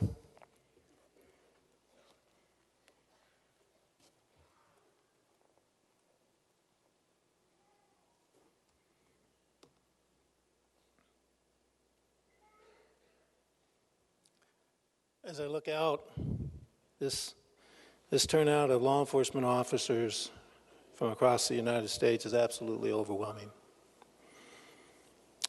The Bible says, "The Lord is near to those who have a broken heart." And today, our hearts are broken as we grieve over the loss of a wonderful husband, a great father, a beloved son and brother, a highly respected fellow officer, and an unforgettable friend. This is a very difficult time for all of us, but I want you to know something. We're not in this alone. The Lord is near. The Lord is near to those who have a broken heart. In the Gospels of Matthew, Mark, and Luke, there's a story we read where Jesus was in a boat with his disciples in the middle of the Sea of Galilee when a great storm came upon them. And the waves began beating down and the boat began filling up. And his disciples became extremely fearful, thinking they were going to drown, and yet they knew what to do. They went to Jesus. They cried out to Jesus, and Jesus rebuked the storm and brought about calm. My point in sharing that is this. Jesus was in the boat with the disciples. Jesus was in the storm, and Jesus was near to them. And all of us today are going through a storm, but we're not alone. God is in it with us, and God will bring us through it. That is my hope. Let that be your hope also. Would you join me in prayer? Father, we come to you this morning with broken hearts, and we ask that you would give to us only that which you can give, and that is comfort, strength, and hope. What has happened to Mike is not at all how any of us had thought it would be. He had so many plans, he had so many dreams, and now he's gone. And we are left with memories, yet memories that will last us forever. We have never known anything so hard to understand. And many people here, Lord, have never questioned more the wisdom of your plan. Lord, today every one of us here is grief-stricken. We're confused. We're angry. And we don't understand why what happened has happened. And yet we realize that we cannot change the past. But oh, how we need strength for today, and we need hope for the future. And that can only come from you. You are a God who sees and feels our sorrow. You are a God who is acquainted with our grief, a God who has promised to meet our need. And so we cast our cares upon you this day, and we ask that you would give us the hope that we need to carry on. I'm mindful of your words there in the Psalms, where it says, "My soul, wait in silence for God only, for my hope is from him." Father, as we receive the comfort and strength that only you can give, may hope become our anchor. Help us to cry with hope. Help us to say goodbye with hope, to grieve with hope, to believe with hope. Help us to hold on with hope, and help us to let go with hope. And this I ask in the wonderful name of Jesus. Amen. At this time, I'd like to invite Chaplain Jim Gilbreth to come forward and read some scripture. Good morning.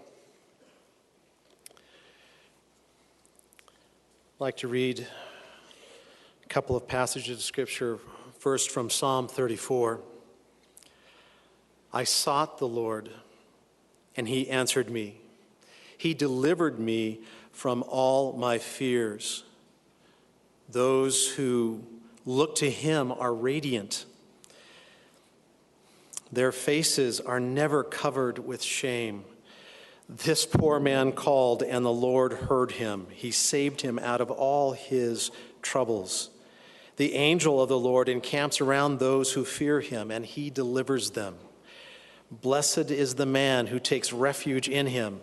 Fear the Lord, you his saints, for those who fear him lack nothing. The lions may grow weak and hungry, but those who seek the Lord lack no good thing. And then this passage from 1 Corinthians 13 is so applicable to who Mike is.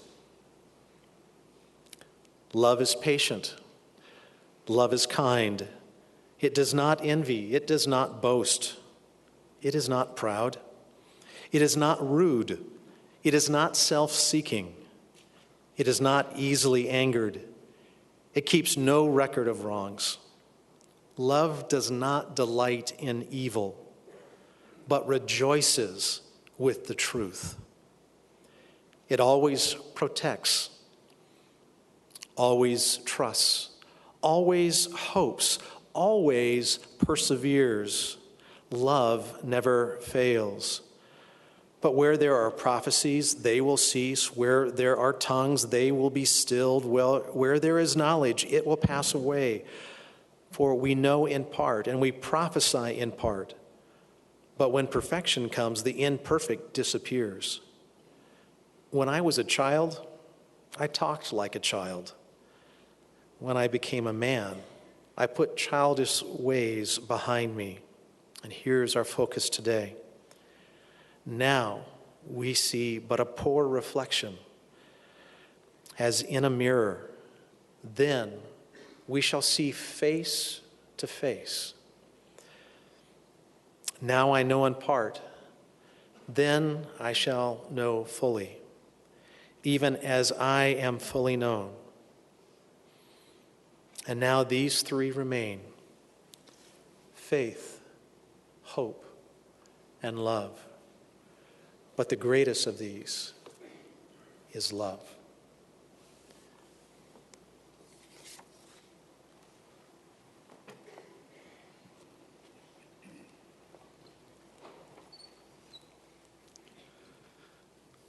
I'd like to introduce Police Chief Sergio Diaz to say some words on behalf of Officer Mike Crane.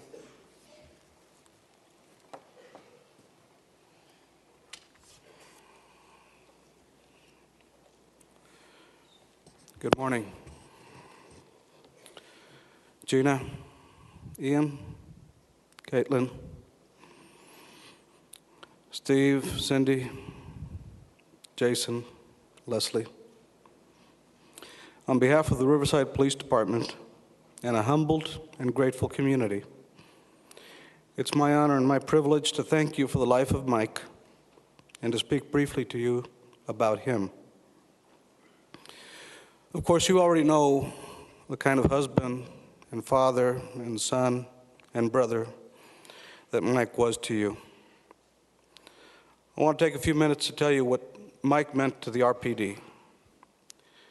In particular, I want to talk to Ian and Caitlin and to tell you what kind of man your dad was, as it was told to me by the people who knew him best. You might not understand or appreciate everything that we tell you today, but I know that as you get older, these words and the stories that you hear about your dad will have greater meaning to you. Mike was the ideal policeman. He came to us from the U.S. Marine Corps, where he first learned his tactical skills and where he first showed his leadership ability. Building on his military training, Mike grew in the RPD. He became not only a great patrol officer, but we also used him as a firearms instructor, a SWAT officer, and a helicopter observer. Because he was as good as he was, we made him a field training officer. I think that we hoped that he could clone himself a few times over. His colleagues were impressed by how seriously Mike took his duties as a training officer. They've commented to me how Mike was never overbearing with the trainees. He did not abuse the authority that we gave him as a training officer.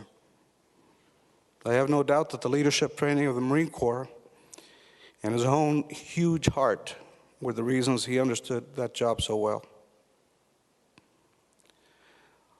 Our police officers are tough critics. They're tough on themselves and on each other. They demand proof of your character before they allow you into their trust. Your dad was admired and trusted by his partners. They trusted his safety skills. They respected the fact that he knew what he was doing in the field. But the respect that Mike's friends had for him went far above his skills. Your dad enjoyed the respect of his friends, his partners, and his bosses because of who he was as a man. As I talked to his classmates from RSO Academy, class number 152 and his partners on graveyard shift, what emerged was a picture of a genuinely kind and caring person. Mike was always the steady voice of reason at radio calls where he encountered excited, angry, and frightened members of the community. He was always respectful and patient with the citizens he met. Soft-spoken. That's the description that just about everybody used to describe Mike Crane. Your dad was a tough guy. And because he was tough, he knew he could be kind and gentle. I have no doubt that that's what he wishes for you, for both of you, as you grow up, to be kind and gentle. Your dad was a good friend. He was a great listener. He didn't talk about people. He didn't stab anybody in the back. He was just as he was kind and respectful to his trainees and to the citizens that we serve, so was he with his buddies. They miss him already.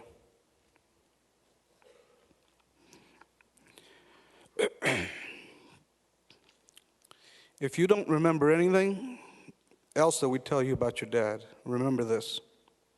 You were the light of his life.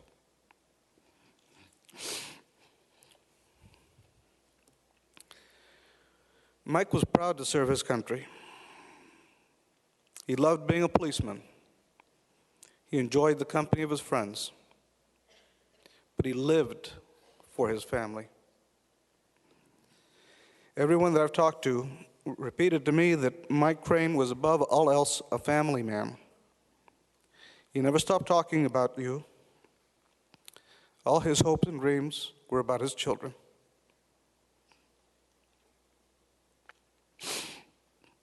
He'll be watching you grow up, and he'll be watching us help you. We know that your loss is irreplaceable. Nothing can take the place of your big, tough, gentle, and loving daddy. But you won't be alone, ever. Today, and for the rest of your lives, you'll be a part of the RPD family. And Mike will never be alone. Today, he's with another big, happy, raucous, new family. He's watching us today in the company of Ryan and Doug, Claire and Gary, Dennis and Phil, Leonard and Paul, and all the rest of the pantheon of RPD heroes. Gina, Ian, Caitlin, Steve, Cindy, Jason, and Leslie. Thank you. God bless you.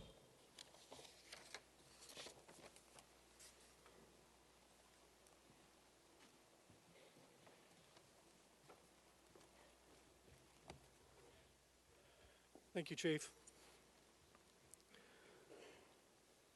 The family has asked for some very special people in Mike's life to come up and make remarks about Mike and his accomplishments. I'd like to ask that Mike's brother Jason, his dear friends Rob and Joe,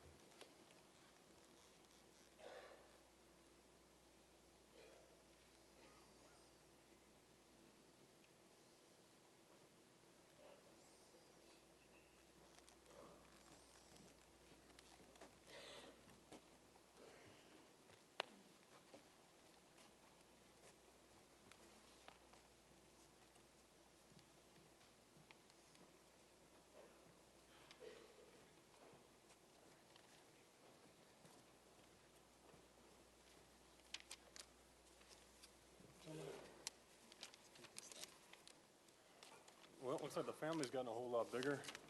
Take a look around, you know? All right, fellas. Well, Mike's got a brother, Jay, by blood, but he's inherited Joe and I. We just simply wouldn't get away from him. You know, he couldn't get rid of us. And, you know, we all grew up together, and Mike and I were planning on retiring together. And we saw our first concert together, and Leonard Skinner, you know, big Skinner fan. Thanks, Mom, for taking us to that show, by the way. You know, it's difficult to think about Mike. It's hard to realize how much he actually meant to us. Last week, if he asked me, I'd have said Mike was my closest, most trusted friend. And to think about it now, I realize he was a whole lot more. And he was my wingman, you know, my drinking buddy, you know, the man you can count on no matter what, and the man we all looked up to. And that's why we're here. And that's to honor Mike Crane for the man he was and the manner in which he deserves. And there's a few things undeniable about Mike, and he was born to serve his country. When Mike returned from basic training, I remember Mr. Crane saying, and they had this picture, you can see it's right around here somewhere. You know, it's right behind us here. You know, son, you know, they should have put you on the poster. Look at this guy. You know, he was made to do that job. You know, and he was one mean Marine, you know. How did he get in the Corps anyways, buddy? You know? Well, there's some that actually might say it was kind of my fault. But that Mike ended up enlisting in the Marines. Sorry, Cindy. We were in college for about a year and a half. Well, we were enrolled in college. But I think we spent most of our time actually not going to class. And it got to a point where I was beginning, I think he was too, we were beginning to feel a little bit lost in where we were going. And we went to lunch at BK Subs one day. And conveniently, right across the street was the Armed Forces Recruiting Center. So, you know, I was looking over there, I was eating my sandwich, and I tell Mike, I was like, dude, let's go check out the Marines. And he laughs to me and says, dude, I love you, but you could never be a Marine.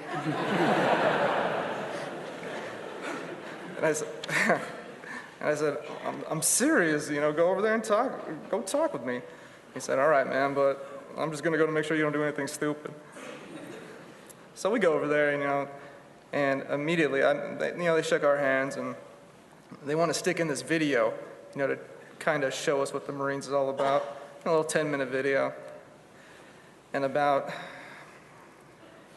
5 minutes of watching this video, I knew pretty much that I'm not going to the Marines.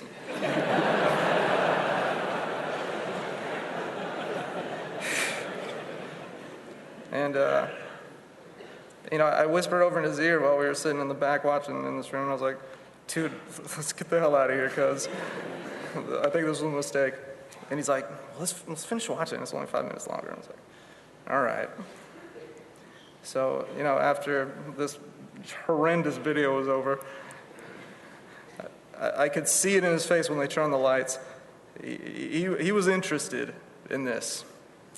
And 45 minutes later of them, you know, talking at us, you know, they had him sprung. They could have stuck anything in front of his face and he would have signed it. And after he left the recruiter, he asked me, you know, hey, you want to go to my house and I got to pick something up? And I was like, hell no, I'm not going to your house, because when your mom finds out where I just took you, she's going to destroy me. And sure enough, he called me later on that night, and he said, dude, if I were you, I'd probably stay away from here for a while. And you know, honestly, having said that, I think the Marine Corps was in Mike's blood. He was a young Marine for years, and if I had not dragged him that day, he was inevitably gonna find that Marine Corps recruiting office. It was Mike. I was a catalyst to what was gonna eventually happen. So. Well, the first thing Joe pointed out, that the first thing everybody says about Mike is that he was a good guy. Everybody says this. It just doesn't do him justice. I mean, he was the best of us, and the best man I've ever met. You know, he's the kind of, we like to say, he's the kind of guy that would take the shirt off his back for you and then turn around and say, hey, you need my shoes. You know, this is Mike. You know, give you everything and then some. You know, he just simply would not quit. And he's just the kind of guy who's always there for you without fail, no matter what. Doesn't care about the circumstances, that he was there. You know, it's just Mike's character, phenomenal guy. You know, you just cannot say more about it than that. You know, just generous. You know, just, why don't you tell us, buddy? I have millions of stories I can say about Mike. I could probably be up here all day. If you guys weren't out there, I probably would be. But one specific story comes to my mind every time I think of Mike. You know, when I think of Mike, this is what I think of. Pretty much since the first day of 7th grade, when I actually met Mike on our first day of 7th grade. And until the day we graduated high school. Me, him, and Rob, and another Mike that's down there somewhere, we all ate lunch together every day. And one thing that Mike was a creature of habit. He had the same exact thing every day for lunch. He had his hamburger, his cherry Pepsi, and his chocolate donuts were usually what he got. Mike and his chocolate, right? He loved the chocolate donuts, and this was actually the most important part of Mike's meal. And he really needed them every day. So, and we got to 10th grade, and I got a new girlfriend at the time, much to Mike's dismay. And I invited her to join our very exclusive lunch club of about 4 people. And needless to say, Mike could not stand this girl. And he let me know it about 20 times a day. You know, yeah, we just couldn't keep those two together at all. And this girlfriend of mine came to lunch every day fairly unprepared, in that she really didn't bring lunch, and she didn't bring any money for lunch either. So my mom gave me $3 a day, which was good for me, but it's kind of hard to split with 2 people. You know, it doesn't go very far with, you know, $5 burritos on campus. So after a couple days of trying to split my lunch with this broad,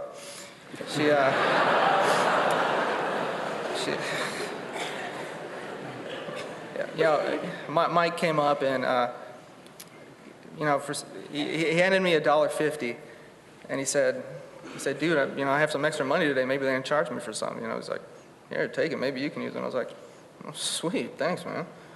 You know, we're eating good today. I graciously took it, and I was thankful, and I said, thank you very much.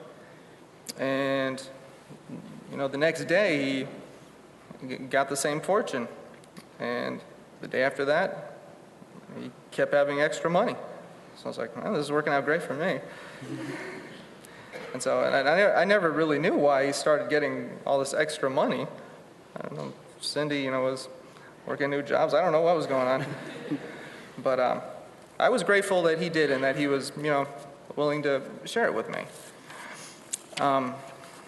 And he actually did this for well over a year. He always had extra money. And unfortunately, this girl hung around for that long, so it served my purpose.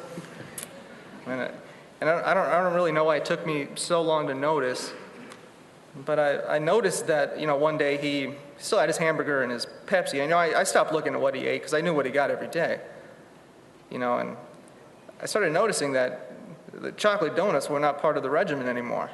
And there was no Hostess product, no ding-dongs, no nothing. And I asked him when I noticed, I was like, dude, where's your donuts? And he said, well, since I've been in football, I've been trying not to eat so much junk food, trying to stay healthy. I was like, all right. And I accepted it. Shortly after that, the leech was gone, and Mike that was one of the happiest days I've ever seen him. And as a matter of fact, he was so happy at lunch he treated himself to a package of chocolate donuts. And I asked him, what happened to the healthy football eating? He said, well, now that she's finally gone, I can start buying my chocolate donuts again. And, only then did I realize that for about a year and a half,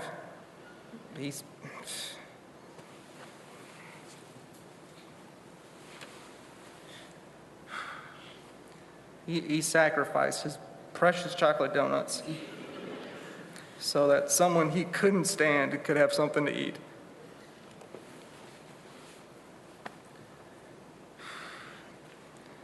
He was 15 years old at the time, and I'd never seen anybody do anything so selfless and thankless as what he did for me.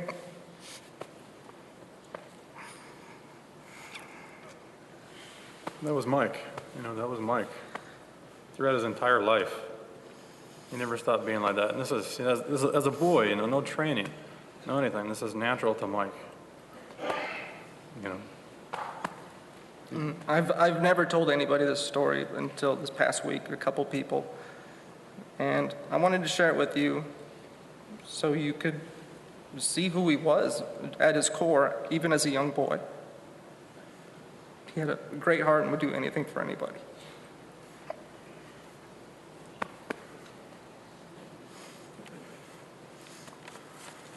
And that was definitely Mike, through and through. And as mentioned, though, Mike, awesome Marine, awesome PD officer, was a family man above all else. And he included Joe and I as his brothers. Like I said, couldn't get rid of us. That's all right. We kept coming around. An outstanding father. I think the best I've ever seen. And you got to see him with his kids. I'd asked my wife what her first memory of Mike was, and she had said she told the story of when Ian was first born, and he had brought him over to see us, and there he is, holding his boy. Just looking at him, and so proud. You can see it in his face, so proud. This is something that's never changed. And every day, Ian, buddy, your dad is so proud of you every single day, and you ought to see this kid swing a bat. Just outstanding father. Couldn't do anything more for his kids. Just outstanding father. And then Katie, and then I remember when Katie was just a bun in the oven and about yay big, and Mike was calling her Jelly Bean. That's what we called her. And just I don't know, so much love, so much pride. It's just, Mike is a tough guy. We all know this tough guy, Mike, and he was saying, I remember him telling when poor Katie was born, she's a daughter, but there's no way she's going to have me wrapped around her finger, not a chance. But lo and behold, right there, you should see it, this 220-pound, brick wall of a man, and there he is, holding his daughter, putting ribbons in her hair. This is the guy, really, this is Mike. And then Gigi, Gigi in her American flag bikini. Right. Oh man alive, just Mike, he was just head over heels in love with you, and he told me all the time, I don't know how I got so lucky. You've made him the happiest I've ever seen him. And he's very lucky to have found you.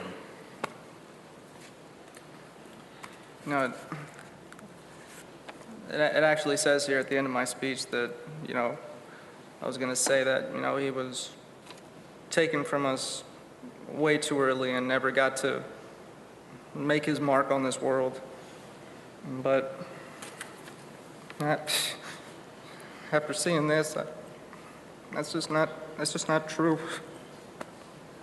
Think about the car ride over here, man, and just the whole community, everybody's standing up. We got PD, we got the Corps, we got citizens, we got everybody coming up and saying what a great guy Mike was. Now, what I saw today on the car ride over here is the most amazing thing I've ever seen. police, people, kids standing on the side of the streets with signs. I've never seen such a display of respect and admiration.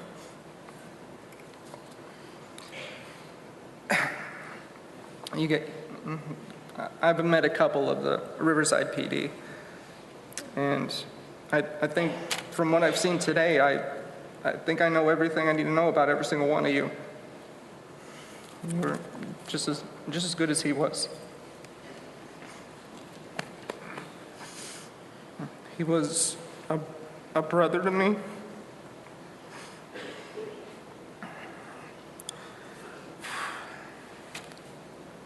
He's the best. He's the best friend that anybody hopes that they could ever have. And he was always there for me when I needed him. And I only wish I could have been there for him. You were, bro. You were. And just one last thing, and then I'll shut up and get off stage. Not quite. Steve and Cindy, I know I was a huge pain in the ass. I could see it in Steve's face every day. When he'd see me, he'd be like, Jesus, when is this Yahoo gonna go away?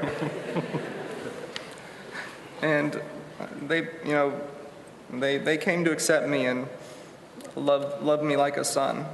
And thank you for letting me be part of his life.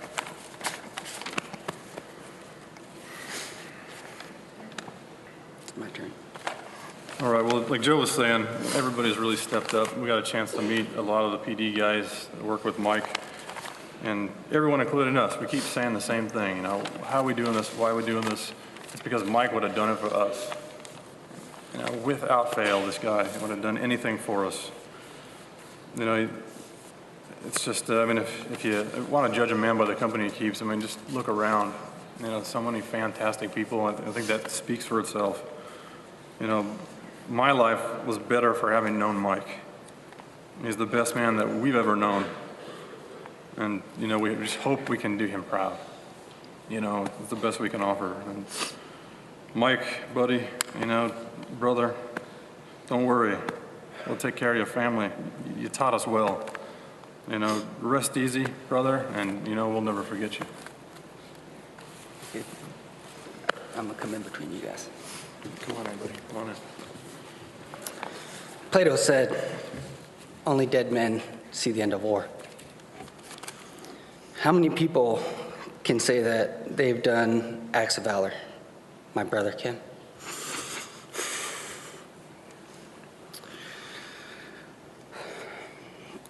That they are courageous. Mike was courageous. That they had honor. And that they had made sacrifices. My brother did. So my challenge is to all of you, if you accept it, is be like Mike. Show that we have honor and courage, and that we can make the sacrifices when an act of valor calls. Thank you.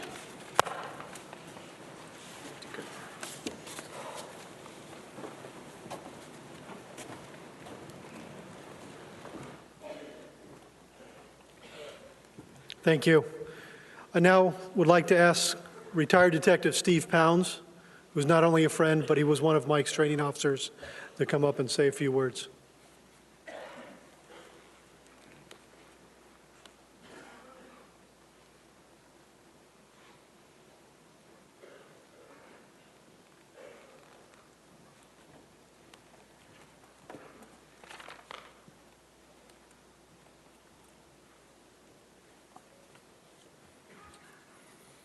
Good morning. I'd like to thank excuse me, this is going to be hard. I'd like to thank the family for inviting me to share my thoughts about Mike. In the spring of 2001, I was a field training officer assigned to Swing Ship Patrol. At the end of briefing one day, my sergeant asked if I would take an officer applicant on a ride-along. Since I didn't have a current trainee, I figured, what the heck. I'd take him out, show him some positive citizens contacts, make a few traffic stops. Who knows, maybe take a bad guy or two to jail. You know, make him happy that he was applying for Riverside PD. I went into the lobby where I met Michael Crane. He was young, tall, lanky, had a high and tight haircut. I introduced myself and started talking so I could get a feel for this young man. Every time he answered one of my questions, he would throw a "sir" in at the end. There was just something about him that screamed Marine. Mike told me he had served in the Gulf and had recently been honorably discharged. Also being a Marine, I gave him a Semper Fi. There was a slight gap between the times we served. He's Gulf War, I'm Vietnam era. When we went out to the patrol car, I showed him how we prepped the unit prior to going to Nate. He wanted to know it all. Computer, radio, lights, siren.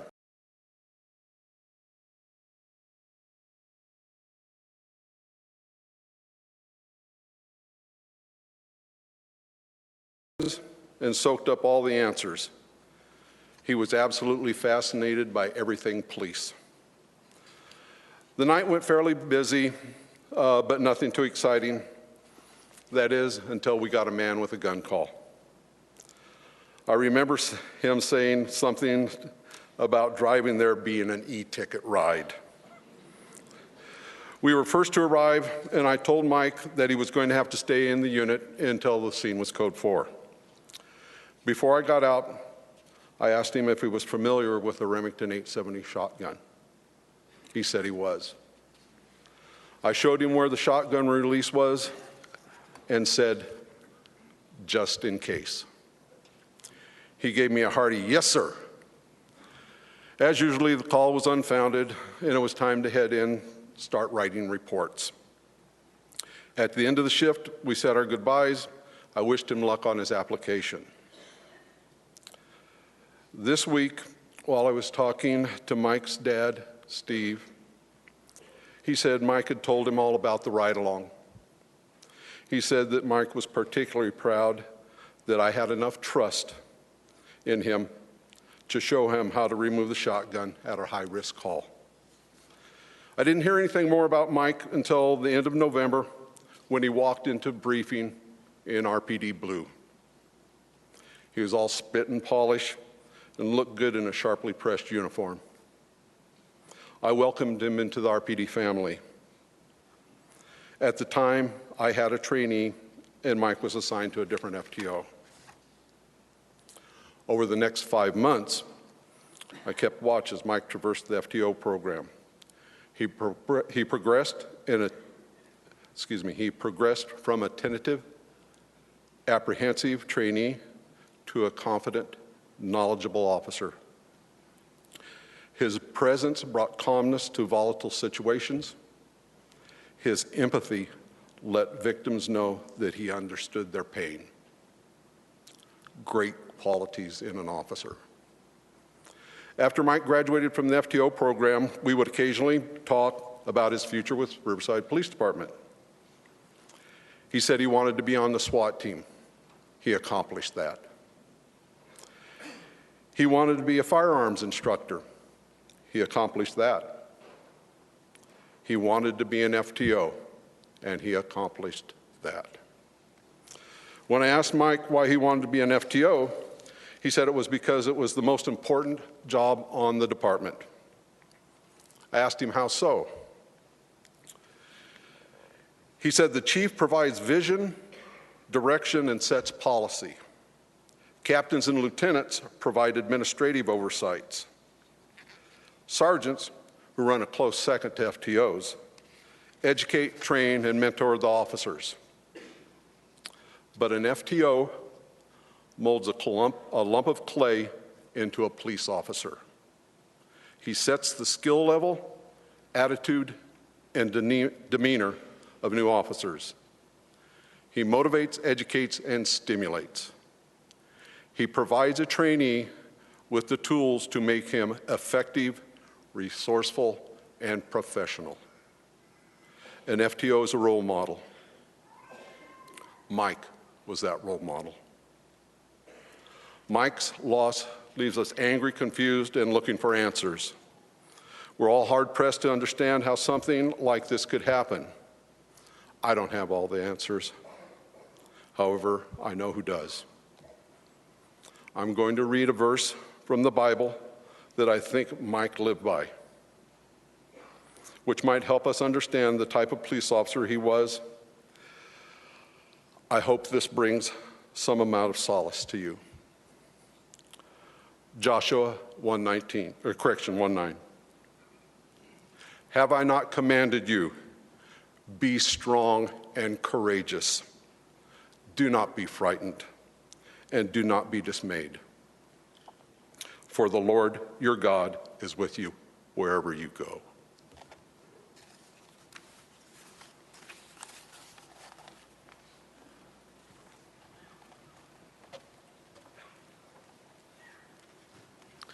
Thank you, Steve.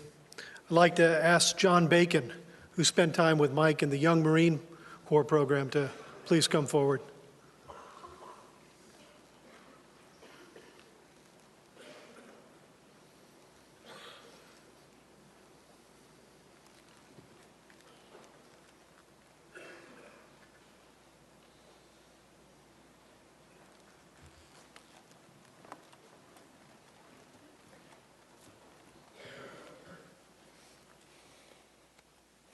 We Marines have a saying, once a Marine, always a Marine.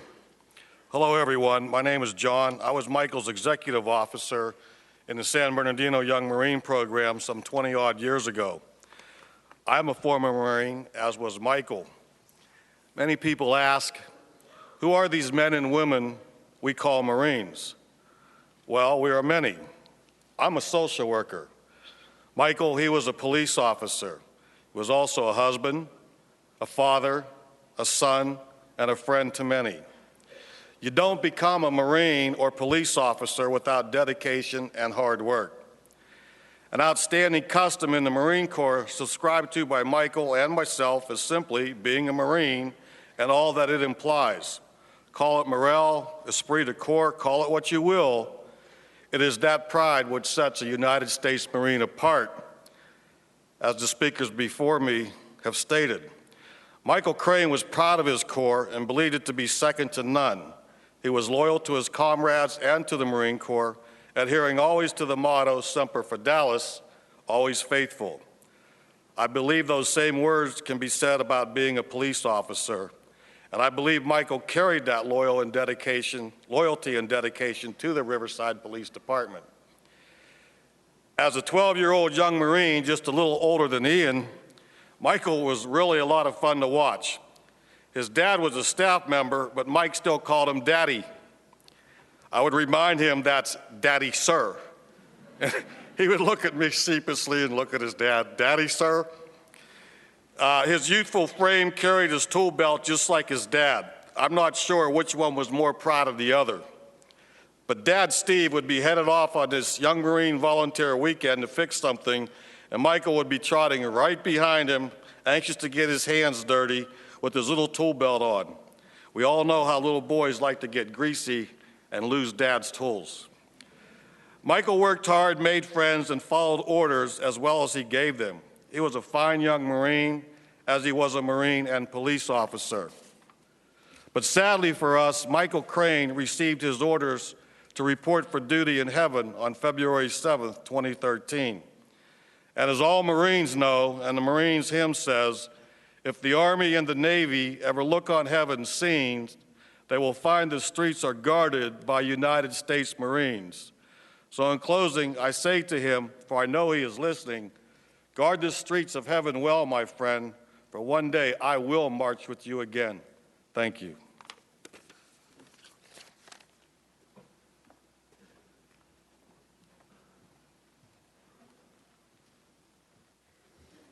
Thank you. And now I'd like to ask Mike's wife, Regina, to come to the stage and say a few words about Mike.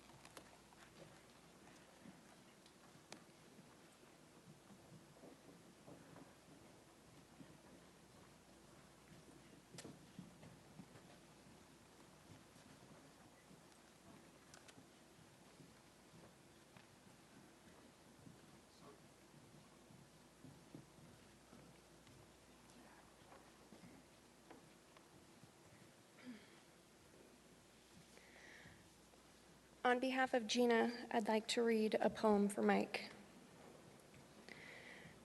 I carry your heart with me. I carry it in my heart.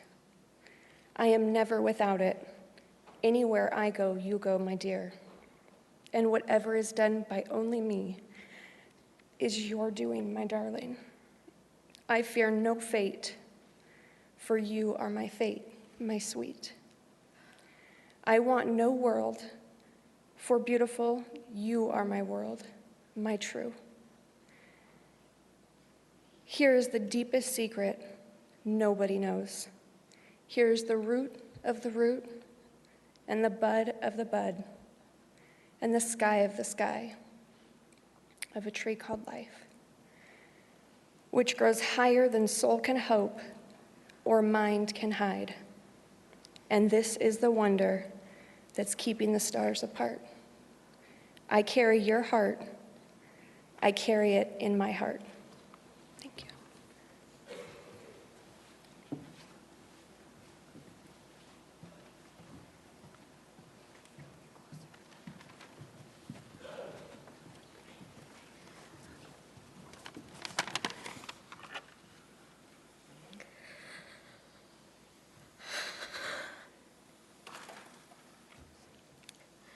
I think everybody thinks I'm nuts for getting up here and talking. I'm starting to think they're right.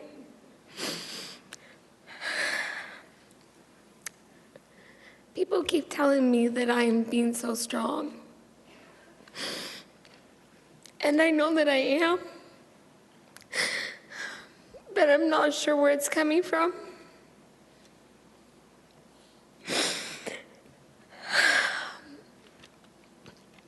I thought maybe reading our wedding vows might be a good place to start.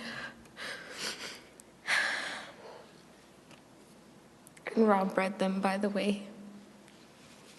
He married us. Nothing is easier than saying words, and nothing is harder than living them day to day. What you promise today must be renewed and redecided tomorrow. And that's how it was with us. Every day got better.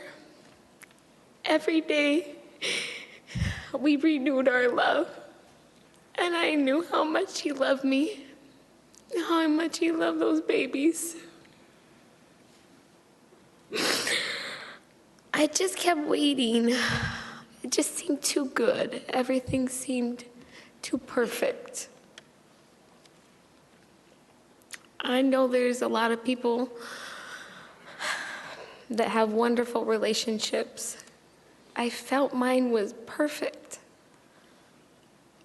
And I just kept waiting for the other shoe to drop. Something's gonna make this not as wonderful as I thought it was. It just seemed like a dream. But it never did.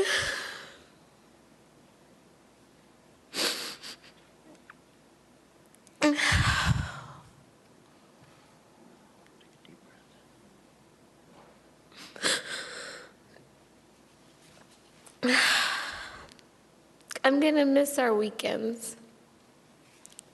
We were busy for a lot of it. The kids had so many different things going on and we were running. But Sunday morning, every Sunday morning, I made breakfast. He liked his breakfast. He liked food. Let's all be honest. He loved chocolate.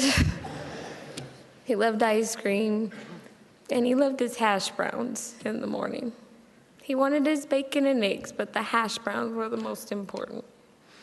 And every Sunday morning, I'd get up and he'd still be sleeping in, and I'd do my picking up in the house. And then I knew I better not wake him up too early. He'd like to sleep in. So about half hour before, I started making breakfast. And I knew he loved hash browns, and I really didn't know how to make hash browns nicely for a long time. Eventually, I got it. It was perfect. And the kids would come down, and I'd have them, go wake Daddy up. It's time for breakfast. And he'd come down, and the kids are going, do I have to eat eggs and bacon and hash browns? And I'd say yes, because we're having our Sunday breakfast, and this is what we eat. And they had ketchup all over there, so. That's what I'm going to miss, things like that. It's just our daily, that was our bonding time.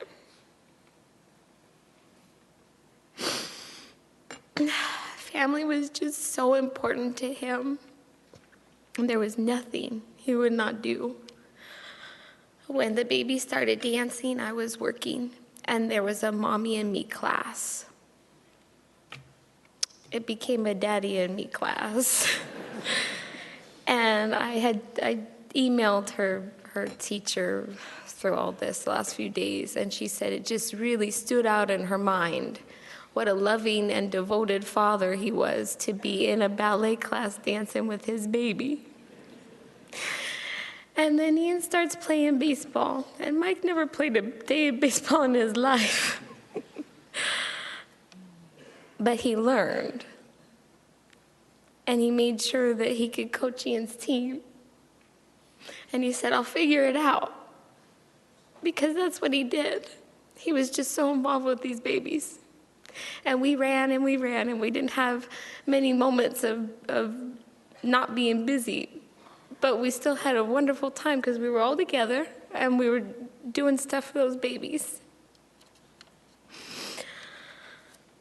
I just want to close by telling you guys, I knew that communities would reach out, and I knew that a lot of people loved Mike, and I knew that I would have support no matter what. But I really did not realize the sheer scale of this and how many people are touched by his life. It gives me really great comfort to see that. And I want to thank you all.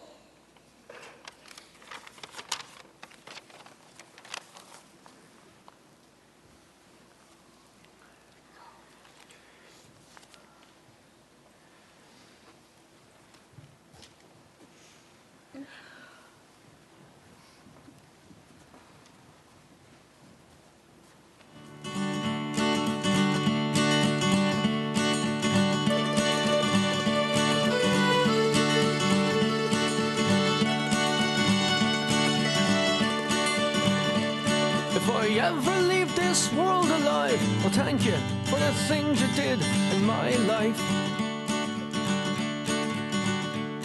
If I ever leave this world alive, I'll come back down and sit beside your feet tonight. Wherever I am, you'll always be more than just a memory. If I ever leave this world alive,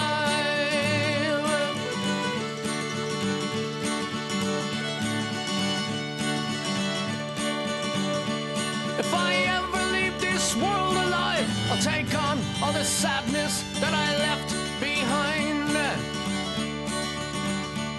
If I ever leave this world alive, the madness that you feel will soon subside. So in a word, don't shed a tear.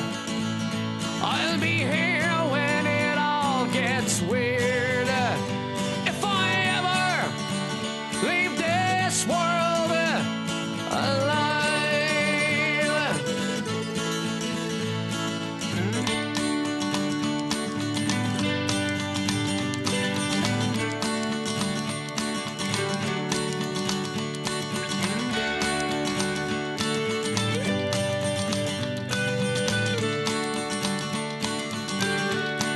So when in doubt, just call my name. Just before you go insane. If I ever leave this world, hey, I may never leave this world. But if I ever leave this world alive, she says, I'm okay. I'm alright, though you have gone from my life. You said that it would, now everything should be alright. She says, I'm okay, I'm alright, though you have gone from my life. You said that it would, now everything should be alright. Yeah, should be alright.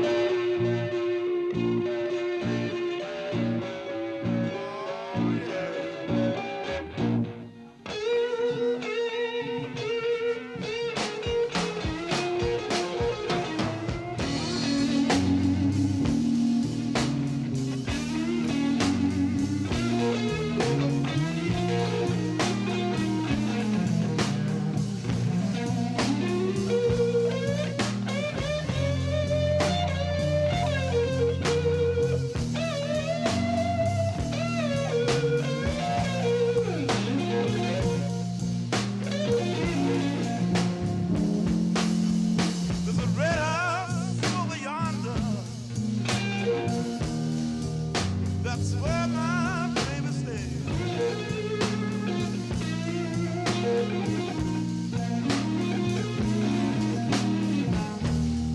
Lord, there's a red house over yonder. Lord, that's where my baby stays.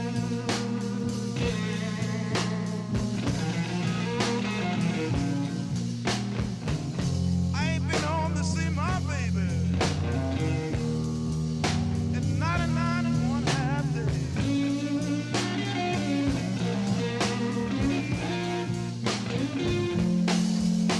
Wait a minute, something's wrong here. The key won't unlock this door.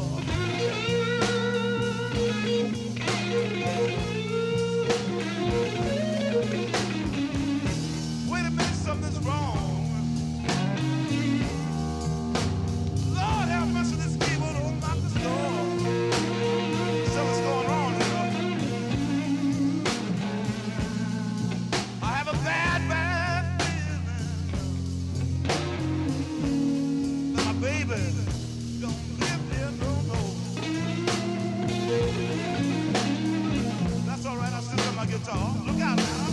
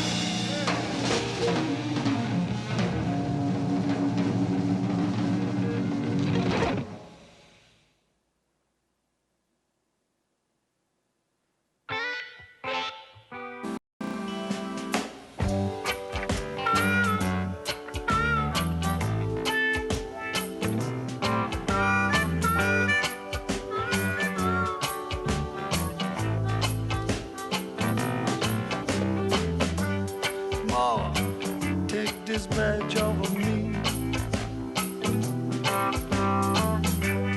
I can't use it anymore. It's getting dark, too dark to see. Feel like I'm knocking on heaven's door. Knock, knock, knocking on heaven's door. Knock, knock, knocking on heaven's door. Knock, knock, knocking on heaven's door. Knock, knock, knocking on heaven's door. Mom, take these guns away from me. I can't shoot them anymore. There's a long black cloud following me. Feel like I'm knocking on heaven's door. Knock, knock, knocking.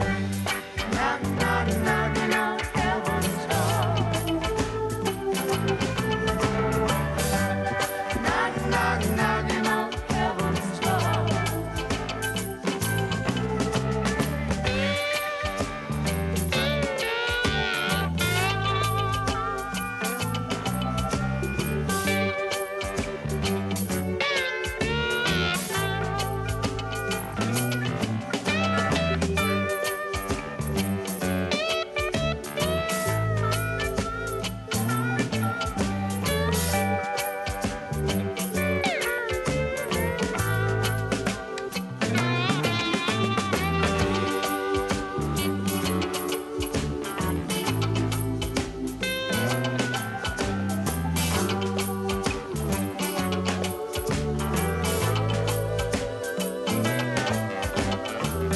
Mom, take this badge off of me.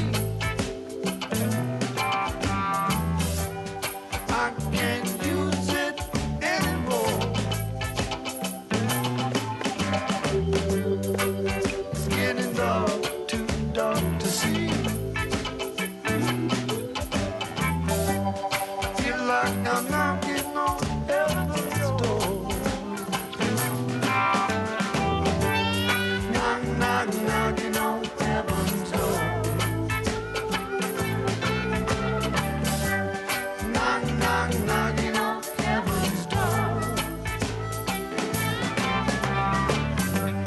Knock, knock, knocking on heaven's door. Knock, knock, knocking on heaven's door.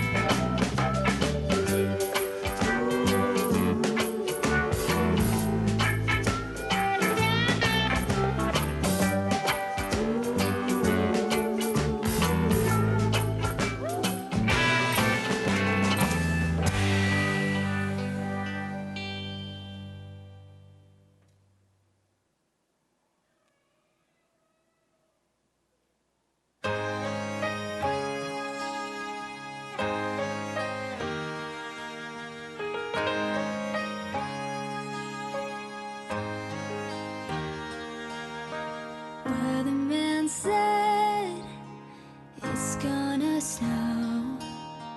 By now I should be used to the cold. Mid-February shouldn't be so scary. It was only December. I still remember the presents, the tree, you and me. But you went away. How dare you?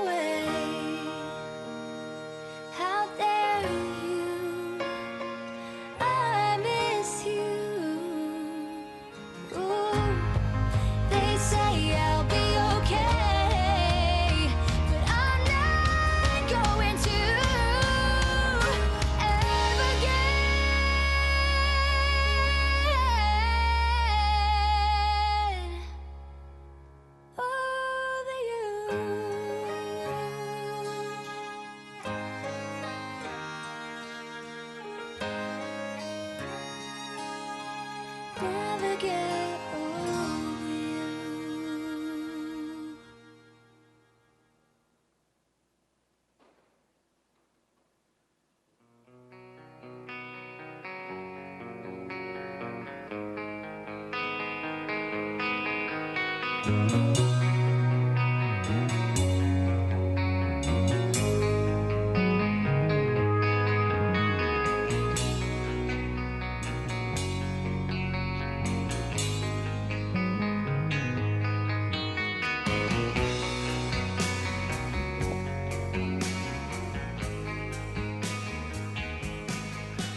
Mama told me when I was young, sat beside me, my only son. Listen closely to what I say. And if you do this, it'll help you some sunny day.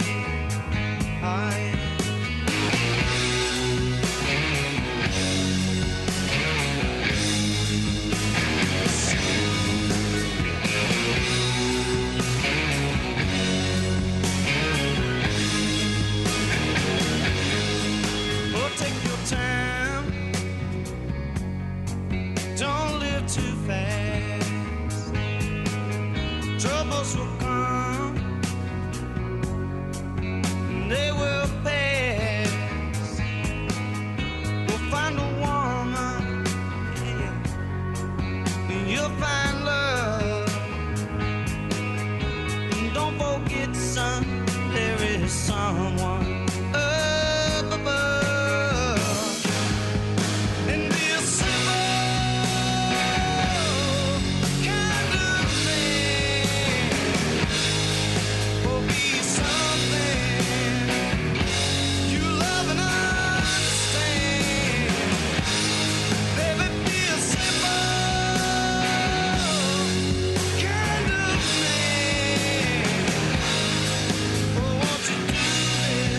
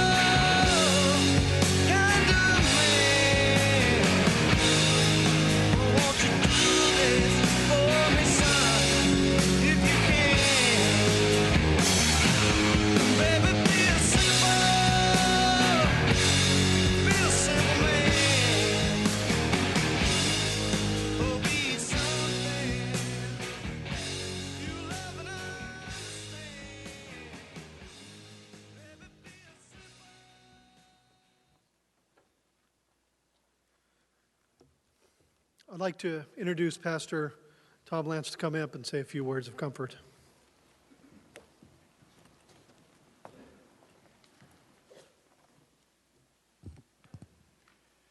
As you've already experienced today, is a day to honor and remember the incredible life of Michael Daniel Crane, who was born April 9th, 1978, and went to be with our Lord February 7th, 2013.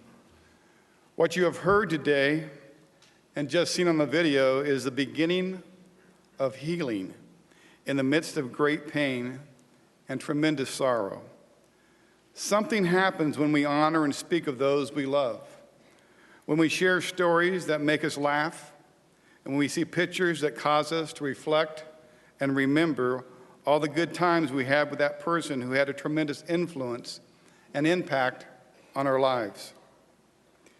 Mike was all of that and so much more to his wife, Regina, his parents, Steve and Cindy, his children, Ian and Caitlin, to his dear friends, and to his extended family, the Riverside Police. Some may look at me today and ask, okay, Pastor, you should be able to answer my questions. Why did this happen? How could God allow this to take place? Where was God when Mike needed him so badly? Those are all good questions, and ones I cannot fully answer. I can, however, say this for sure. Because God loved all of us so much and wanted to give us the choice to freely love him as well, he gave us each free will. What an incredible gift free will is. When you stop and really think about this, we would all understand that God would never want to force us to love him. What kind of love would that be? Instead, he allowed us to freely choose to love him, to serve him, to be obedient to his will, and to become followers and children of his if that was our choice. In giving us free will, the ability to choose to love and follow him, it also means the exact opposite was given as well. People have the right to deny him, to hate him, to reject him, and to live for themselves. Free choice also gives people the right to do good things in this world, and the opposite again is also true. People can choose to do wicked, evil, hurtful things as well. God could have made us all robots and directed every thought and action of our lives, or he could, as he did, reframe his supreme power and allow each of us free choice. This free choice God allowed us to have caused Mike to choose one time in his life, a life as a police officer, a life of service, a life of protection for his family, his friends, and the thousands he didn't know. Free choice was Mike's when he did all the wonderful things you have just heard from so many of his friends and family, and what you've seen on the screen today. You see, Mike was given choices, and he chose to make the most of those choices. The Apostle Paul said in 2 Timothy 4:6, I have fought the good fight. I have kept the faith. I have finished the race. Mike made right choices. He chose to fight the good fight. Sadly, it was a terrible and evil choice that took his life, a choice that will affect many for so long. Sadly, we can't live in a world where we can choose to do good and not have the opposite possibility as well. So where was God when all this happened? And evil overpowered good?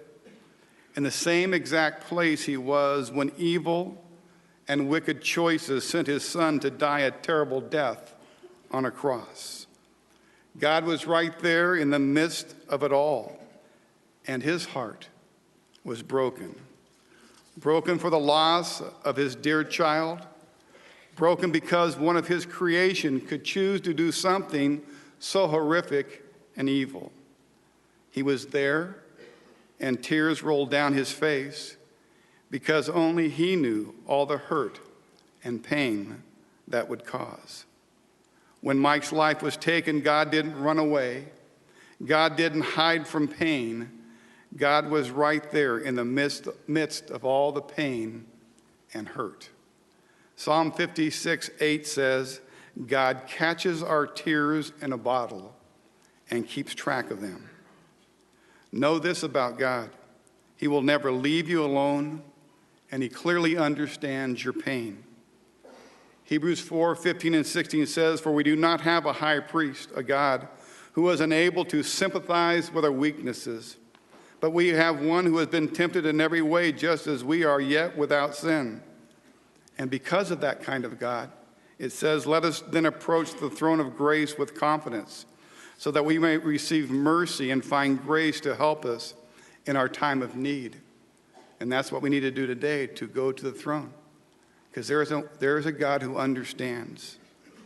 So now we have a choice. We can get mad at God and run away, or we can run to God and let him wrap his arms around us and hold us and bring peace and comfort that somehow, some way, only God can do during these times.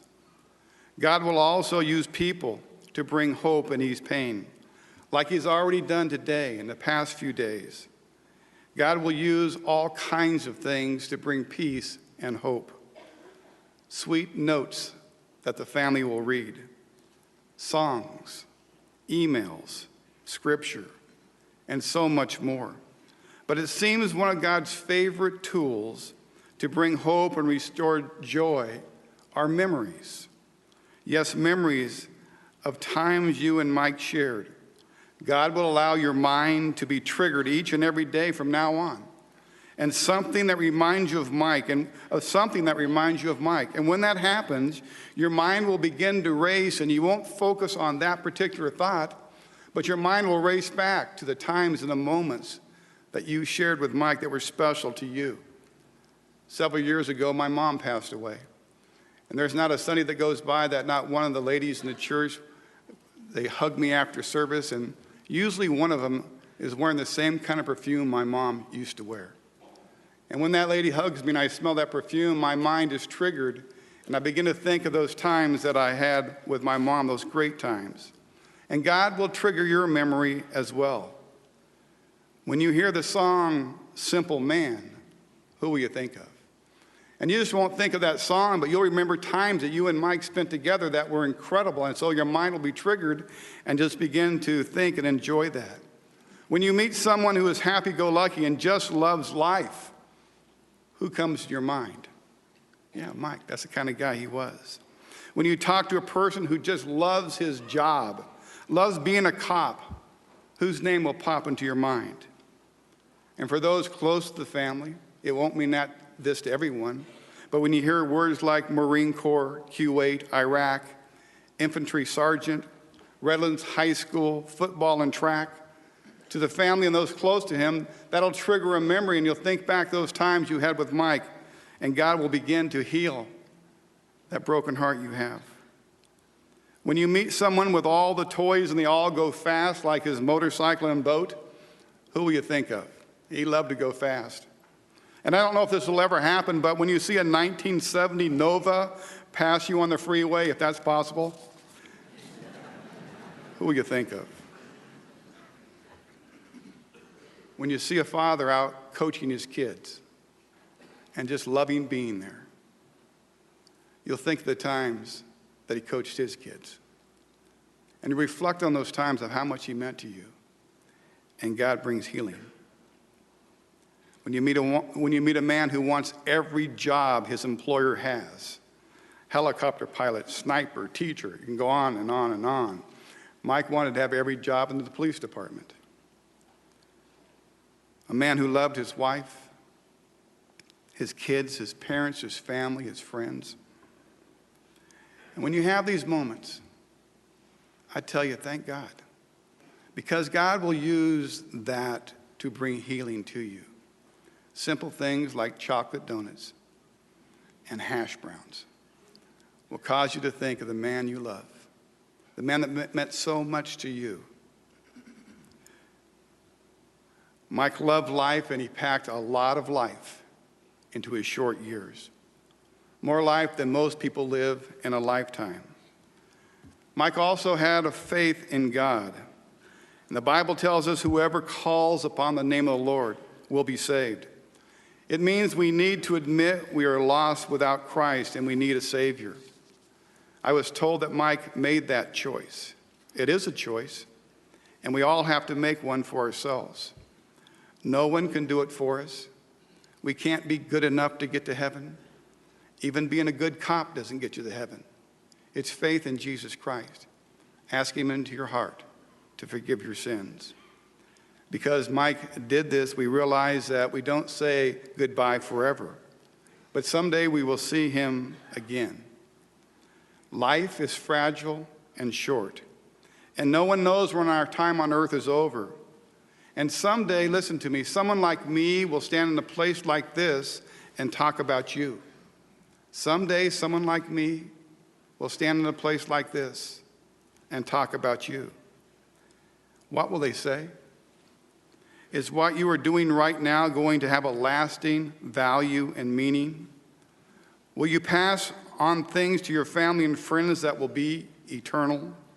Will people be able to stand and talk about you like you've heard people stand and talk about Mike today?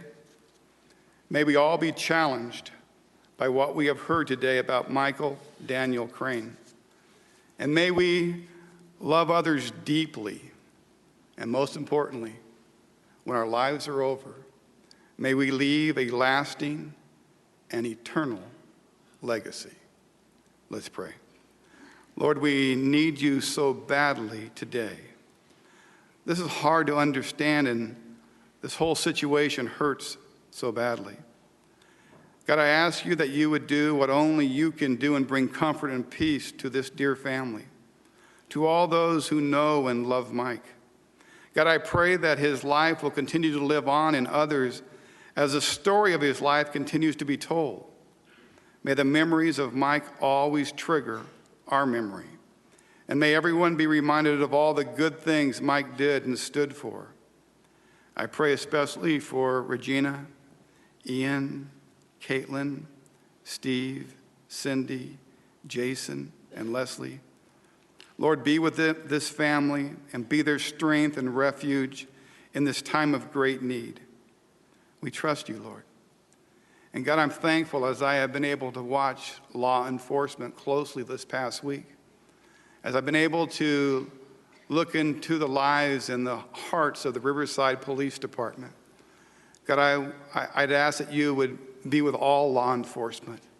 I'd pray you give them strength where today there may not be any strength left from all they've done. I pray you protect them, keep them safe. I pray, God, that they would understand how they're appreciated and loved. And God, I'm thankful for the Riverside Police Department. I'm thankful for what they mean to this city. I'm thankful, God, and I see why, as I've seen it up close, why Mike loved them so much. And so, God, we just ask you to be God. We trust you and we thank you for all you've done and for what you will do. And we ask all these things in your Son's precious name. Amen.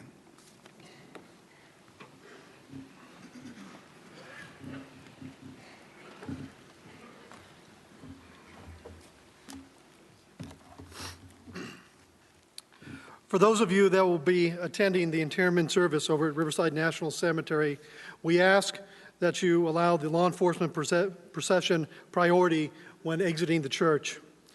You're then free to join the procession after all the marked units have gone by. If you do not plan on attending the service, we ask that you allow those vehicles in the procession to leave first. Assisting law enforcement personnel will then help you exit the parking lot. I want to thank you again on behalf of the Crane family for attending this service. I'd also like to let you know that there will be a reception after the internment here at the Grove Church sometime around 4 p.m. If I could, I'd like to have all Riverside Police Department personnel please rise.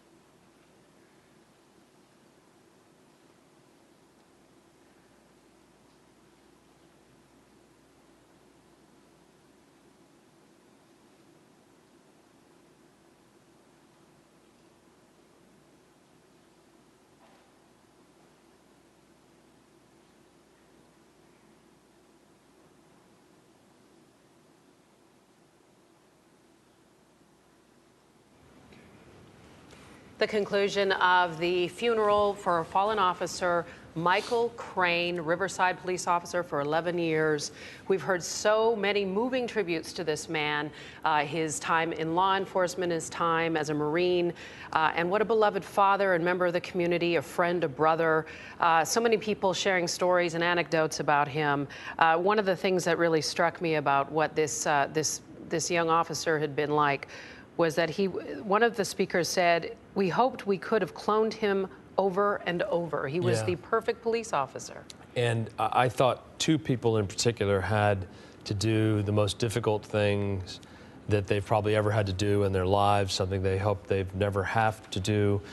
Chief Sergio Diaz, the chief of the Riverside Police Department, speaking directly to Ian and Caitlin, the children of Michael Crane, how difficult that would be to talk to them about what a wonderful father their father was. And then Regina Crane, his widow, as she put it, people thought she was nuts and crazy to be up there to speak to everyone, but she wanted everyone to know about the man that she will miss, talking about the perfect relationship that they had, and you get a sense of the emptiness that lies ahead for her. You know, and one thing that struck me is that, and we heard from Pastor Tom Lance, who is challenging people to essentially, you know, ask themselves, you know, have you lived a life worth living? And the poet William Wordsworth said something that someone sent this to me when my father passed, and it was, the best portion of a good man's life, his little, nameless, unremembered acts of kindness and love. We heard so many of those today about Michael Crane. Let's go ahead and listen in to the bagpipes.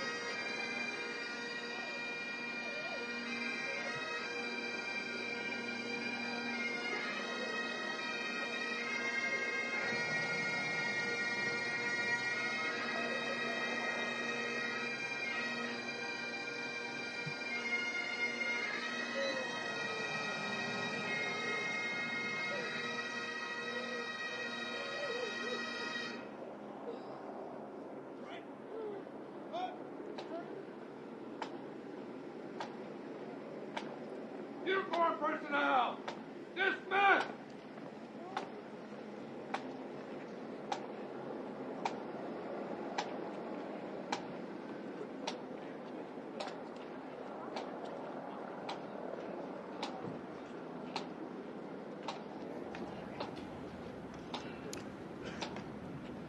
Life is fragile and short, and we don't know when our time is over. Those are the words of Pastor Tom Lance, who spoke during a very moving funeral service at the Grove Community Church. We know now that from here, the procession will move to the Riverside National Cemetery. There will be a graveside service there approximately 2:15. Logistically, that's going to be quite a challenge to get all of those people all that way. You can see on the screen here, this is the route the procession will take, starting at the Grove Community Church and working their way to the Riverside National Cemetery. And we understand it is an open service at Graveside. That's right. Riverside National Cemetery, a beautiful place. It's where my father was interred, and it's a fitting place for a U.S. Marine, Michael Crane. He was a sergeant in the U.S. Marine Corps, as well as an officer in the Riverside Police Department. We are going to break away from this momentarily, and we are going to return to it because we have Wendy Birch there, and we also have Gail Anderson, who is near the cemetery, and we are going to talk to both of them shortly, right now. We want to take a respectful break. We'll be right back.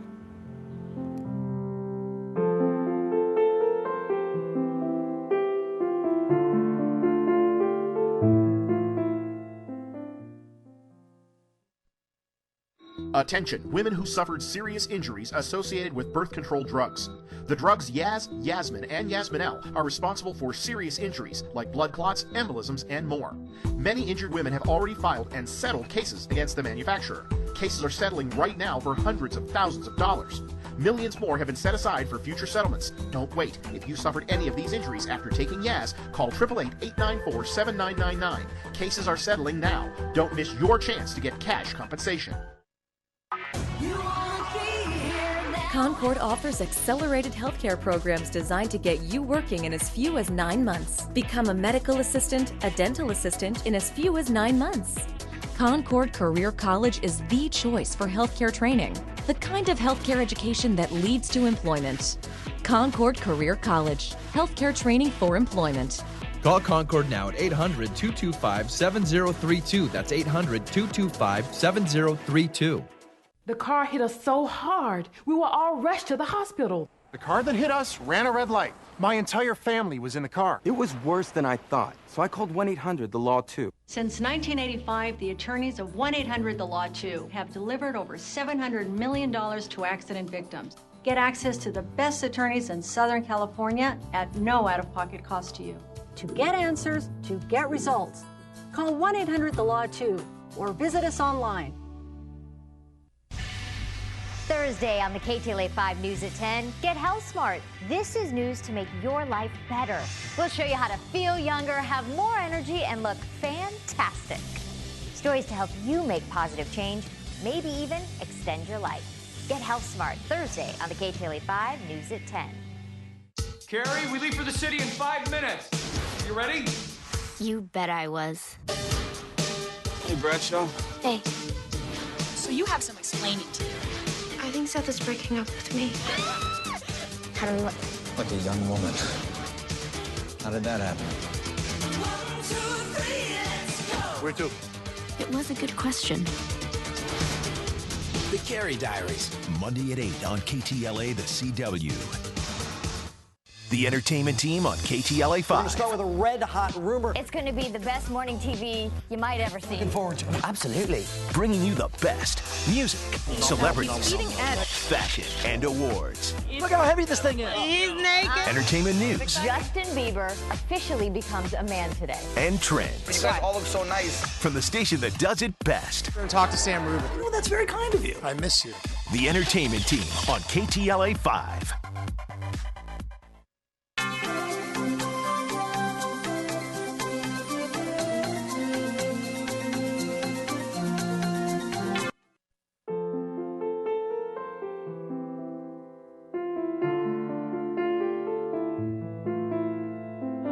Officer Michael Crane. The funeral has just finished at Grove Community Church in Riverside, well attended, over 4,000 people inside for the beautiful and touching ceremony.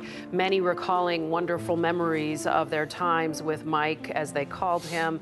Sergio Diaz, who's the chief of police for the Riverside PD, said, addressed the family directly by name, named each of the family members, and said thank you on behalf of the Riverside Police Department and a humble and grateful community. Thank you for the life of Michael, which I found really poignant and really moving for him to say, we thank you for allowing your loved one to give his life to our community. It always feels awkward to say when a life has passed that it was a beautiful service, but just as an outsider looking in, that was a beautiful service. If the purpose of this is to pay tribute to a person's life, that was a beautiful tribute to this person's life. Wendy Birch is just outside, has been talking to a number of officers on the way in. Wendy, where are you now?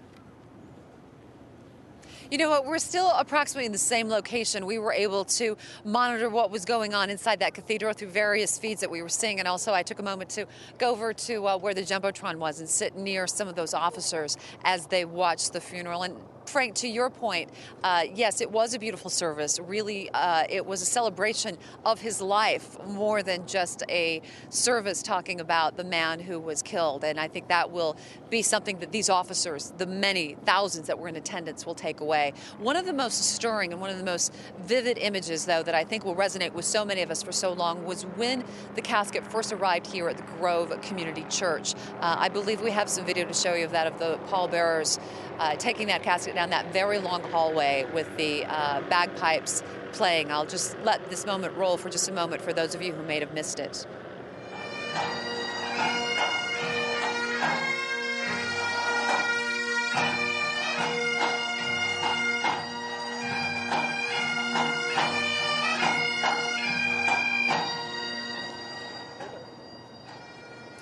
Again, anytime a law enforcement officer or a firefighter loses their life, it's always customary and tradition to have those bagpipes playing, and it certainly added to the significance of that moment. While inside during the ceremony, Frank and Michaela, you touched on some of the moments that resonated with you. We were able to gather a collection of some of the things that were said that we believe will stand the test of time and many people will take away. Here's just some of those thoughts. Your dad was a tough guy. And because he was tough, he knew he could be kind and gentle. I have no doubt that that's what he wishes for you, for both of you, as you grow up. You know, he was taken from us way too early and never got to make his mark on this world. But after seeing this, that's just not true. How many people can say that they've done acts of valor? My brother can.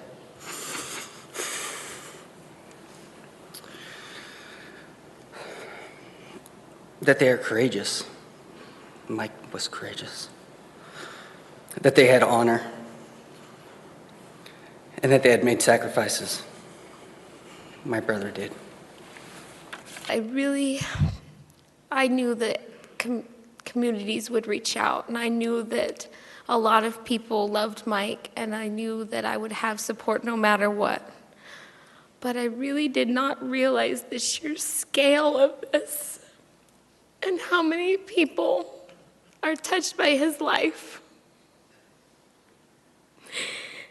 It gives me really great comfort to see that, and I want to thank you all.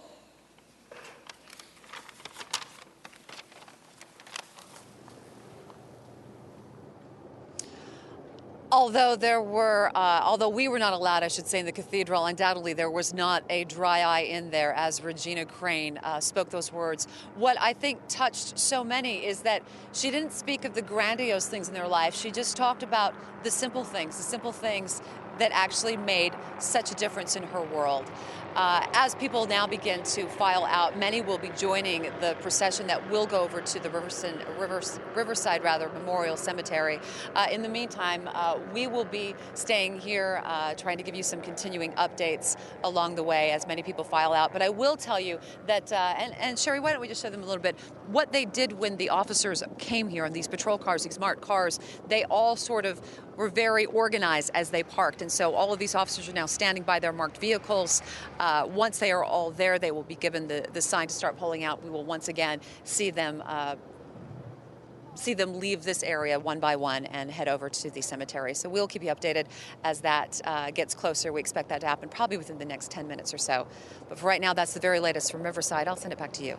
Much, Wendy. We see the logistics that have to go on, and they have support teams that are there helping make sure that this all goes smoothly. Law enforcement from all around the states and all around the state are here paying respects to the fallen officer. As they move towards the area where they're going to carry on the procession, we're going to stay with this. It's interesting. One of the things the pastor was saying, again, I keep going back to this, and the importance of these traditions, we as humans need that closure. We need to heal and we need to move on. And he acknowledged the fact, and he says, quote, Mike's loss leaves us angry, upset, and confused and looking for answers. But he went on to try and comfort the congregation, as pastors are known to do, to try and give them some hope and encourage them, as Frank, you were telling us, about leaving a lasting and eternal legacy themselves. And Regina, acknowledging to everyone assembled here that this gives her some measure of comfort that so many people came out to honor her husband. We're going to take a short break right now. We'll resume our coverage in a moment.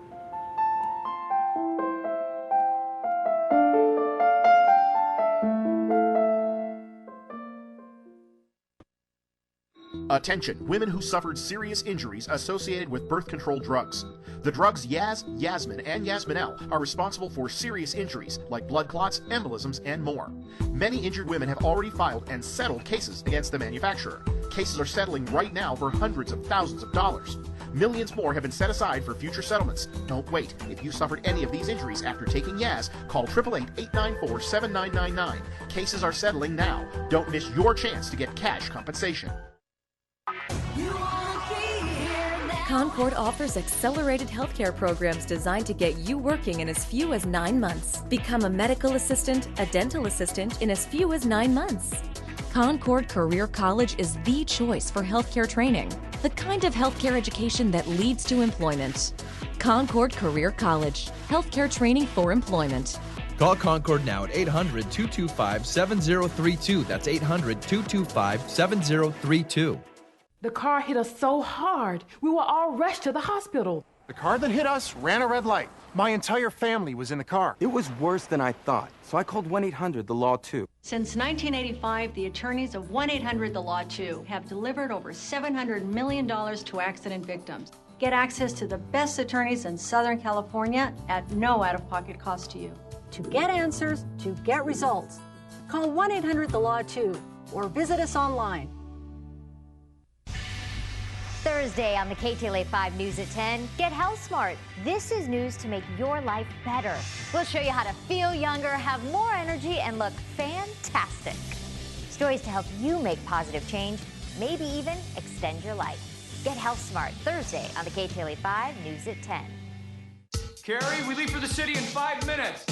You ready? You bet I was. Hey, Bradshaw. Hey.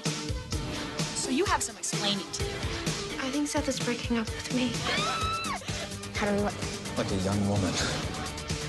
How did that happen? 1, 2, 3, let's go. Where to? It was a good question.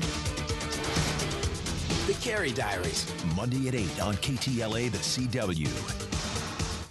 The entertainment team on KTLA 5. We're going to start with a red-hot rumor. It's going to be the best morning TV you might ever see. Looking forward to it. Absolutely. Bringing you the best music, celebrities, Leading edge. fashion, and awards. Look how heavy this thing is. He's naked. Entertainment news. Justin Bieber officially becomes a man today. And trends. You guys all look so nice. From the station that does it best. I'm going to talk to Sam Rubin. Oh, that's very kind of you. I miss you.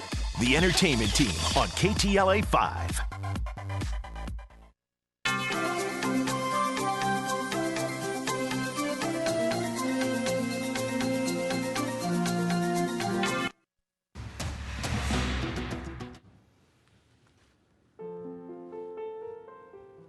And back again outside of the Grove Community Church in Riverside as we await the procession that will take Michael Crane, his family, 400 police officers from the Riverside Police Department, hundreds, if not thousands, of other officers from various police departments, and members of the community who will follow the official police procession over to Riverside National Cemetery, where there will be a final service for Michael Crane.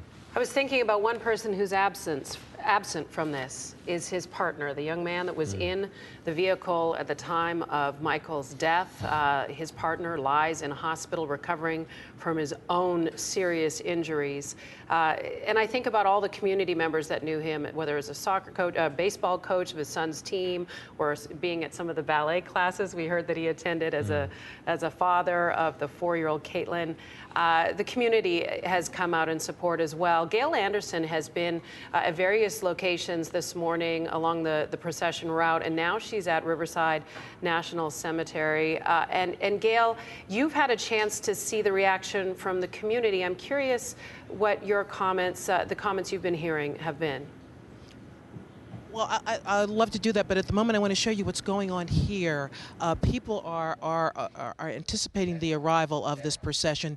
You see Marines there, because this Riverside National Cemetery, Michaela, is an important place for folks who are not familiar with the facility. The Marines are there. They're on a path, and they're going to line the path along with police and other branches of the military and any police officer who wants to line the path when the hearse arrives. The hearse is not going to be too far from where they are standing, and they're going to stand at attention as the casket is removed from the hearse and comes all the way down a path here as we show you more of the Riverside National Cemetery, a most important place, more than 700 acres here, dedicated to the interment of U.S. military personnel, Marines here because Officer Crane was Marine. This is the third largest cemetery managed by the National Cemetery Administration, established in 1976. There are memorial circles here, lakes as you can see there, and a memorial amphitheater. That's what we want to show you right now, because this is where the ceremony will take place before the final burial. This facility is home to Medal of Honor winners. It's a memorial, one of 4 sites recognized as such in the country. If you're not familiar with what the Medal of Honor is all about, we just had a recipient the other day.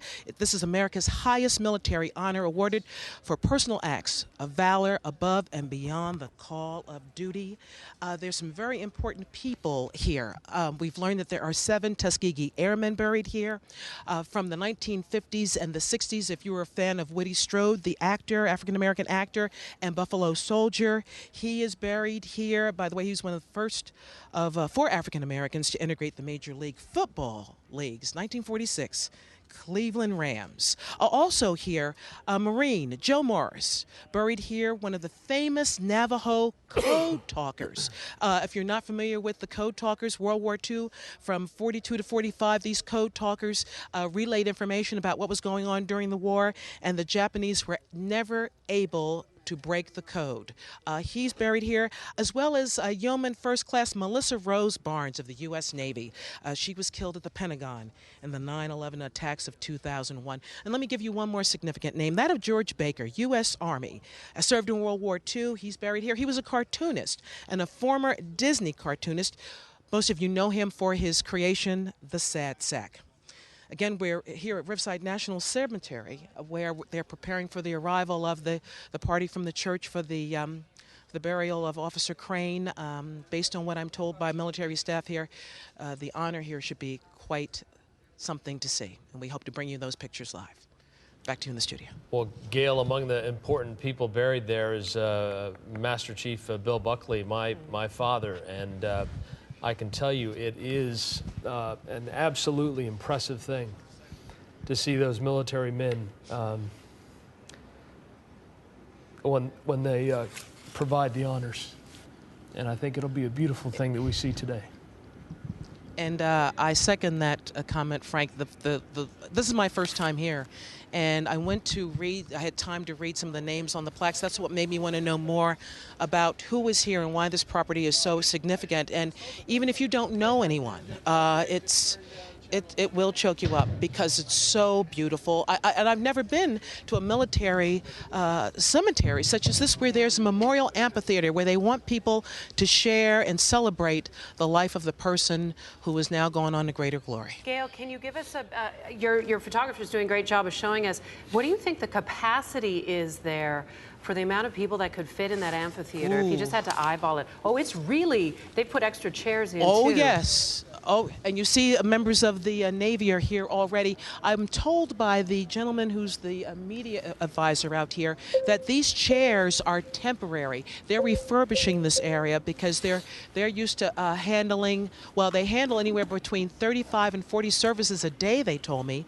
And they're refurbishing all this. There were benches here, but they're going to make it even larger to handle even more people who might need to use this facility and to honor their loved ones. So as you can see, it's a huge amphitheater that is undergoing renovation, but they're prepared for what's going to happen today. And what a beautiful day. We were just enjoying the vista as you were showing us, as you were panning, your shot was panning around. You see the mountains off in the distance with a little bit of snow on them. This is a beautiful day. It's warm, and it's just a gorgeous scene. Do you get a sense that this ceremony will be conducted by the military then, correct? Yes. This is all about the military here. We've seen, I've met members of the veterans out here, as well as current enlisted men and women here.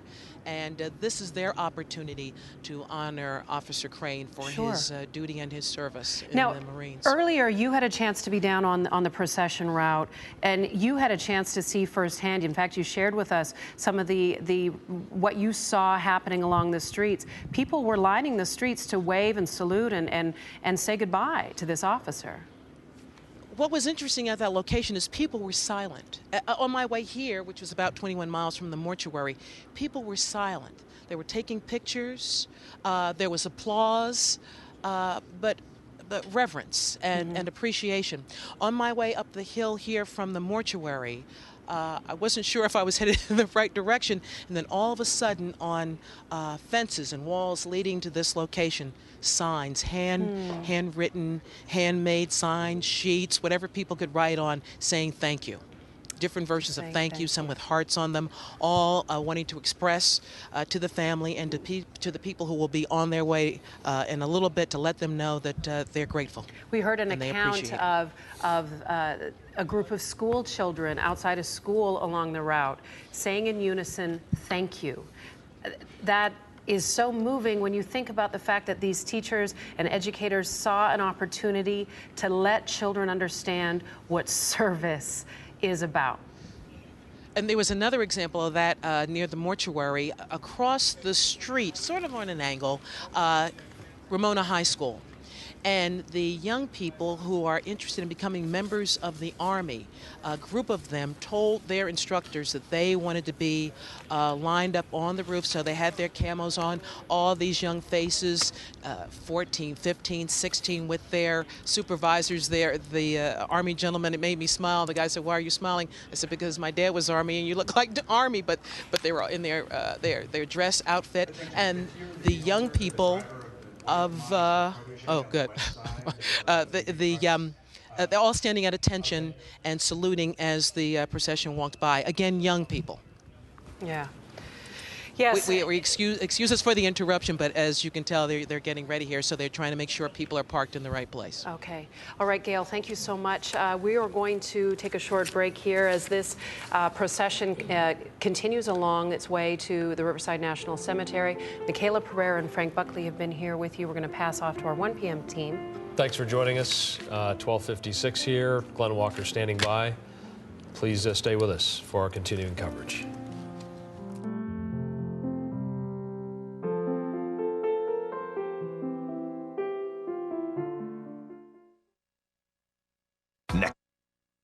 Attention, women who suffered serious injuries associated with birth control drugs. The drugs Yaz, Yasmin, and Yasmin-L are responsible for serious injuries like blood clots, embolisms, and more. Many injured women have already filed and settled cases against the manufacturer. Cases are settling right now for hundreds of thousands of dollars. Millions more have been set aside for future settlements. Don't wait. If you suffered any of these injuries after taking Yaz, call 888-894-7999. Cases are settling now. Don't miss your chance to get cash compensation. Concord offers accelerated healthcare programs designed to get you working in as few as 9 months. Become a medical assistant, a dental assistant in as few as 9 months. Concord Career College is the choice for healthcare training, the kind of healthcare education that leads to employment. Concord Career College, healthcare training for employment. Call Concord now at 800-225-7032. That's 800-225-7032. The car hit us so hard, we were all rushed to the hospital. The car that hit us ran a red light. My entire family was in the car. It was worse than I thought, so I called 1-800-THE-LAW 2. Since 1985, the attorneys of 1-800-THE-LAW 2 have delivered over $700 million to accident victims. Get access to the best attorneys in Southern California at no out-of-pocket cost to you. To get answers, to get results, call 1-800-THE-LAW 2 or visit us online. Thursday on the KTLA 5 News at 10, get health smart. This is news to make your life better. We'll show you how to feel younger, have more energy, and look fantastic. Stories to help you make positive change, maybe even extend your life. Get health smart Thursday on the KTLA 5 News at 10. Carrie, we leave for the city in 5 minutes. You ready? You bet I was. Hey, Bradshaw. Hey, So you have some explaining to do. I think Seth is breaking up with me. How do we look? Like a young woman. How did that happen? Where to? It was a good question. The Carrie Diaries. Monday at 8 on KTLA, the CW. The entertainment team on KTLA 5. We're going to start with a red-hot rumor. It's going to be the best morning TV you might ever see. Looking forward to it. Absolutely. Bringing you the best music, celebrities, fashion, and awards. Look how heavy this thing is. He's naked. Entertainment news. Justin Bieber officially becomes a man today. And trends. You guys all look so nice. From the station that does it best. We're going to talk to Sam Rubin. Oh, that's very kind of you. I miss you. The entertainment team on KTLA 5.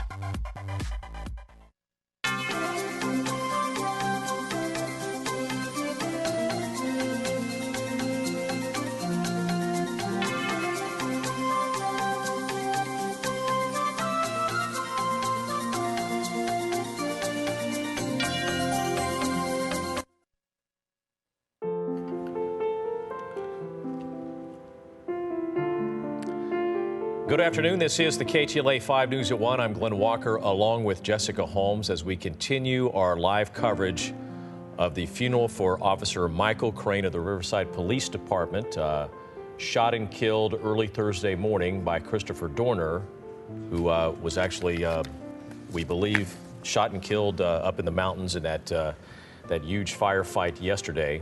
And we believe as that investigation continues, we are now watching the funeral procession. And if you've been watching us throughout the morning, we took you live inside the funeral, which was incredibly moving, somber. It had moments that really had such weight because of the family members that got up and spoke. And for everyone watching and everyone involved, and just looking at the streets here in Riverside, people that felt the need to get out on the corner and show their love and support to the family, really is moving and touching to see that. Some 8,000 people were expected today at this funeral. 4,000 was the capacity of the Grove Community Church, and they set up additional seating outside. And the service lasted for quite some time. Many people got up and gave their memories of Michael Crane, who was such a kind, generous, sweet man. That's certainly the sentiment. And his wife, who is now a widow, Regina Crane, got up and spoke so eloquently. She was emotional, but she really was powerful in the way she spoke about her husband. And it's just amazing to see that somebody who's suffering at this time, to be able to to speak that way in front of such a large audience? Well, you could, say basically, she stepped up to the plate. She sure did. That she said, a lot of people thought she was crazy to. She herself stand up said that. Yeah, to stand up there and talk about her husband, who a lot of people, in spite of what he's accomplished in his life, that described as a simple man. But here's somebody who was in the Marines. He fought, Iraq, Afghanistan. He came home, became a Riverside police officer. The father of two children. He was a little league coach. And one of the toughest things I heard was, I guess this was his 10-year-old son said that, baseball practice the night before that, he hugged his dad after practice, and he said if he would have known, he would have hugged him a little bit longer. Yeah. And as a father, with a son and who I helped coach in baseball, that just, brings back a lot of memories. Yeah, 10-year-old son, Ian, a daughter who's just 4, Caitlin, mother and father, Stephen and Cynthia were there, brother and sister, his brother spoke, Jason. And look at that lineup watching the hearse go by. Yeah, the funeral procession now, the service is over. They're now making their way to Riverside National Cemetery because he is a veteran. He will be buried as a veteran and an American hero and certainly a local hero in the community of Riverside. 11 years he spent on the force there. And, this was his community. This is where he lived. This is where he knew so many people. And what we've also gathered from today is that this is a brotherhood, a sisterhood of people who serve on our, police department and our law enforcement, that they come together in moments like these. Not only do they come together, but they literally circle around the family and say, we're here for you, not just when he was alive, but after his death. We are here for you for the long haul. However you need us, we'll be there. Well, before the church service, Wendy Birch, was interviewing other officers, 400 officers in the Riverside Police Department alone. Of course, they are all there. Other agencies have come into Riverside to pick up the slack and serve the community and, keep things safe while they are dealing with this today. But there were, hundreds of officers from Corona, Inglewood, Los Angeles that were also there to pay their respects to this officer who lost his life last Thursday morning.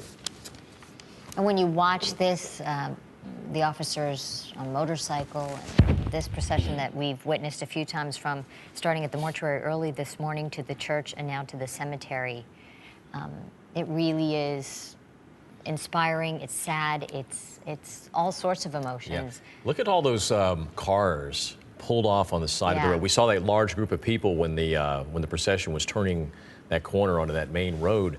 But look at all the vehicles that have pulled off on the side of the road where there's no place to park really, and they just pulled off on the shoulder, and they're just they're sitting there. They're all out of their automobiles and just standing there as this procession makes its way toward Riverside National Cemetery. Riverside Police Chief Sergio Diaz actually gave the eulogy at the service, and he gave a quote about Michael Crane just yesterday, and he said he was a good man, we will sorely miss him, and we recognize the void he leaves in this department is nothing compared to the void he leaves for his family, and how true that is. So many people who knew him, Riverside Police Sergeant Brian Smith said he was always ready with a smile and a joke. He was the kind of guy, they said, that, if you were moving, he'd be the first one there with his truck to help you do whatever it is you needed to do. And you heard that sentiment many times today from people who knew him. His old football coach from Redlands High School said the same thing, a team player. Even though he never started on the football team, he said he was always the guy that was just, put me in, coach. And we heard that sentiment repeated several times today.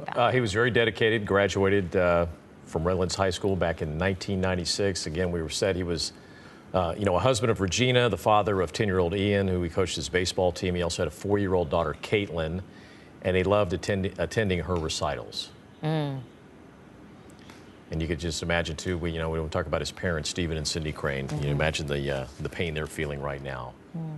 Pain, but also a lot of pride, and I would have to think probably a bit stunned by the turnout of all these people coming to pay their respects to their son, who basically gave his life for his community. And that's what his wife mentioned when she spoke at the funeral. She said, I knew this was a big story. I knew this was a big deal, but I had no idea the outpouring that I would see today. And she was really taken aback by that, as you can imagine. Well, it looks like things are slowing down here a bit, so it looks like they have probably arrived here at Riverside National Cemetery, and you can see all of those gentlemen on either side of the road flanking the procession, all holding those American flags. And I think that's a good bet that those are, you always see those veterans that are going around on motorcycles, on their Harleys, and I believe that is who we are looking at right here. Yeah. We also know that he was a Marine and is being escorted by the Patriot Guard Riders. And those are some of the individuals possibly with the flag standing that were at the church and now at the cemetery. Covering the service for us this morning is KTLA 5's Wendy Birch. She's now along the procession route there. Wendy, what can you tell us? Well, we're standing just right where these marked vehicles are now exiting, and you quickly lose count when you talk about the number of vehicles that are making their way now to the Riverside National Cemetery. As we look over to the parking lot, and Sherry, why don't you just pan the camera on over? You'll see the cars in preparation to single file and to pull out of this parking lot. We expect, and we have, like I said, we lost count, but we anticipate that there's probably close to 1,000 vehicles from all sorts of jurisdictions. In fact, as you just look at the vehicles going by, it's the Los Angeles County Sheriff's Department, it's Alameda County, it's San Bernardino, it's you name it, Fountain Valley, Riverside. All of these jurisdictions coming together. Right now, the city of Orange is passing us, and it really speaks again to the brotherhood and to the united front that was here today. When we talk about the service, and I know, Glenn and Jessica, you touched on some of the notable moments in that service. It truly was a celebration of Officer Crane's life. Some of the most notable moments in there were just when people spoke from their heart about the simple things that made such a difference in the life of those who were touched by Michael Crane. One of the most stirring moments, though, and I think one of those indelible images that will last with so many of us, is when the casket arrived here at the Grove Community Church and when those pallbearers carried that casket inside. Let's just take a look at that video and sort of let those pictures speak for themselves.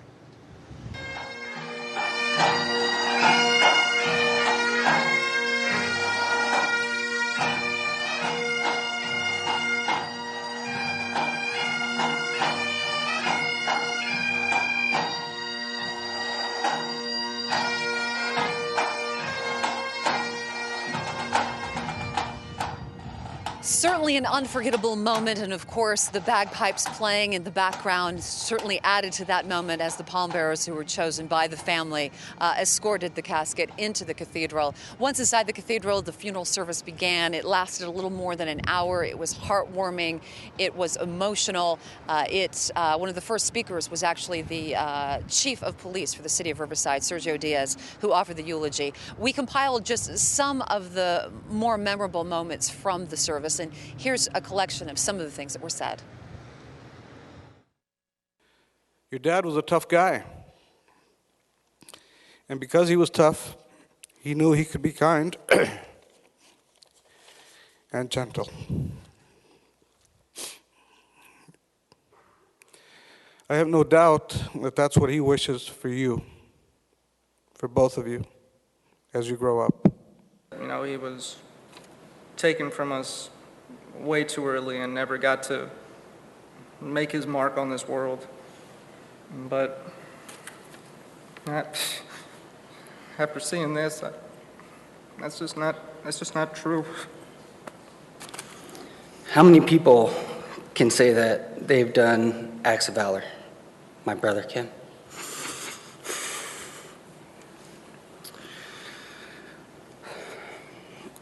That they are courageous. Mike was courageous. That they had honor. And that they had made sacrifices.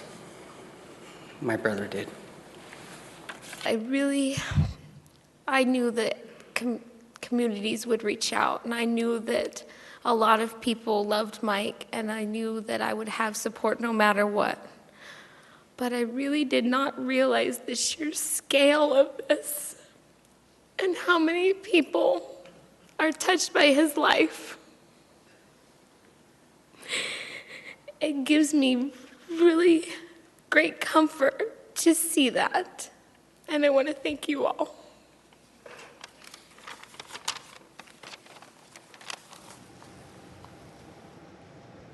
And those words certainly exemplified the statement that was on the program that said, "A life too short, a love so great, feelings too deep for words." That's the very latest from Riverside. I'm Wendy Birch. I'll send it back to you.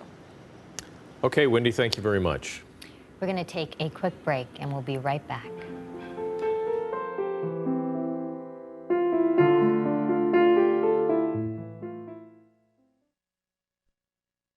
Attention, women who suffered serious injuries associated with birth control drugs. The drugs Yaz, Yasmin, and Yasmin-L are responsible for serious injuries like blood clots, embolisms, and more. Many injured women have already filed and settled cases against the manufacturer. Cases are settling right now for hundreds of thousands of dollars. Millions more have been set aside for future settlements. Don't wait. If you suffered any of these injuries after taking Yaz, call 888-894-7999. Cases are settling now. Don't miss your chance to get cash compensation. Concord offers accelerated healthcare programs designed to get you working in as few as 9 months. Become a medical assistant, a dental assistant in as few as 9 months. Concord Career College is the choice for healthcare training, the kind of healthcare education that leads to employment. Concord Career College, healthcare training for employment. Call Concord now at 800-225-7032. That's 800-225-7032. The car hit us so hard, we were all rushed to the hospital. The car that hit us ran a red light. My entire family was in the car. It was worse than I thought, so I called 1-800-THE-LAW 2. Since 1985, the attorneys of 1-800-THE-LAW 2 have delivered over $700 million to accident victims. Get access to the best attorneys in Southern California at no out-of-pocket cost to you. To get answers, to get results, call 1-800-THE-LAW 2 or visit us online. Thursday on the KTLA 5 News at 10, get health smart. This is news to make your life better. We'll show you how to feel younger, have more energy, and look fantastic. Stories to help you make positive change, maybe even extend your life. Get health smart Thursday on the KTLA 5 News at 10. Carrie, we leave for the city in 5 minutes. You ready? You bet I was. Hey, Bradshaw. Hey, So you have some explaining to do. I think Seth is breaking up with me. How do we look? Like a young woman. How did that happen? Where to? It was a good question. The Carrie Diaries, Monday at 8 on KTLA, the CW. The entertainment team on KTLA 5. We're going to start with a red-hot rumor. It's going to be the best morning TV you might ever see. Looking forward to it. Absolutely. Bringing you the best music, celebrities, fashion, and awards. Look how heavy this thing is. He's naked. Entertainment news. Justin Bieber officially becomes a man today. And trends. You guys all look so nice. From the station that does it best. We're going to talk to Sam Rubin.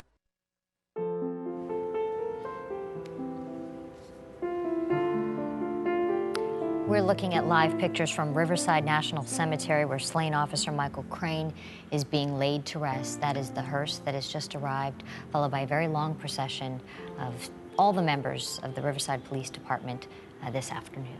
Right now, let's go out to Riverside National Cemetery where KTLA's Gail Anderson is standing by live, where she's been most of the morning. Gail?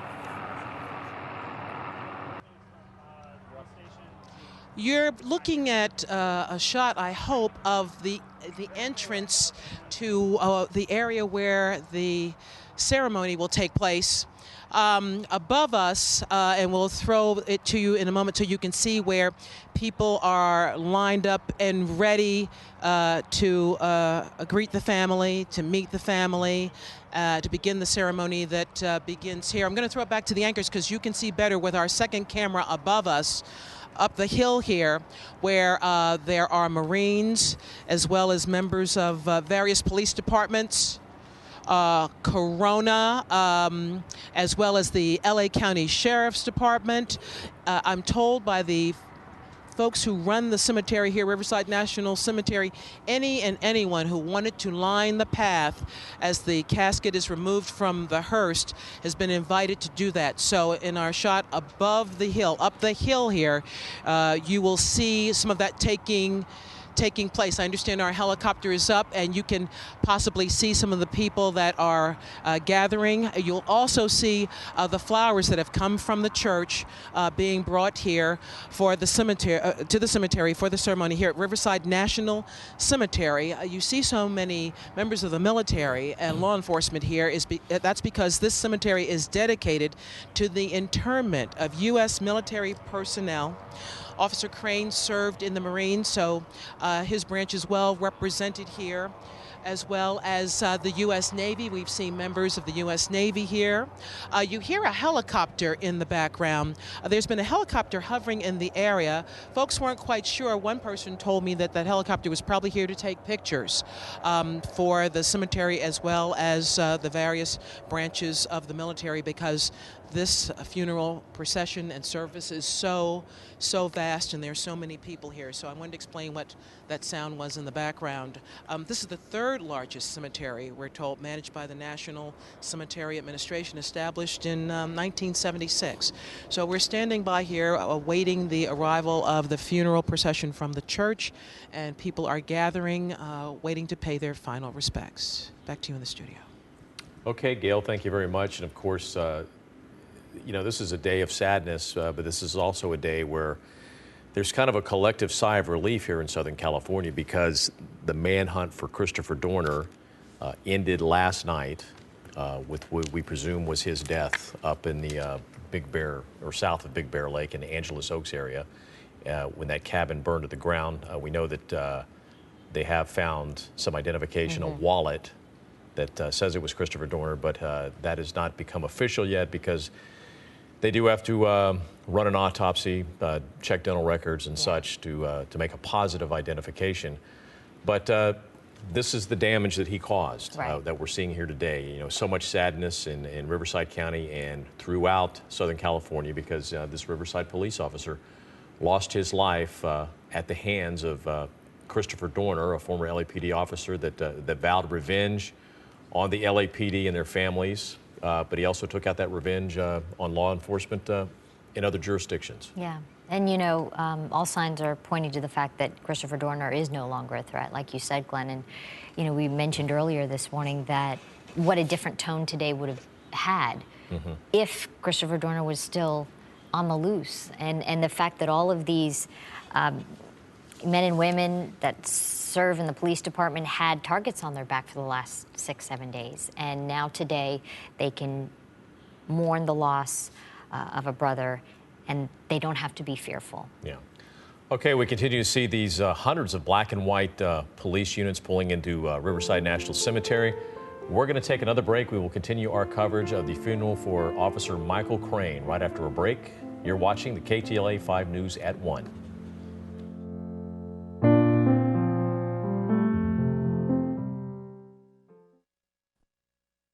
Attention, women who suffered serious injuries associated with birth control drugs.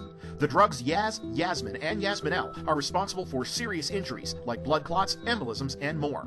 Many injured women have already filed and settled cases against the manufacturer. Cases are settling right now for hundreds of thousands of dollars. Millions more have been set aside for future settlements. Don't wait. If you suffered any of these injuries after taking Yaz, call 888-894-7999. Cases are settling now. Don't miss your chance to get cash compensation. Concord offers accelerated healthcare programs designed to get you working in as few as 9 months. Become a medical assistant, a dental assistant in as few as 9 months. Concord Career College is the choice for healthcare training, the kind of healthcare education that leads to employment. Concord Career College, healthcare training for employment. Call Concord now at 800-225-7032. That's 800-225-7032. The car hit us so hard, we were all rushed to the hospital. The car that hit us ran a red light. My entire family was in the car. It was worse than I thought, so I called 1-800-THE-LAW 2. Since 1985, the attorneys of 1-800-THE-LAW 2 have delivered over $700 million to accident victims. Get access to the best attorneys in Southern California at no out-of-pocket cost to you. To get answers, to get results, call 1-800-THE-LAW-2 or visit us online. Thursday on the KTLA 5 News at 10, get health smart. This is news to make your life better.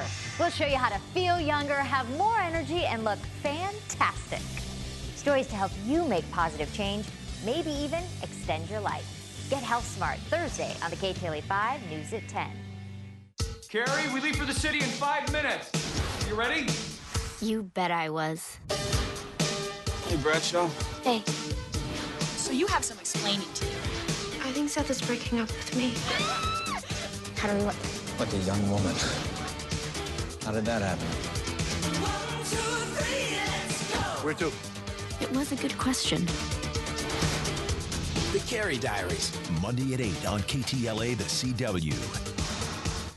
The entertainment team on KTLA 5. We're going to start with a red-hot rumor. It's going to be the best morning TV you might ever see. Looking forward to it. Absolutely. Bringing you the best music, celebrities, fashion, and awards. Look how heavy this thing is. He's naked. Entertainment news. Justin Bieber.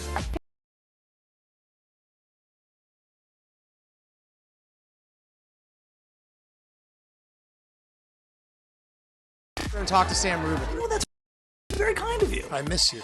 The entertainment team on KTLA 5.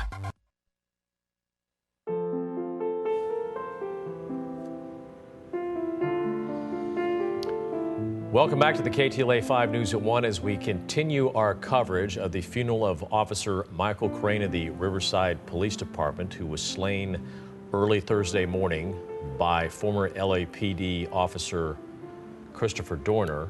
The manhunt for him ending last night, and just that is quite a scene at Riverside National Cemetery, Jessica. Thousands of black and white units, not just from Riverside Police, but from police agencies all around California. It's incredible, and Michael Crane will have full military and police honors as he's laid to rest today.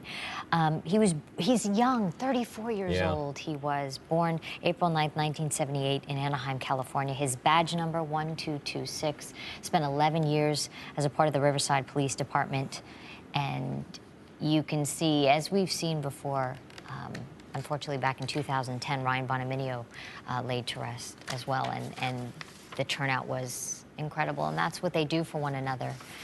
And, you know, we've seen many of the statements from the Riverside Police Department. One says a little bit about who Mike was. They said, and this is a statement from Riverside PD, Mike had a big heart and enjoyed spending time with his wife, Regina, son, Ian, daughter, Caitlin. He loved attending dance recitals with his daughter, coaching his son's baseball team. He also loved his classic 1970s Chevy Nova, which he spent his spare time restoring.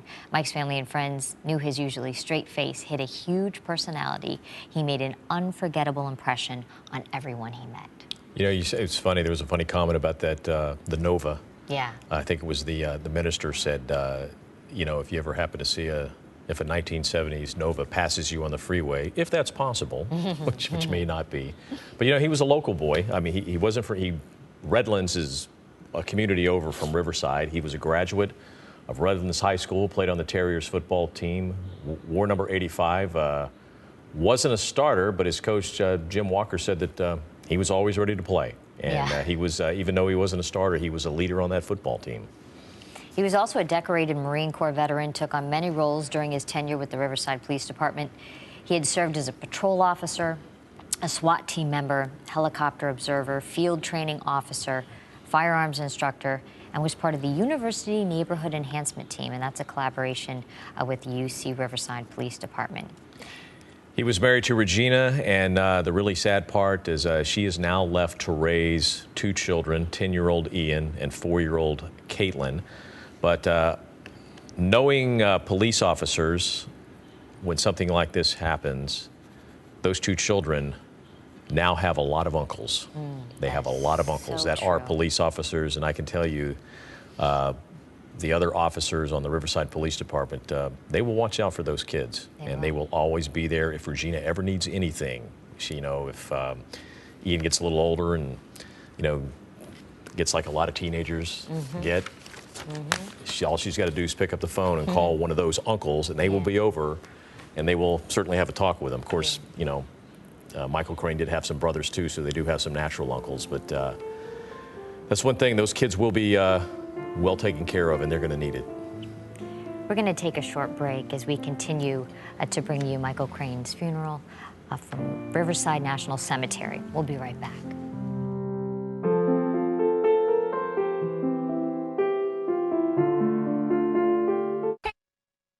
Attention, women who suffered serious injuries associated with birth control drugs. The drugs Yaz, Yasmin, and Yasmin-L are responsible for serious injuries like blood clots, embolisms, and more. Many injured women have already filed and settled cases against the manufacturer. Cases are settling right now for hundreds of thousands of dollars. Millions more have been set aside for future settlements. Don't wait. If you suffered any of these injuries after taking Yaz, call 888-894-7999. Cases are settling now. Don't miss your chance to get cash compensation. Concord offers accelerated healthcare programs designed to get you working in as few as 9 months. Become a medical assistant, a dental assistant in as few as 9 months. Concord Career College is the choice for healthcare training, the kind of healthcare education that leads to employment. Concord Career College, healthcare training for employment. Call Concord now at 800-225-7032. That's 800-225-7032. The car hit us so hard, we were all rushed to the hospital. The car that hit us ran a red light. My entire family was in the car. It was worse than I thought, so I called 1-800-THE-LAW 2. Since 1985, the attorneys of 1-800-THE-LAW 2 have delivered over $700 million to accident victims. Get access to the best attorneys in Southern California at no out-of-pocket cost to you. To get answers, to get results, call 1-800-THE-LAW 2 or visit us online. Thursday on the KTLA 5 News at 10, get health smart. This is news to make your life better. We'll show you how to feel younger, have more energy, and look fantastic. Stories to help you make positive change, maybe even extend your life. Get health smart Thursday on the KTLA 5 News at 10. Carrie, we leave for the city in 5 minutes. You ready? You bet I was. Hey, Bradshaw.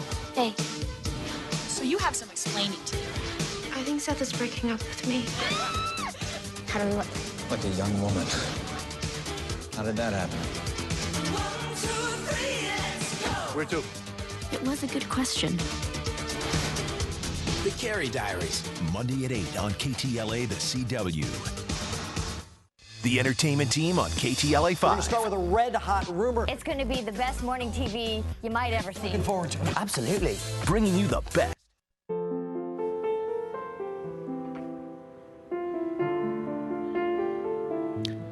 Welcome back to the KTLA 5 News at 1. The time now is 1:29. We continue our live coverage of the funeral of Officer Michael Crane from the Riverside Police Department.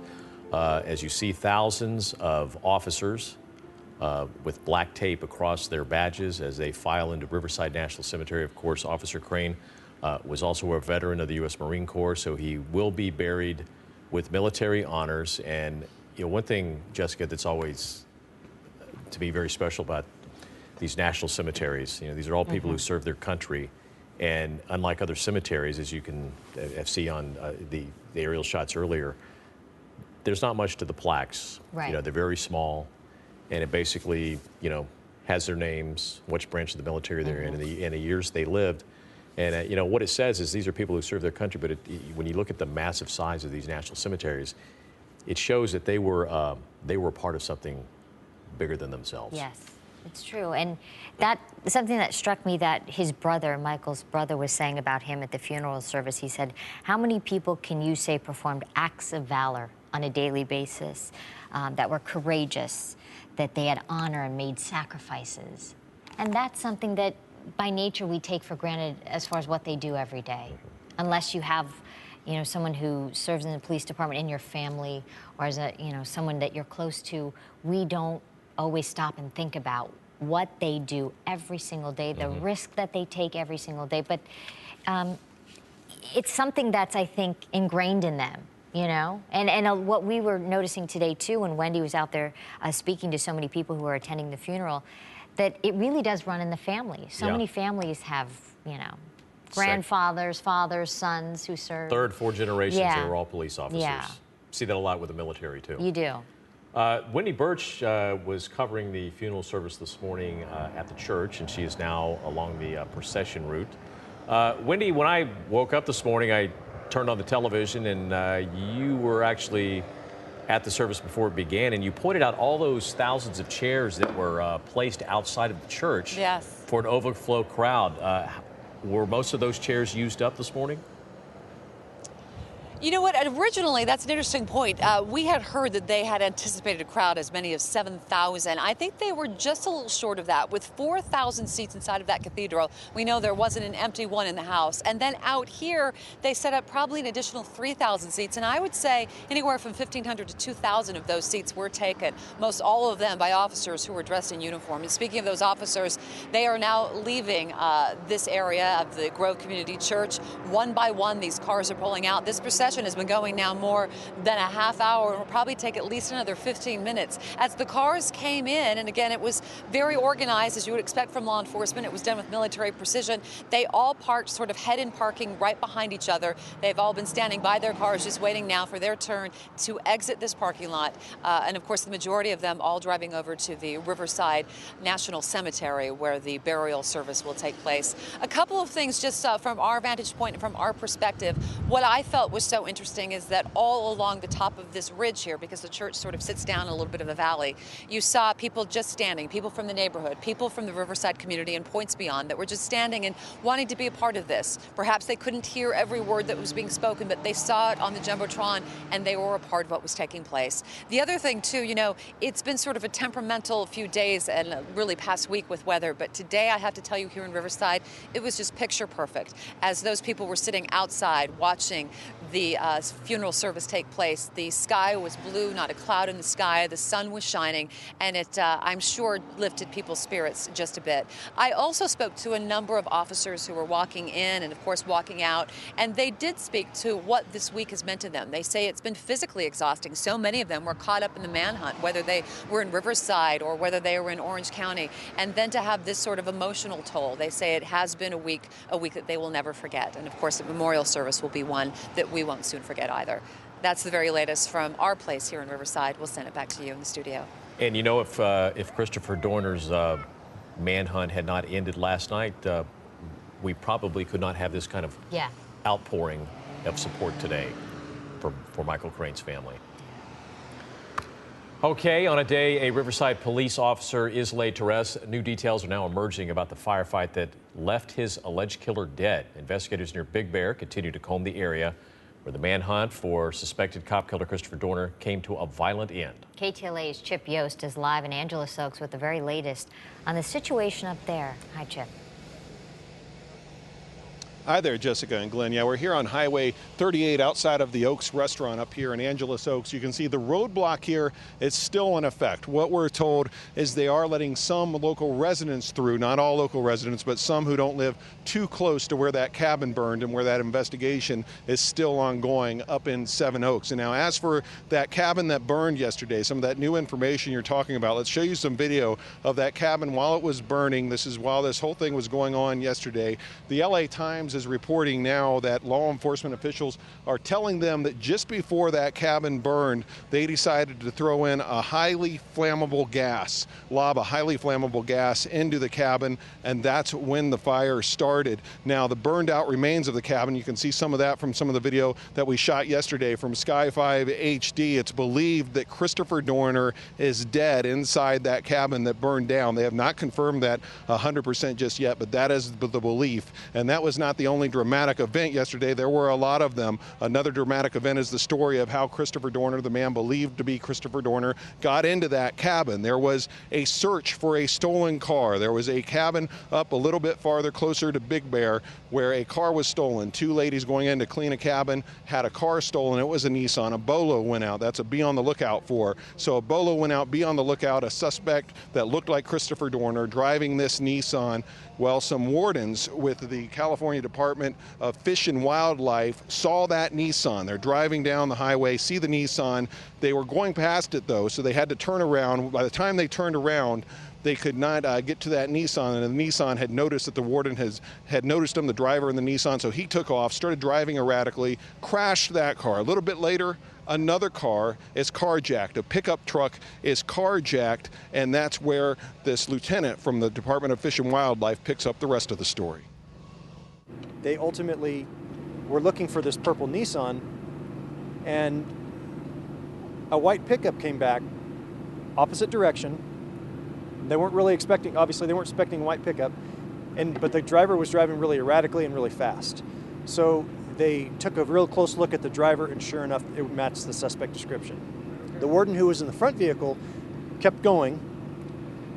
The two wardens in the vehicle right behind him were so close to him, the suspect opened up his window and fired several shots at the second warden vehicle, striking it multiple times. He actually even put rounds inside the cab of the vehicle. Miraculously, neither of the two wardens were hit. Unfortunately, that was not the situation at that cabin during one of the shootouts, one of the initial shootouts when he ran for cover at that cabin. A San Bernardino County Sheriff's deputy, two deputies actually were hit. One of those deputies died from the wounds, so another loss of life in this whole situation. Right now, we're going to bring in Amy Ruiz. She lives up in the area here. We've been talking about that cabin up there, how they've not confirmed whether or not it's Christopher Dorner. All the law enforcement officials we've talked to seem to believe it is Christopher Dorner. All indications are it's him. They just need to go in and get a positive confirmation. But Amy, we were talking to you a little bit earlier. You live up here. You've been going through all this. You said you don't yet believe it's Christopher Dorner up there. I do not. Again, if there's a confirmation that it was Christopher Dorner, I believe in the cops. I believe in what their job and how they're handling it and everything. Then I will believe it. But as far as me believing it right now, no, I do not. Is that just part of the fear that's been up here? Has there been have you been in fear? Have you been living in fear, I guess, for the last week while this manhunt's been going on? Were you in fear that Christopher Dorner might show up at your door possibly? Yes, I have. More so because of my children. It was fear, and the fact that, he has said all kinds of stuff in his manifesto and the way he's been acting. It doesn't show that he would just go down without a fight. Thanks very much for coming and talking to us. That's Amy Reese. She lives around here. But again, Highway 38 still closed at this point as that investigation up the road in Seven Oaks continues. Reporting live, I'm Chip Yost. We'll send it back to you.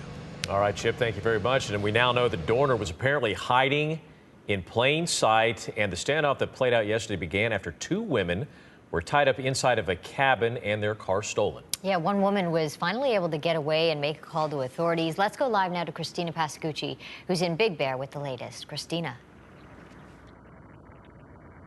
Good afternoon, Glenn, Jessica. Good afternoon, everybody. It is almost unimaginable to think that right here, detectives, sheriff's investigators, and a whole lot of media flooded this parking lot, the command post, well, right across the street, not even a stone's throw away, is where Christopher Dorner was allegedly staying. We don't know how long he was there for, but then look at this. To the right of that building, this building in front, is where our very own crew was staying on Saturday night. We don't know if Dorner was in the cabin next door at the time. We don't know how long he was there, as I mentioned, but they said they heard dogs barking incessantly.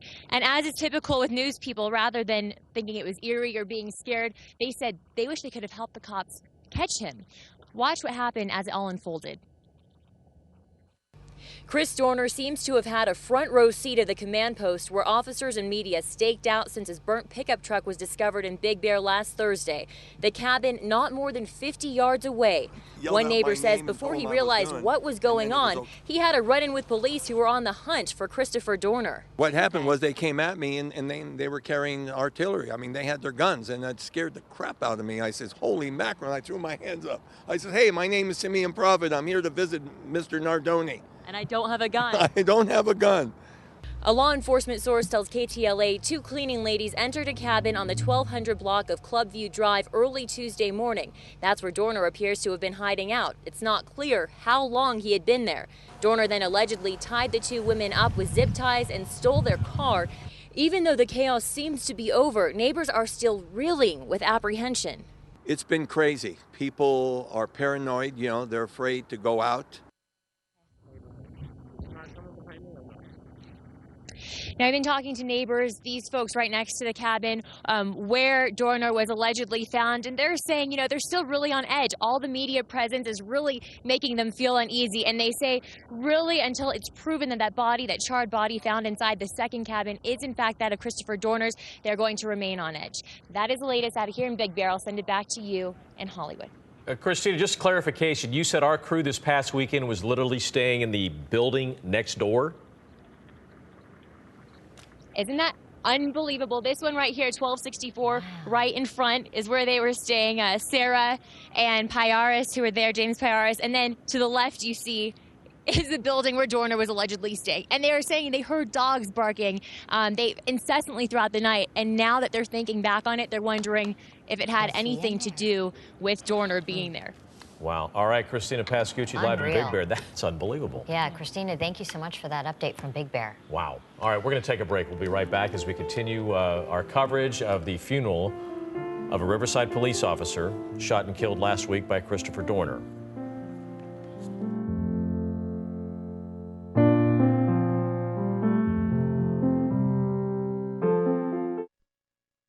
Attention, women who suffered serious injuries associated with birth control drugs. The drugs Yaz, Yasmin, and Yasminel are responsible for serious injuries like blood clots, embolisms, and more. Many injured women have already filed and settled cases against the manufacturer. Cases are settling right now for hundreds of thousands of dollars. Millions more have been set aside for future settlements. Don't wait. If you suffered any of these injuries after taking Yaz, call 888-894-7999. Cases are settling now. Don't miss your chance to get cash compensation. Concord offers accelerated healthcare programs designed to get you working in as few as 9 months. Become a medical assistant, a dental assistant in as few as 9 months.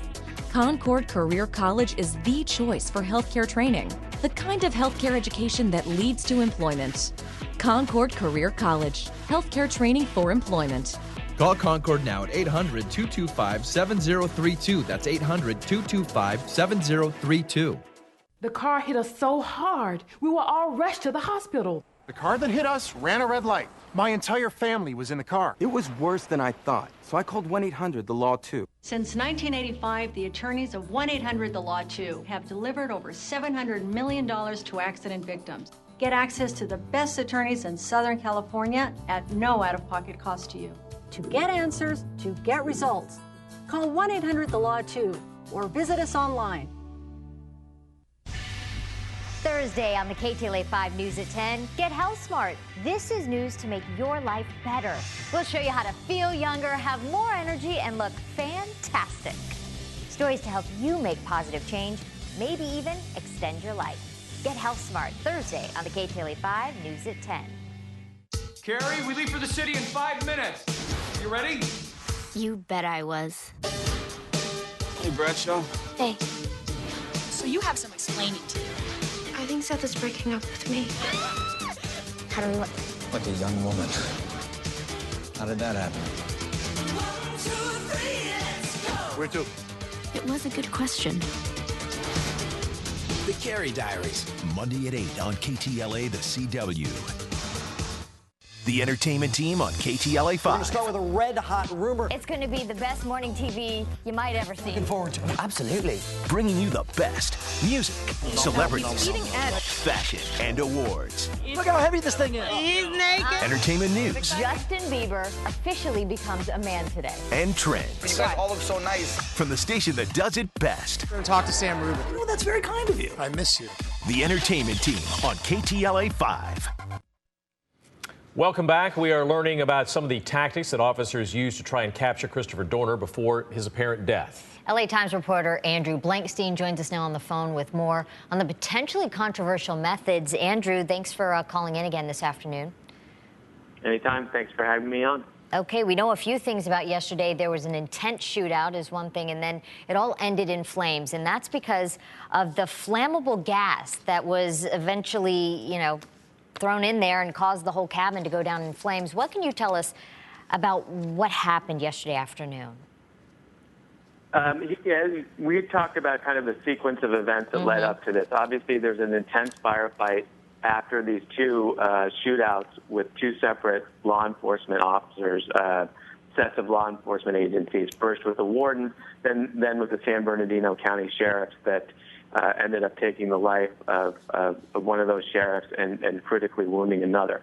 So what ends up happening is that Christopher Dorner is apparently holed up in the cabin. We saw those images.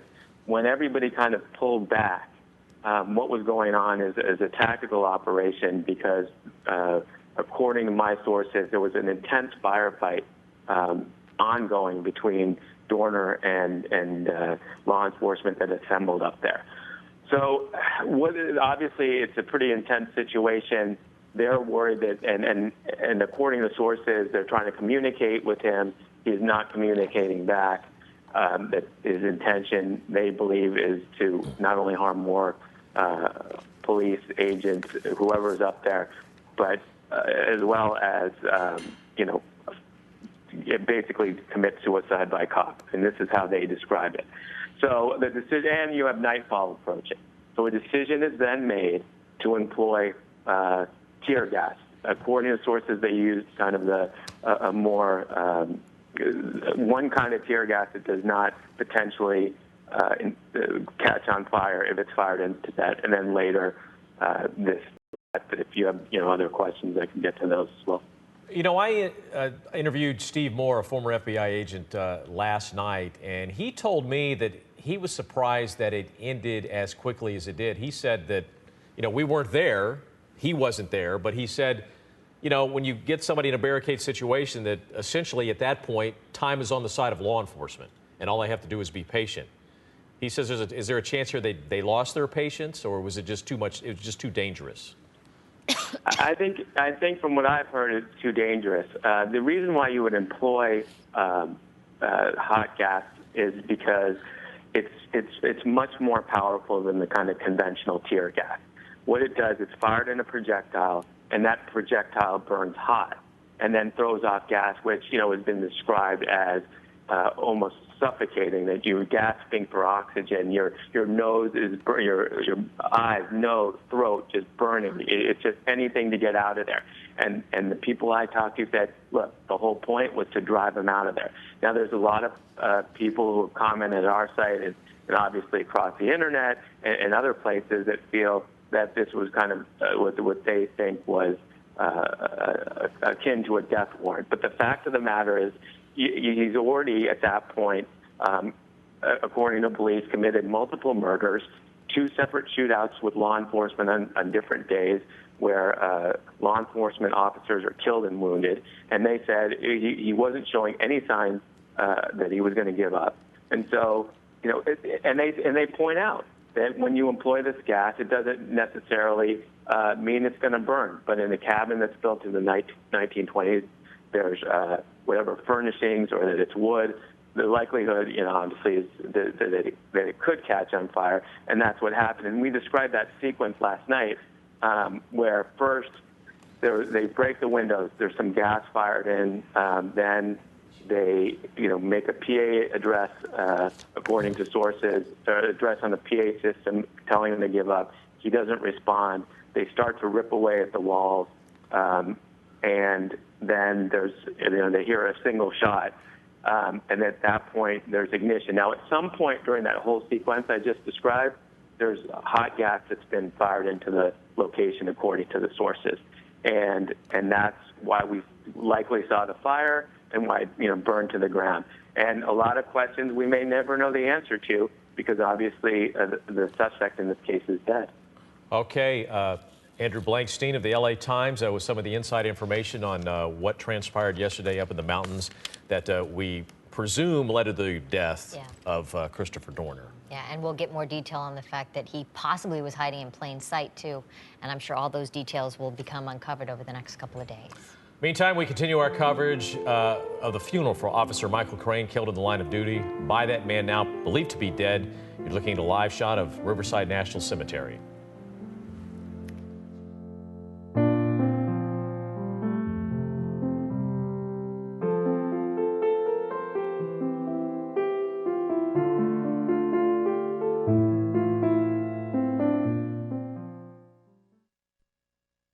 Attention, women who suffered serious injuries associated with birth control drugs.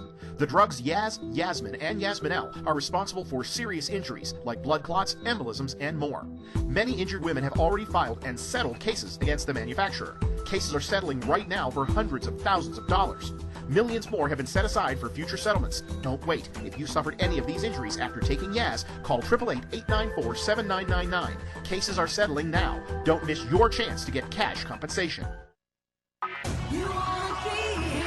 Concord offers accelerated healthcare programs designed to get you working in as few as 9 months. Become a medical assistant, a dental assistant in as few as 9 months.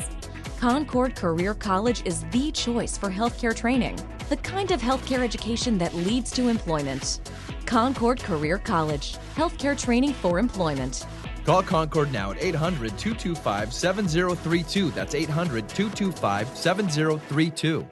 The car hit us so hard, we were all rushed to the hospital. The car that hit us ran a red light. My entire family was in the car. It was worse than I thought, so I called 1-800-THE-LAW 2. Since 1985, the attorneys of 1-800-THE-LAW 2 have delivered over $700 million to accident victims. Get access to the best attorneys in Southern California at no out-of-pocket cost to you. To get answers, to get results, call 1-800-THE-LAW 2 or visit us online. Thursday on the KTLA 5 News at 10, get health smart. This is news to make your life better. We'll show you how to feel younger, have more energy, and look fantastic. Stories to help you make positive change, maybe even extend your life. Get health smart Thursday on the KTLA 5 News at 10. Carrie, we leave for the city in 5 minutes. You ready? You bet I was. Hey, Bradshaw. Hey, So you have some explaining to do. I think Seth is breaking up with me. How do we like a young woman? How did that happen? Where to? It was a good question. The Carrie Diaries, Monday at 8 on KTLA, the CW. The entertainment team on KTLA 5. We're going to start with a red-hot rumor. It's going to be the best morning TV you might ever see. Looking forward to it. Absolutely. Bringing you the best music, celebrities, Eating at it. fashion, and awards. Look how heavy this thing is. He's naked. Entertainment news Justin Bieber officially becomes a man today. and trends. You guys all look so nice. From the station that does it best. We're going to talk to Sam Rubin.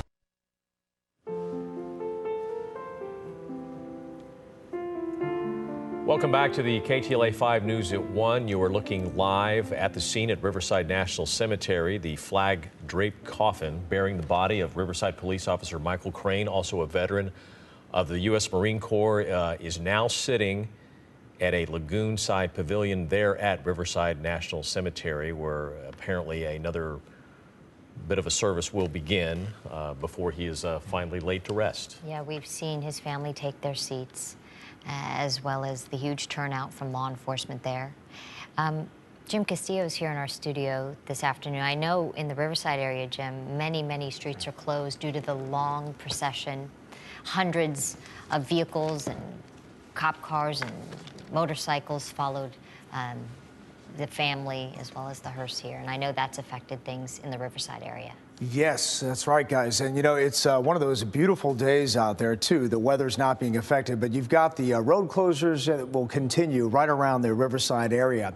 Also, of course, Highway 38, Angeles Oaks, that region up there. If you want to get to Big Bear, you'll be wanting to go the 330 to the 18. That's the only way to get up there at this point for the rest of the day. But around the Riverside National Cemetery, right there off of Van Buren Avenue, and then also Europa Road, this is where obviously the funeral is going on, and that'll continue throughout the afternoon. Then we also have, I want to point out, the 215 at Central, a crash in the center divider there. There is a car crash, and it's slowing on the 60 westbound and the 215 northbound. But talking weather-wise, you know, it was one of those fantastic days for this funeral. And also the weather's beginning to change completely from the other day. The other day we had the big snowstorm up around Big Bear, as we all know, and up to 18 inches of snow. Now it's sunny, and that offshore wind is going to start picking up. We're going to get a little bit gusty below the passes and the canyons. Still very nice. We're starting to warm up. It was very cold at night, but we're starting to warm up. We'll be in the 70s and 80s over the next couple of days. Okay, Jim, thank you very much. And again, you're looking live at Riverside National Cemetery. That is the flag draped coffin bearing the body of Riverside police officer Michael Crane, presumably shot and killed early Thursday morning of last week by Christopher Dorner, the former LAPD cop who vowed revenge on the department.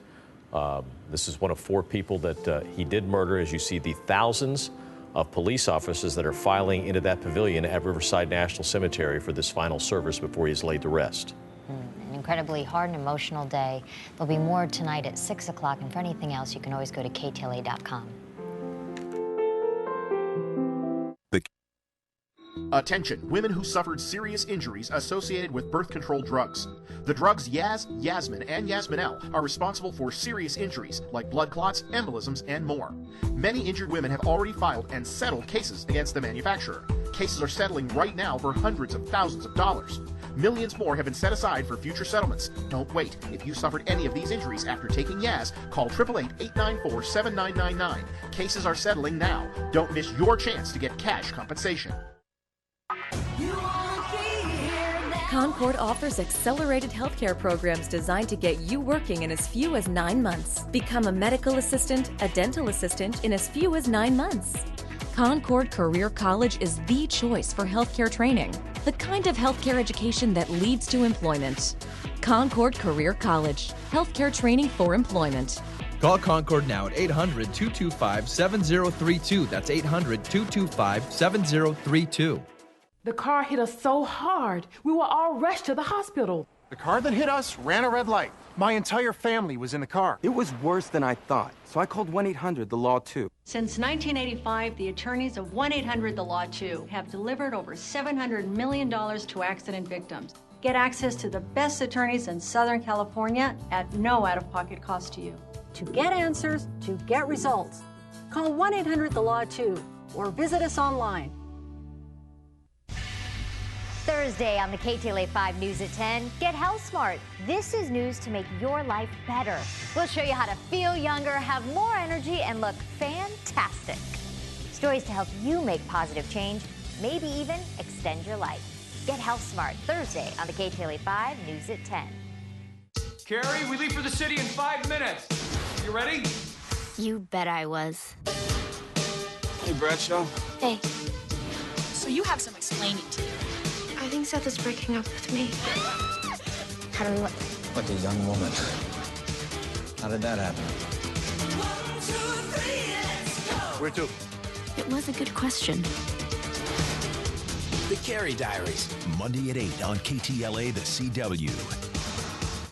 The entertainment team on KTLA 5. We're going to start with a red-hot rumor. It's going to be the best morning TV you might ever see. Looking forward to it. Absolutely. Bringing you the best music, celebrities, Eating at fashion, and awards. Look how heavy this thing is. He's naked. Entertainment news Justin Bieber officially becomes a man today. and trends. You guys all look so nice. From the station that does it best. We're going to talk to Sam Rubin. Oh, that's very kind of you. I miss you.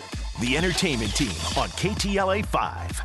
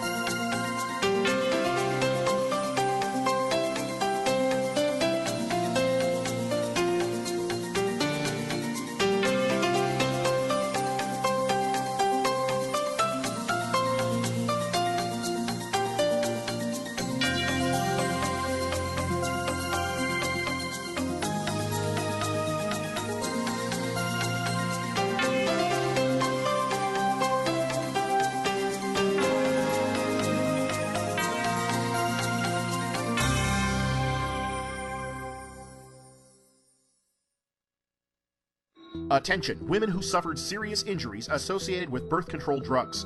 The drugs Yaz, Yasmin, and Yasminel are responsible for serious injuries like blood clots, embolisms, and more. Many injured women have already filed and settled cases against the manufacturer. Cases are settling right now for hundreds of thousands of dollars. Millions more have been set aside for future settlements. Don't wait. If you suffered any of these injuries after taking Yaz, call 888-894-7999. Cases are settling now. Don't miss your chance to get cash compensation. Concord offers accelerated healthcare programs designed to get you working in as few as 9 months. Become a medical assistant, a dental assistant in as few as 9 months. Concord Career College is the choice for healthcare training, the kind of healthcare education that leads to employment. Concord Career College, healthcare training for employment. Call Concord now at 800-225-7032. That's 800-225-7032. The car hit us so hard, we were all rushed to the hospital. The car that hit us ran a red light. My entire family was in the car. It was worse than I thought, so I called 1-800-THE-LAW 2. Since 1985, the attorneys of 1-800-THE-LAW 2 have delivered over $700 million to accident victims. Get access to the best attorneys in Southern California at no out-of-pocket cost to you. To get answers, to get results, call 1-800-THE-LAW 2 or visit us online. Thursday on the KTLA 5 News at 10, get health smart. This is news to make your life better.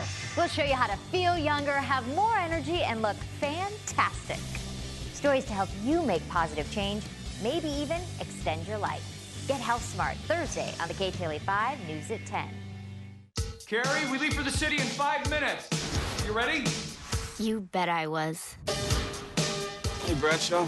Hey, So you have some explaining to do. I think Seth is breaking up with me.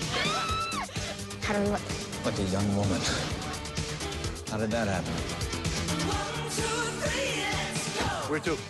It was a good question. The Carrie Diaries, Monday at 8 on KTLA, the CW. The entertainment team on KTLA 5. We're going to start with a red-hot rumor. It's going to be the best morning TV you might ever see. Looking forward to it. Absolutely. Bringing you the best music, celebrities, Eating at it. fashion, and awards. Look how heavy this thing is. He's naked. Entertainment news Justin Bieber officially becomes a man today. and trends. You guys all look so nice. From the station that does it best. We're going to talk to Sam Rubin. Oh, that's very kind of you. I miss you. The entertainment team on KTLA 5.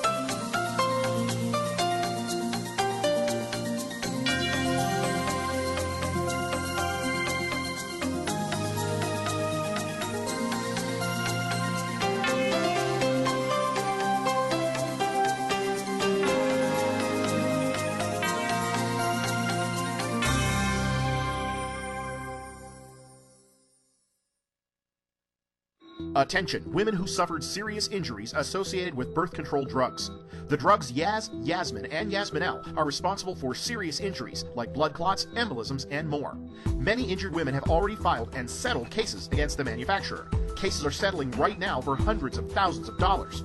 Millions more have been set aside for future settlements. Don't wait. If you suffered any of these injuries after taking Yaz, call 888-894-7999. Cases are settling now. Don't miss your chance to get cash compensation. Concord offers accelerated healthcare programs designed to get you working in as few as 9 months. Become a medical assistant, a dental assistant in as few as 9 months. Concord Career College is the choice for healthcare training, the kind of healthcare education that leads to employment. Concord Career College, healthcare training for employment. Call Concord now at 800-225-7032. That's 800-225-7032. The car hit us so hard, we were all rushed to the hospital. The car that hit us ran a red light. My entire family was in the car. It was worse than I thought, so I called 1-800-THE-LAW 2. Since 1985, the attorneys of 1-800-THE-LAW 2 have delivered over $700 million to accident victims. Get access to the best attorneys in Southern California at no out-of-pocket cost to you. To get answers, to get results, call 1-800-THE-LAW 2 or visit us online. Thursday on the KTLA 5 News at 10, get health smart. This is news to make your life better. We'll show you how to feel younger, have more energy, and look fantastic. Stories to help you make positive change, maybe even extend your life. Get health smart Thursday on the KTLA 5 News at 10. Carrie, we leave for the city in 5 minutes. You ready? You bet I was. Hey, Bradshaw. Hey, So you have some explaining to do. I think Seth is breaking up with me. How do Like a young woman. How did that happen? Where to? It was a good question. The Carrie Diaries, Monday at 8 on KTLA, the CW. The entertainment team on KTLA 5. We're going to start with a red-hot rumor. It's going to be the best morning TV you might ever see. Looking forward to it. Absolutely. Bringing you the best music, celebrities, Eating edge. fashion, and awards. Look how heavy this thing is. He's naked. Entertainment news Justin Bieber officially becomes a man today. and trends. You guys all look so nice. From the station that does it best. We're going to talk to Sam Rubin. Oh, that's very kind of you. I miss you. The entertainment team on KTLA 5.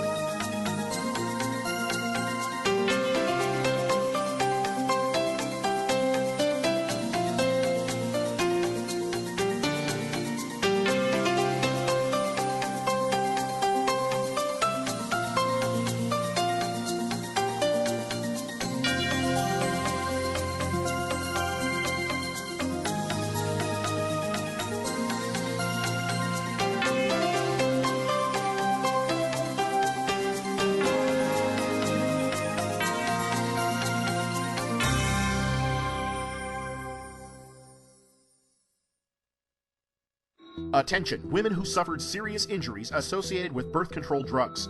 The drugs Yaz, Yasmin, and Yasmin-L are responsible for serious injuries like blood clots, embolisms, and more. Many injured women have already filed and settled cases against the manufacturer. Cases are settling right now for hundreds of thousands of dollars. Millions more have been set aside for future settlements. Don't wait. If you suffered any of these injuries after taking Yaz, call 888-894-7999. Cases are settling now. Don't miss your chance to get cash compensation. Concord offers accelerated healthcare programs designed to get you working in as few as 9 months. Become a medical assistant, a dental assistant in as few as 9 months.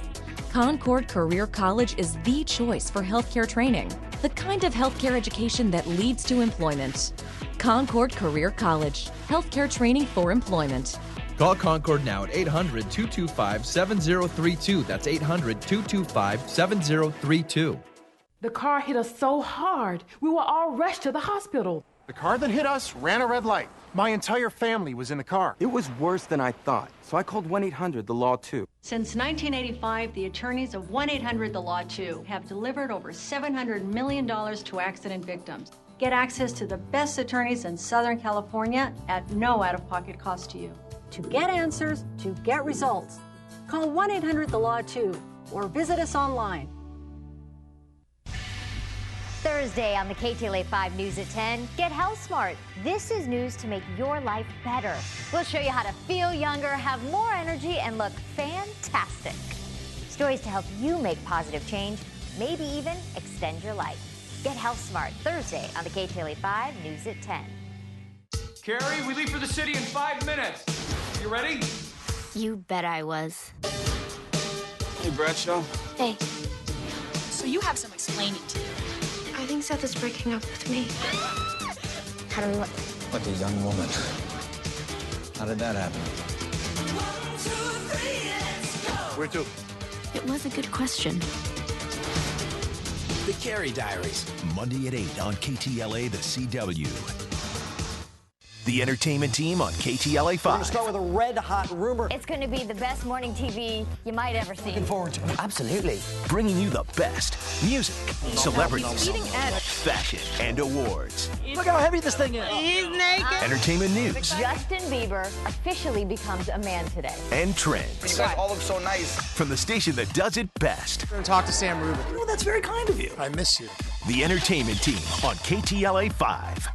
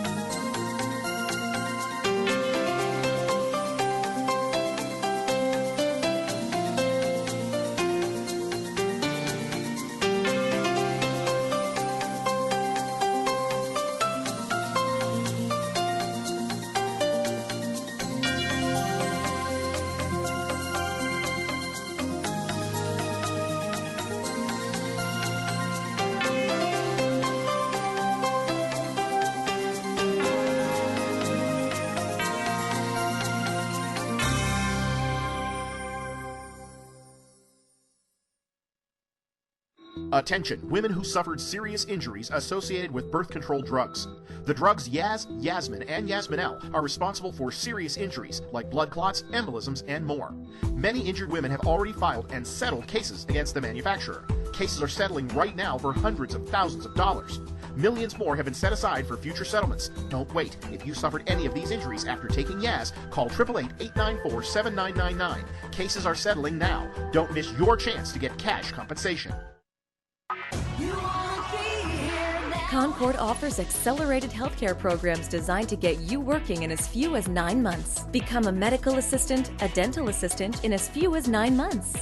Concord Career College is the choice for healthcare training, the kind of healthcare education that leads to employment.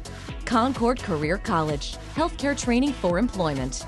Call Concord now at 800-225-7032. That's 800-225-7032. The car hit us so hard, we were all rushed to the hospital. The car that hit us ran a red light. My entire family was in the car. It was worse than I thought, so I called 1-800-THE-LAW 2. Since 1985, the attorneys of 1-800-THE-LAW 2 have delivered over $700 million to accident victims. Get access to the best attorneys in Southern California at no out-of-pocket cost to you. To get answers, to get results, call 1-800-THE-LAW 2 or visit us online.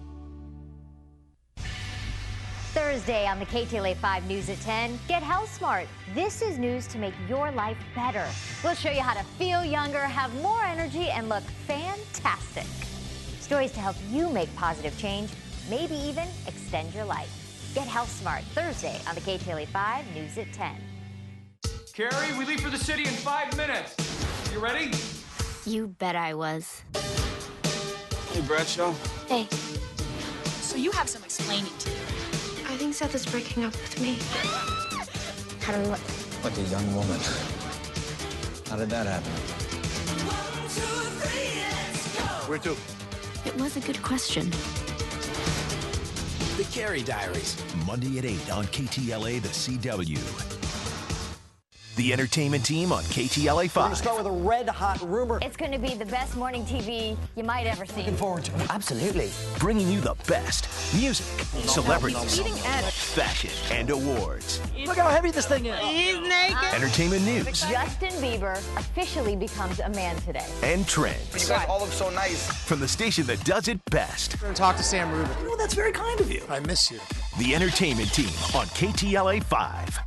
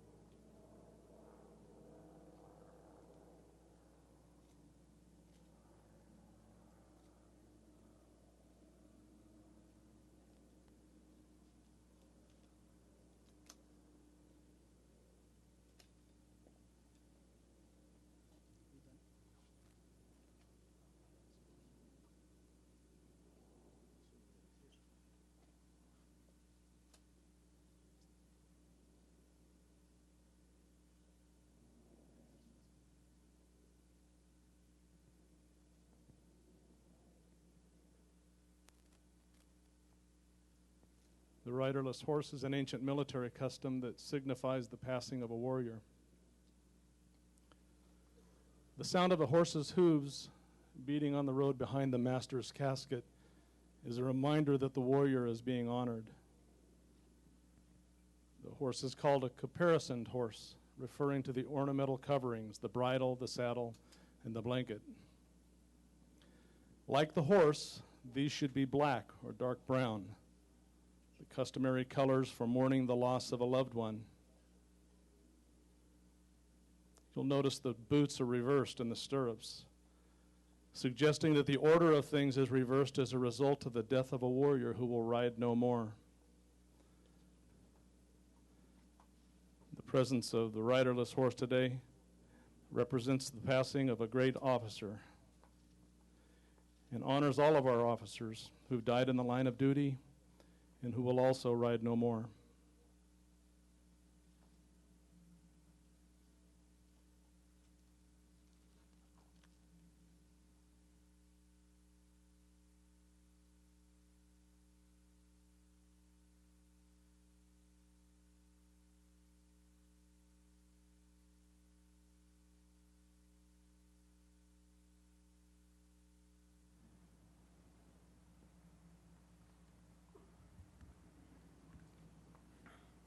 Ladies and gentlemen, this concludes a service for Riverside Police Officer Mike Crane, a hero in every sense of the word, and a young man that will never be forgotten.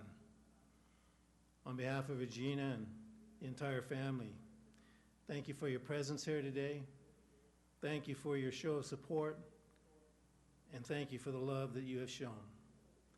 And thank you also to the Riverside Police Department Chaplain Corps, who have been a tremendous help in a very difficult time.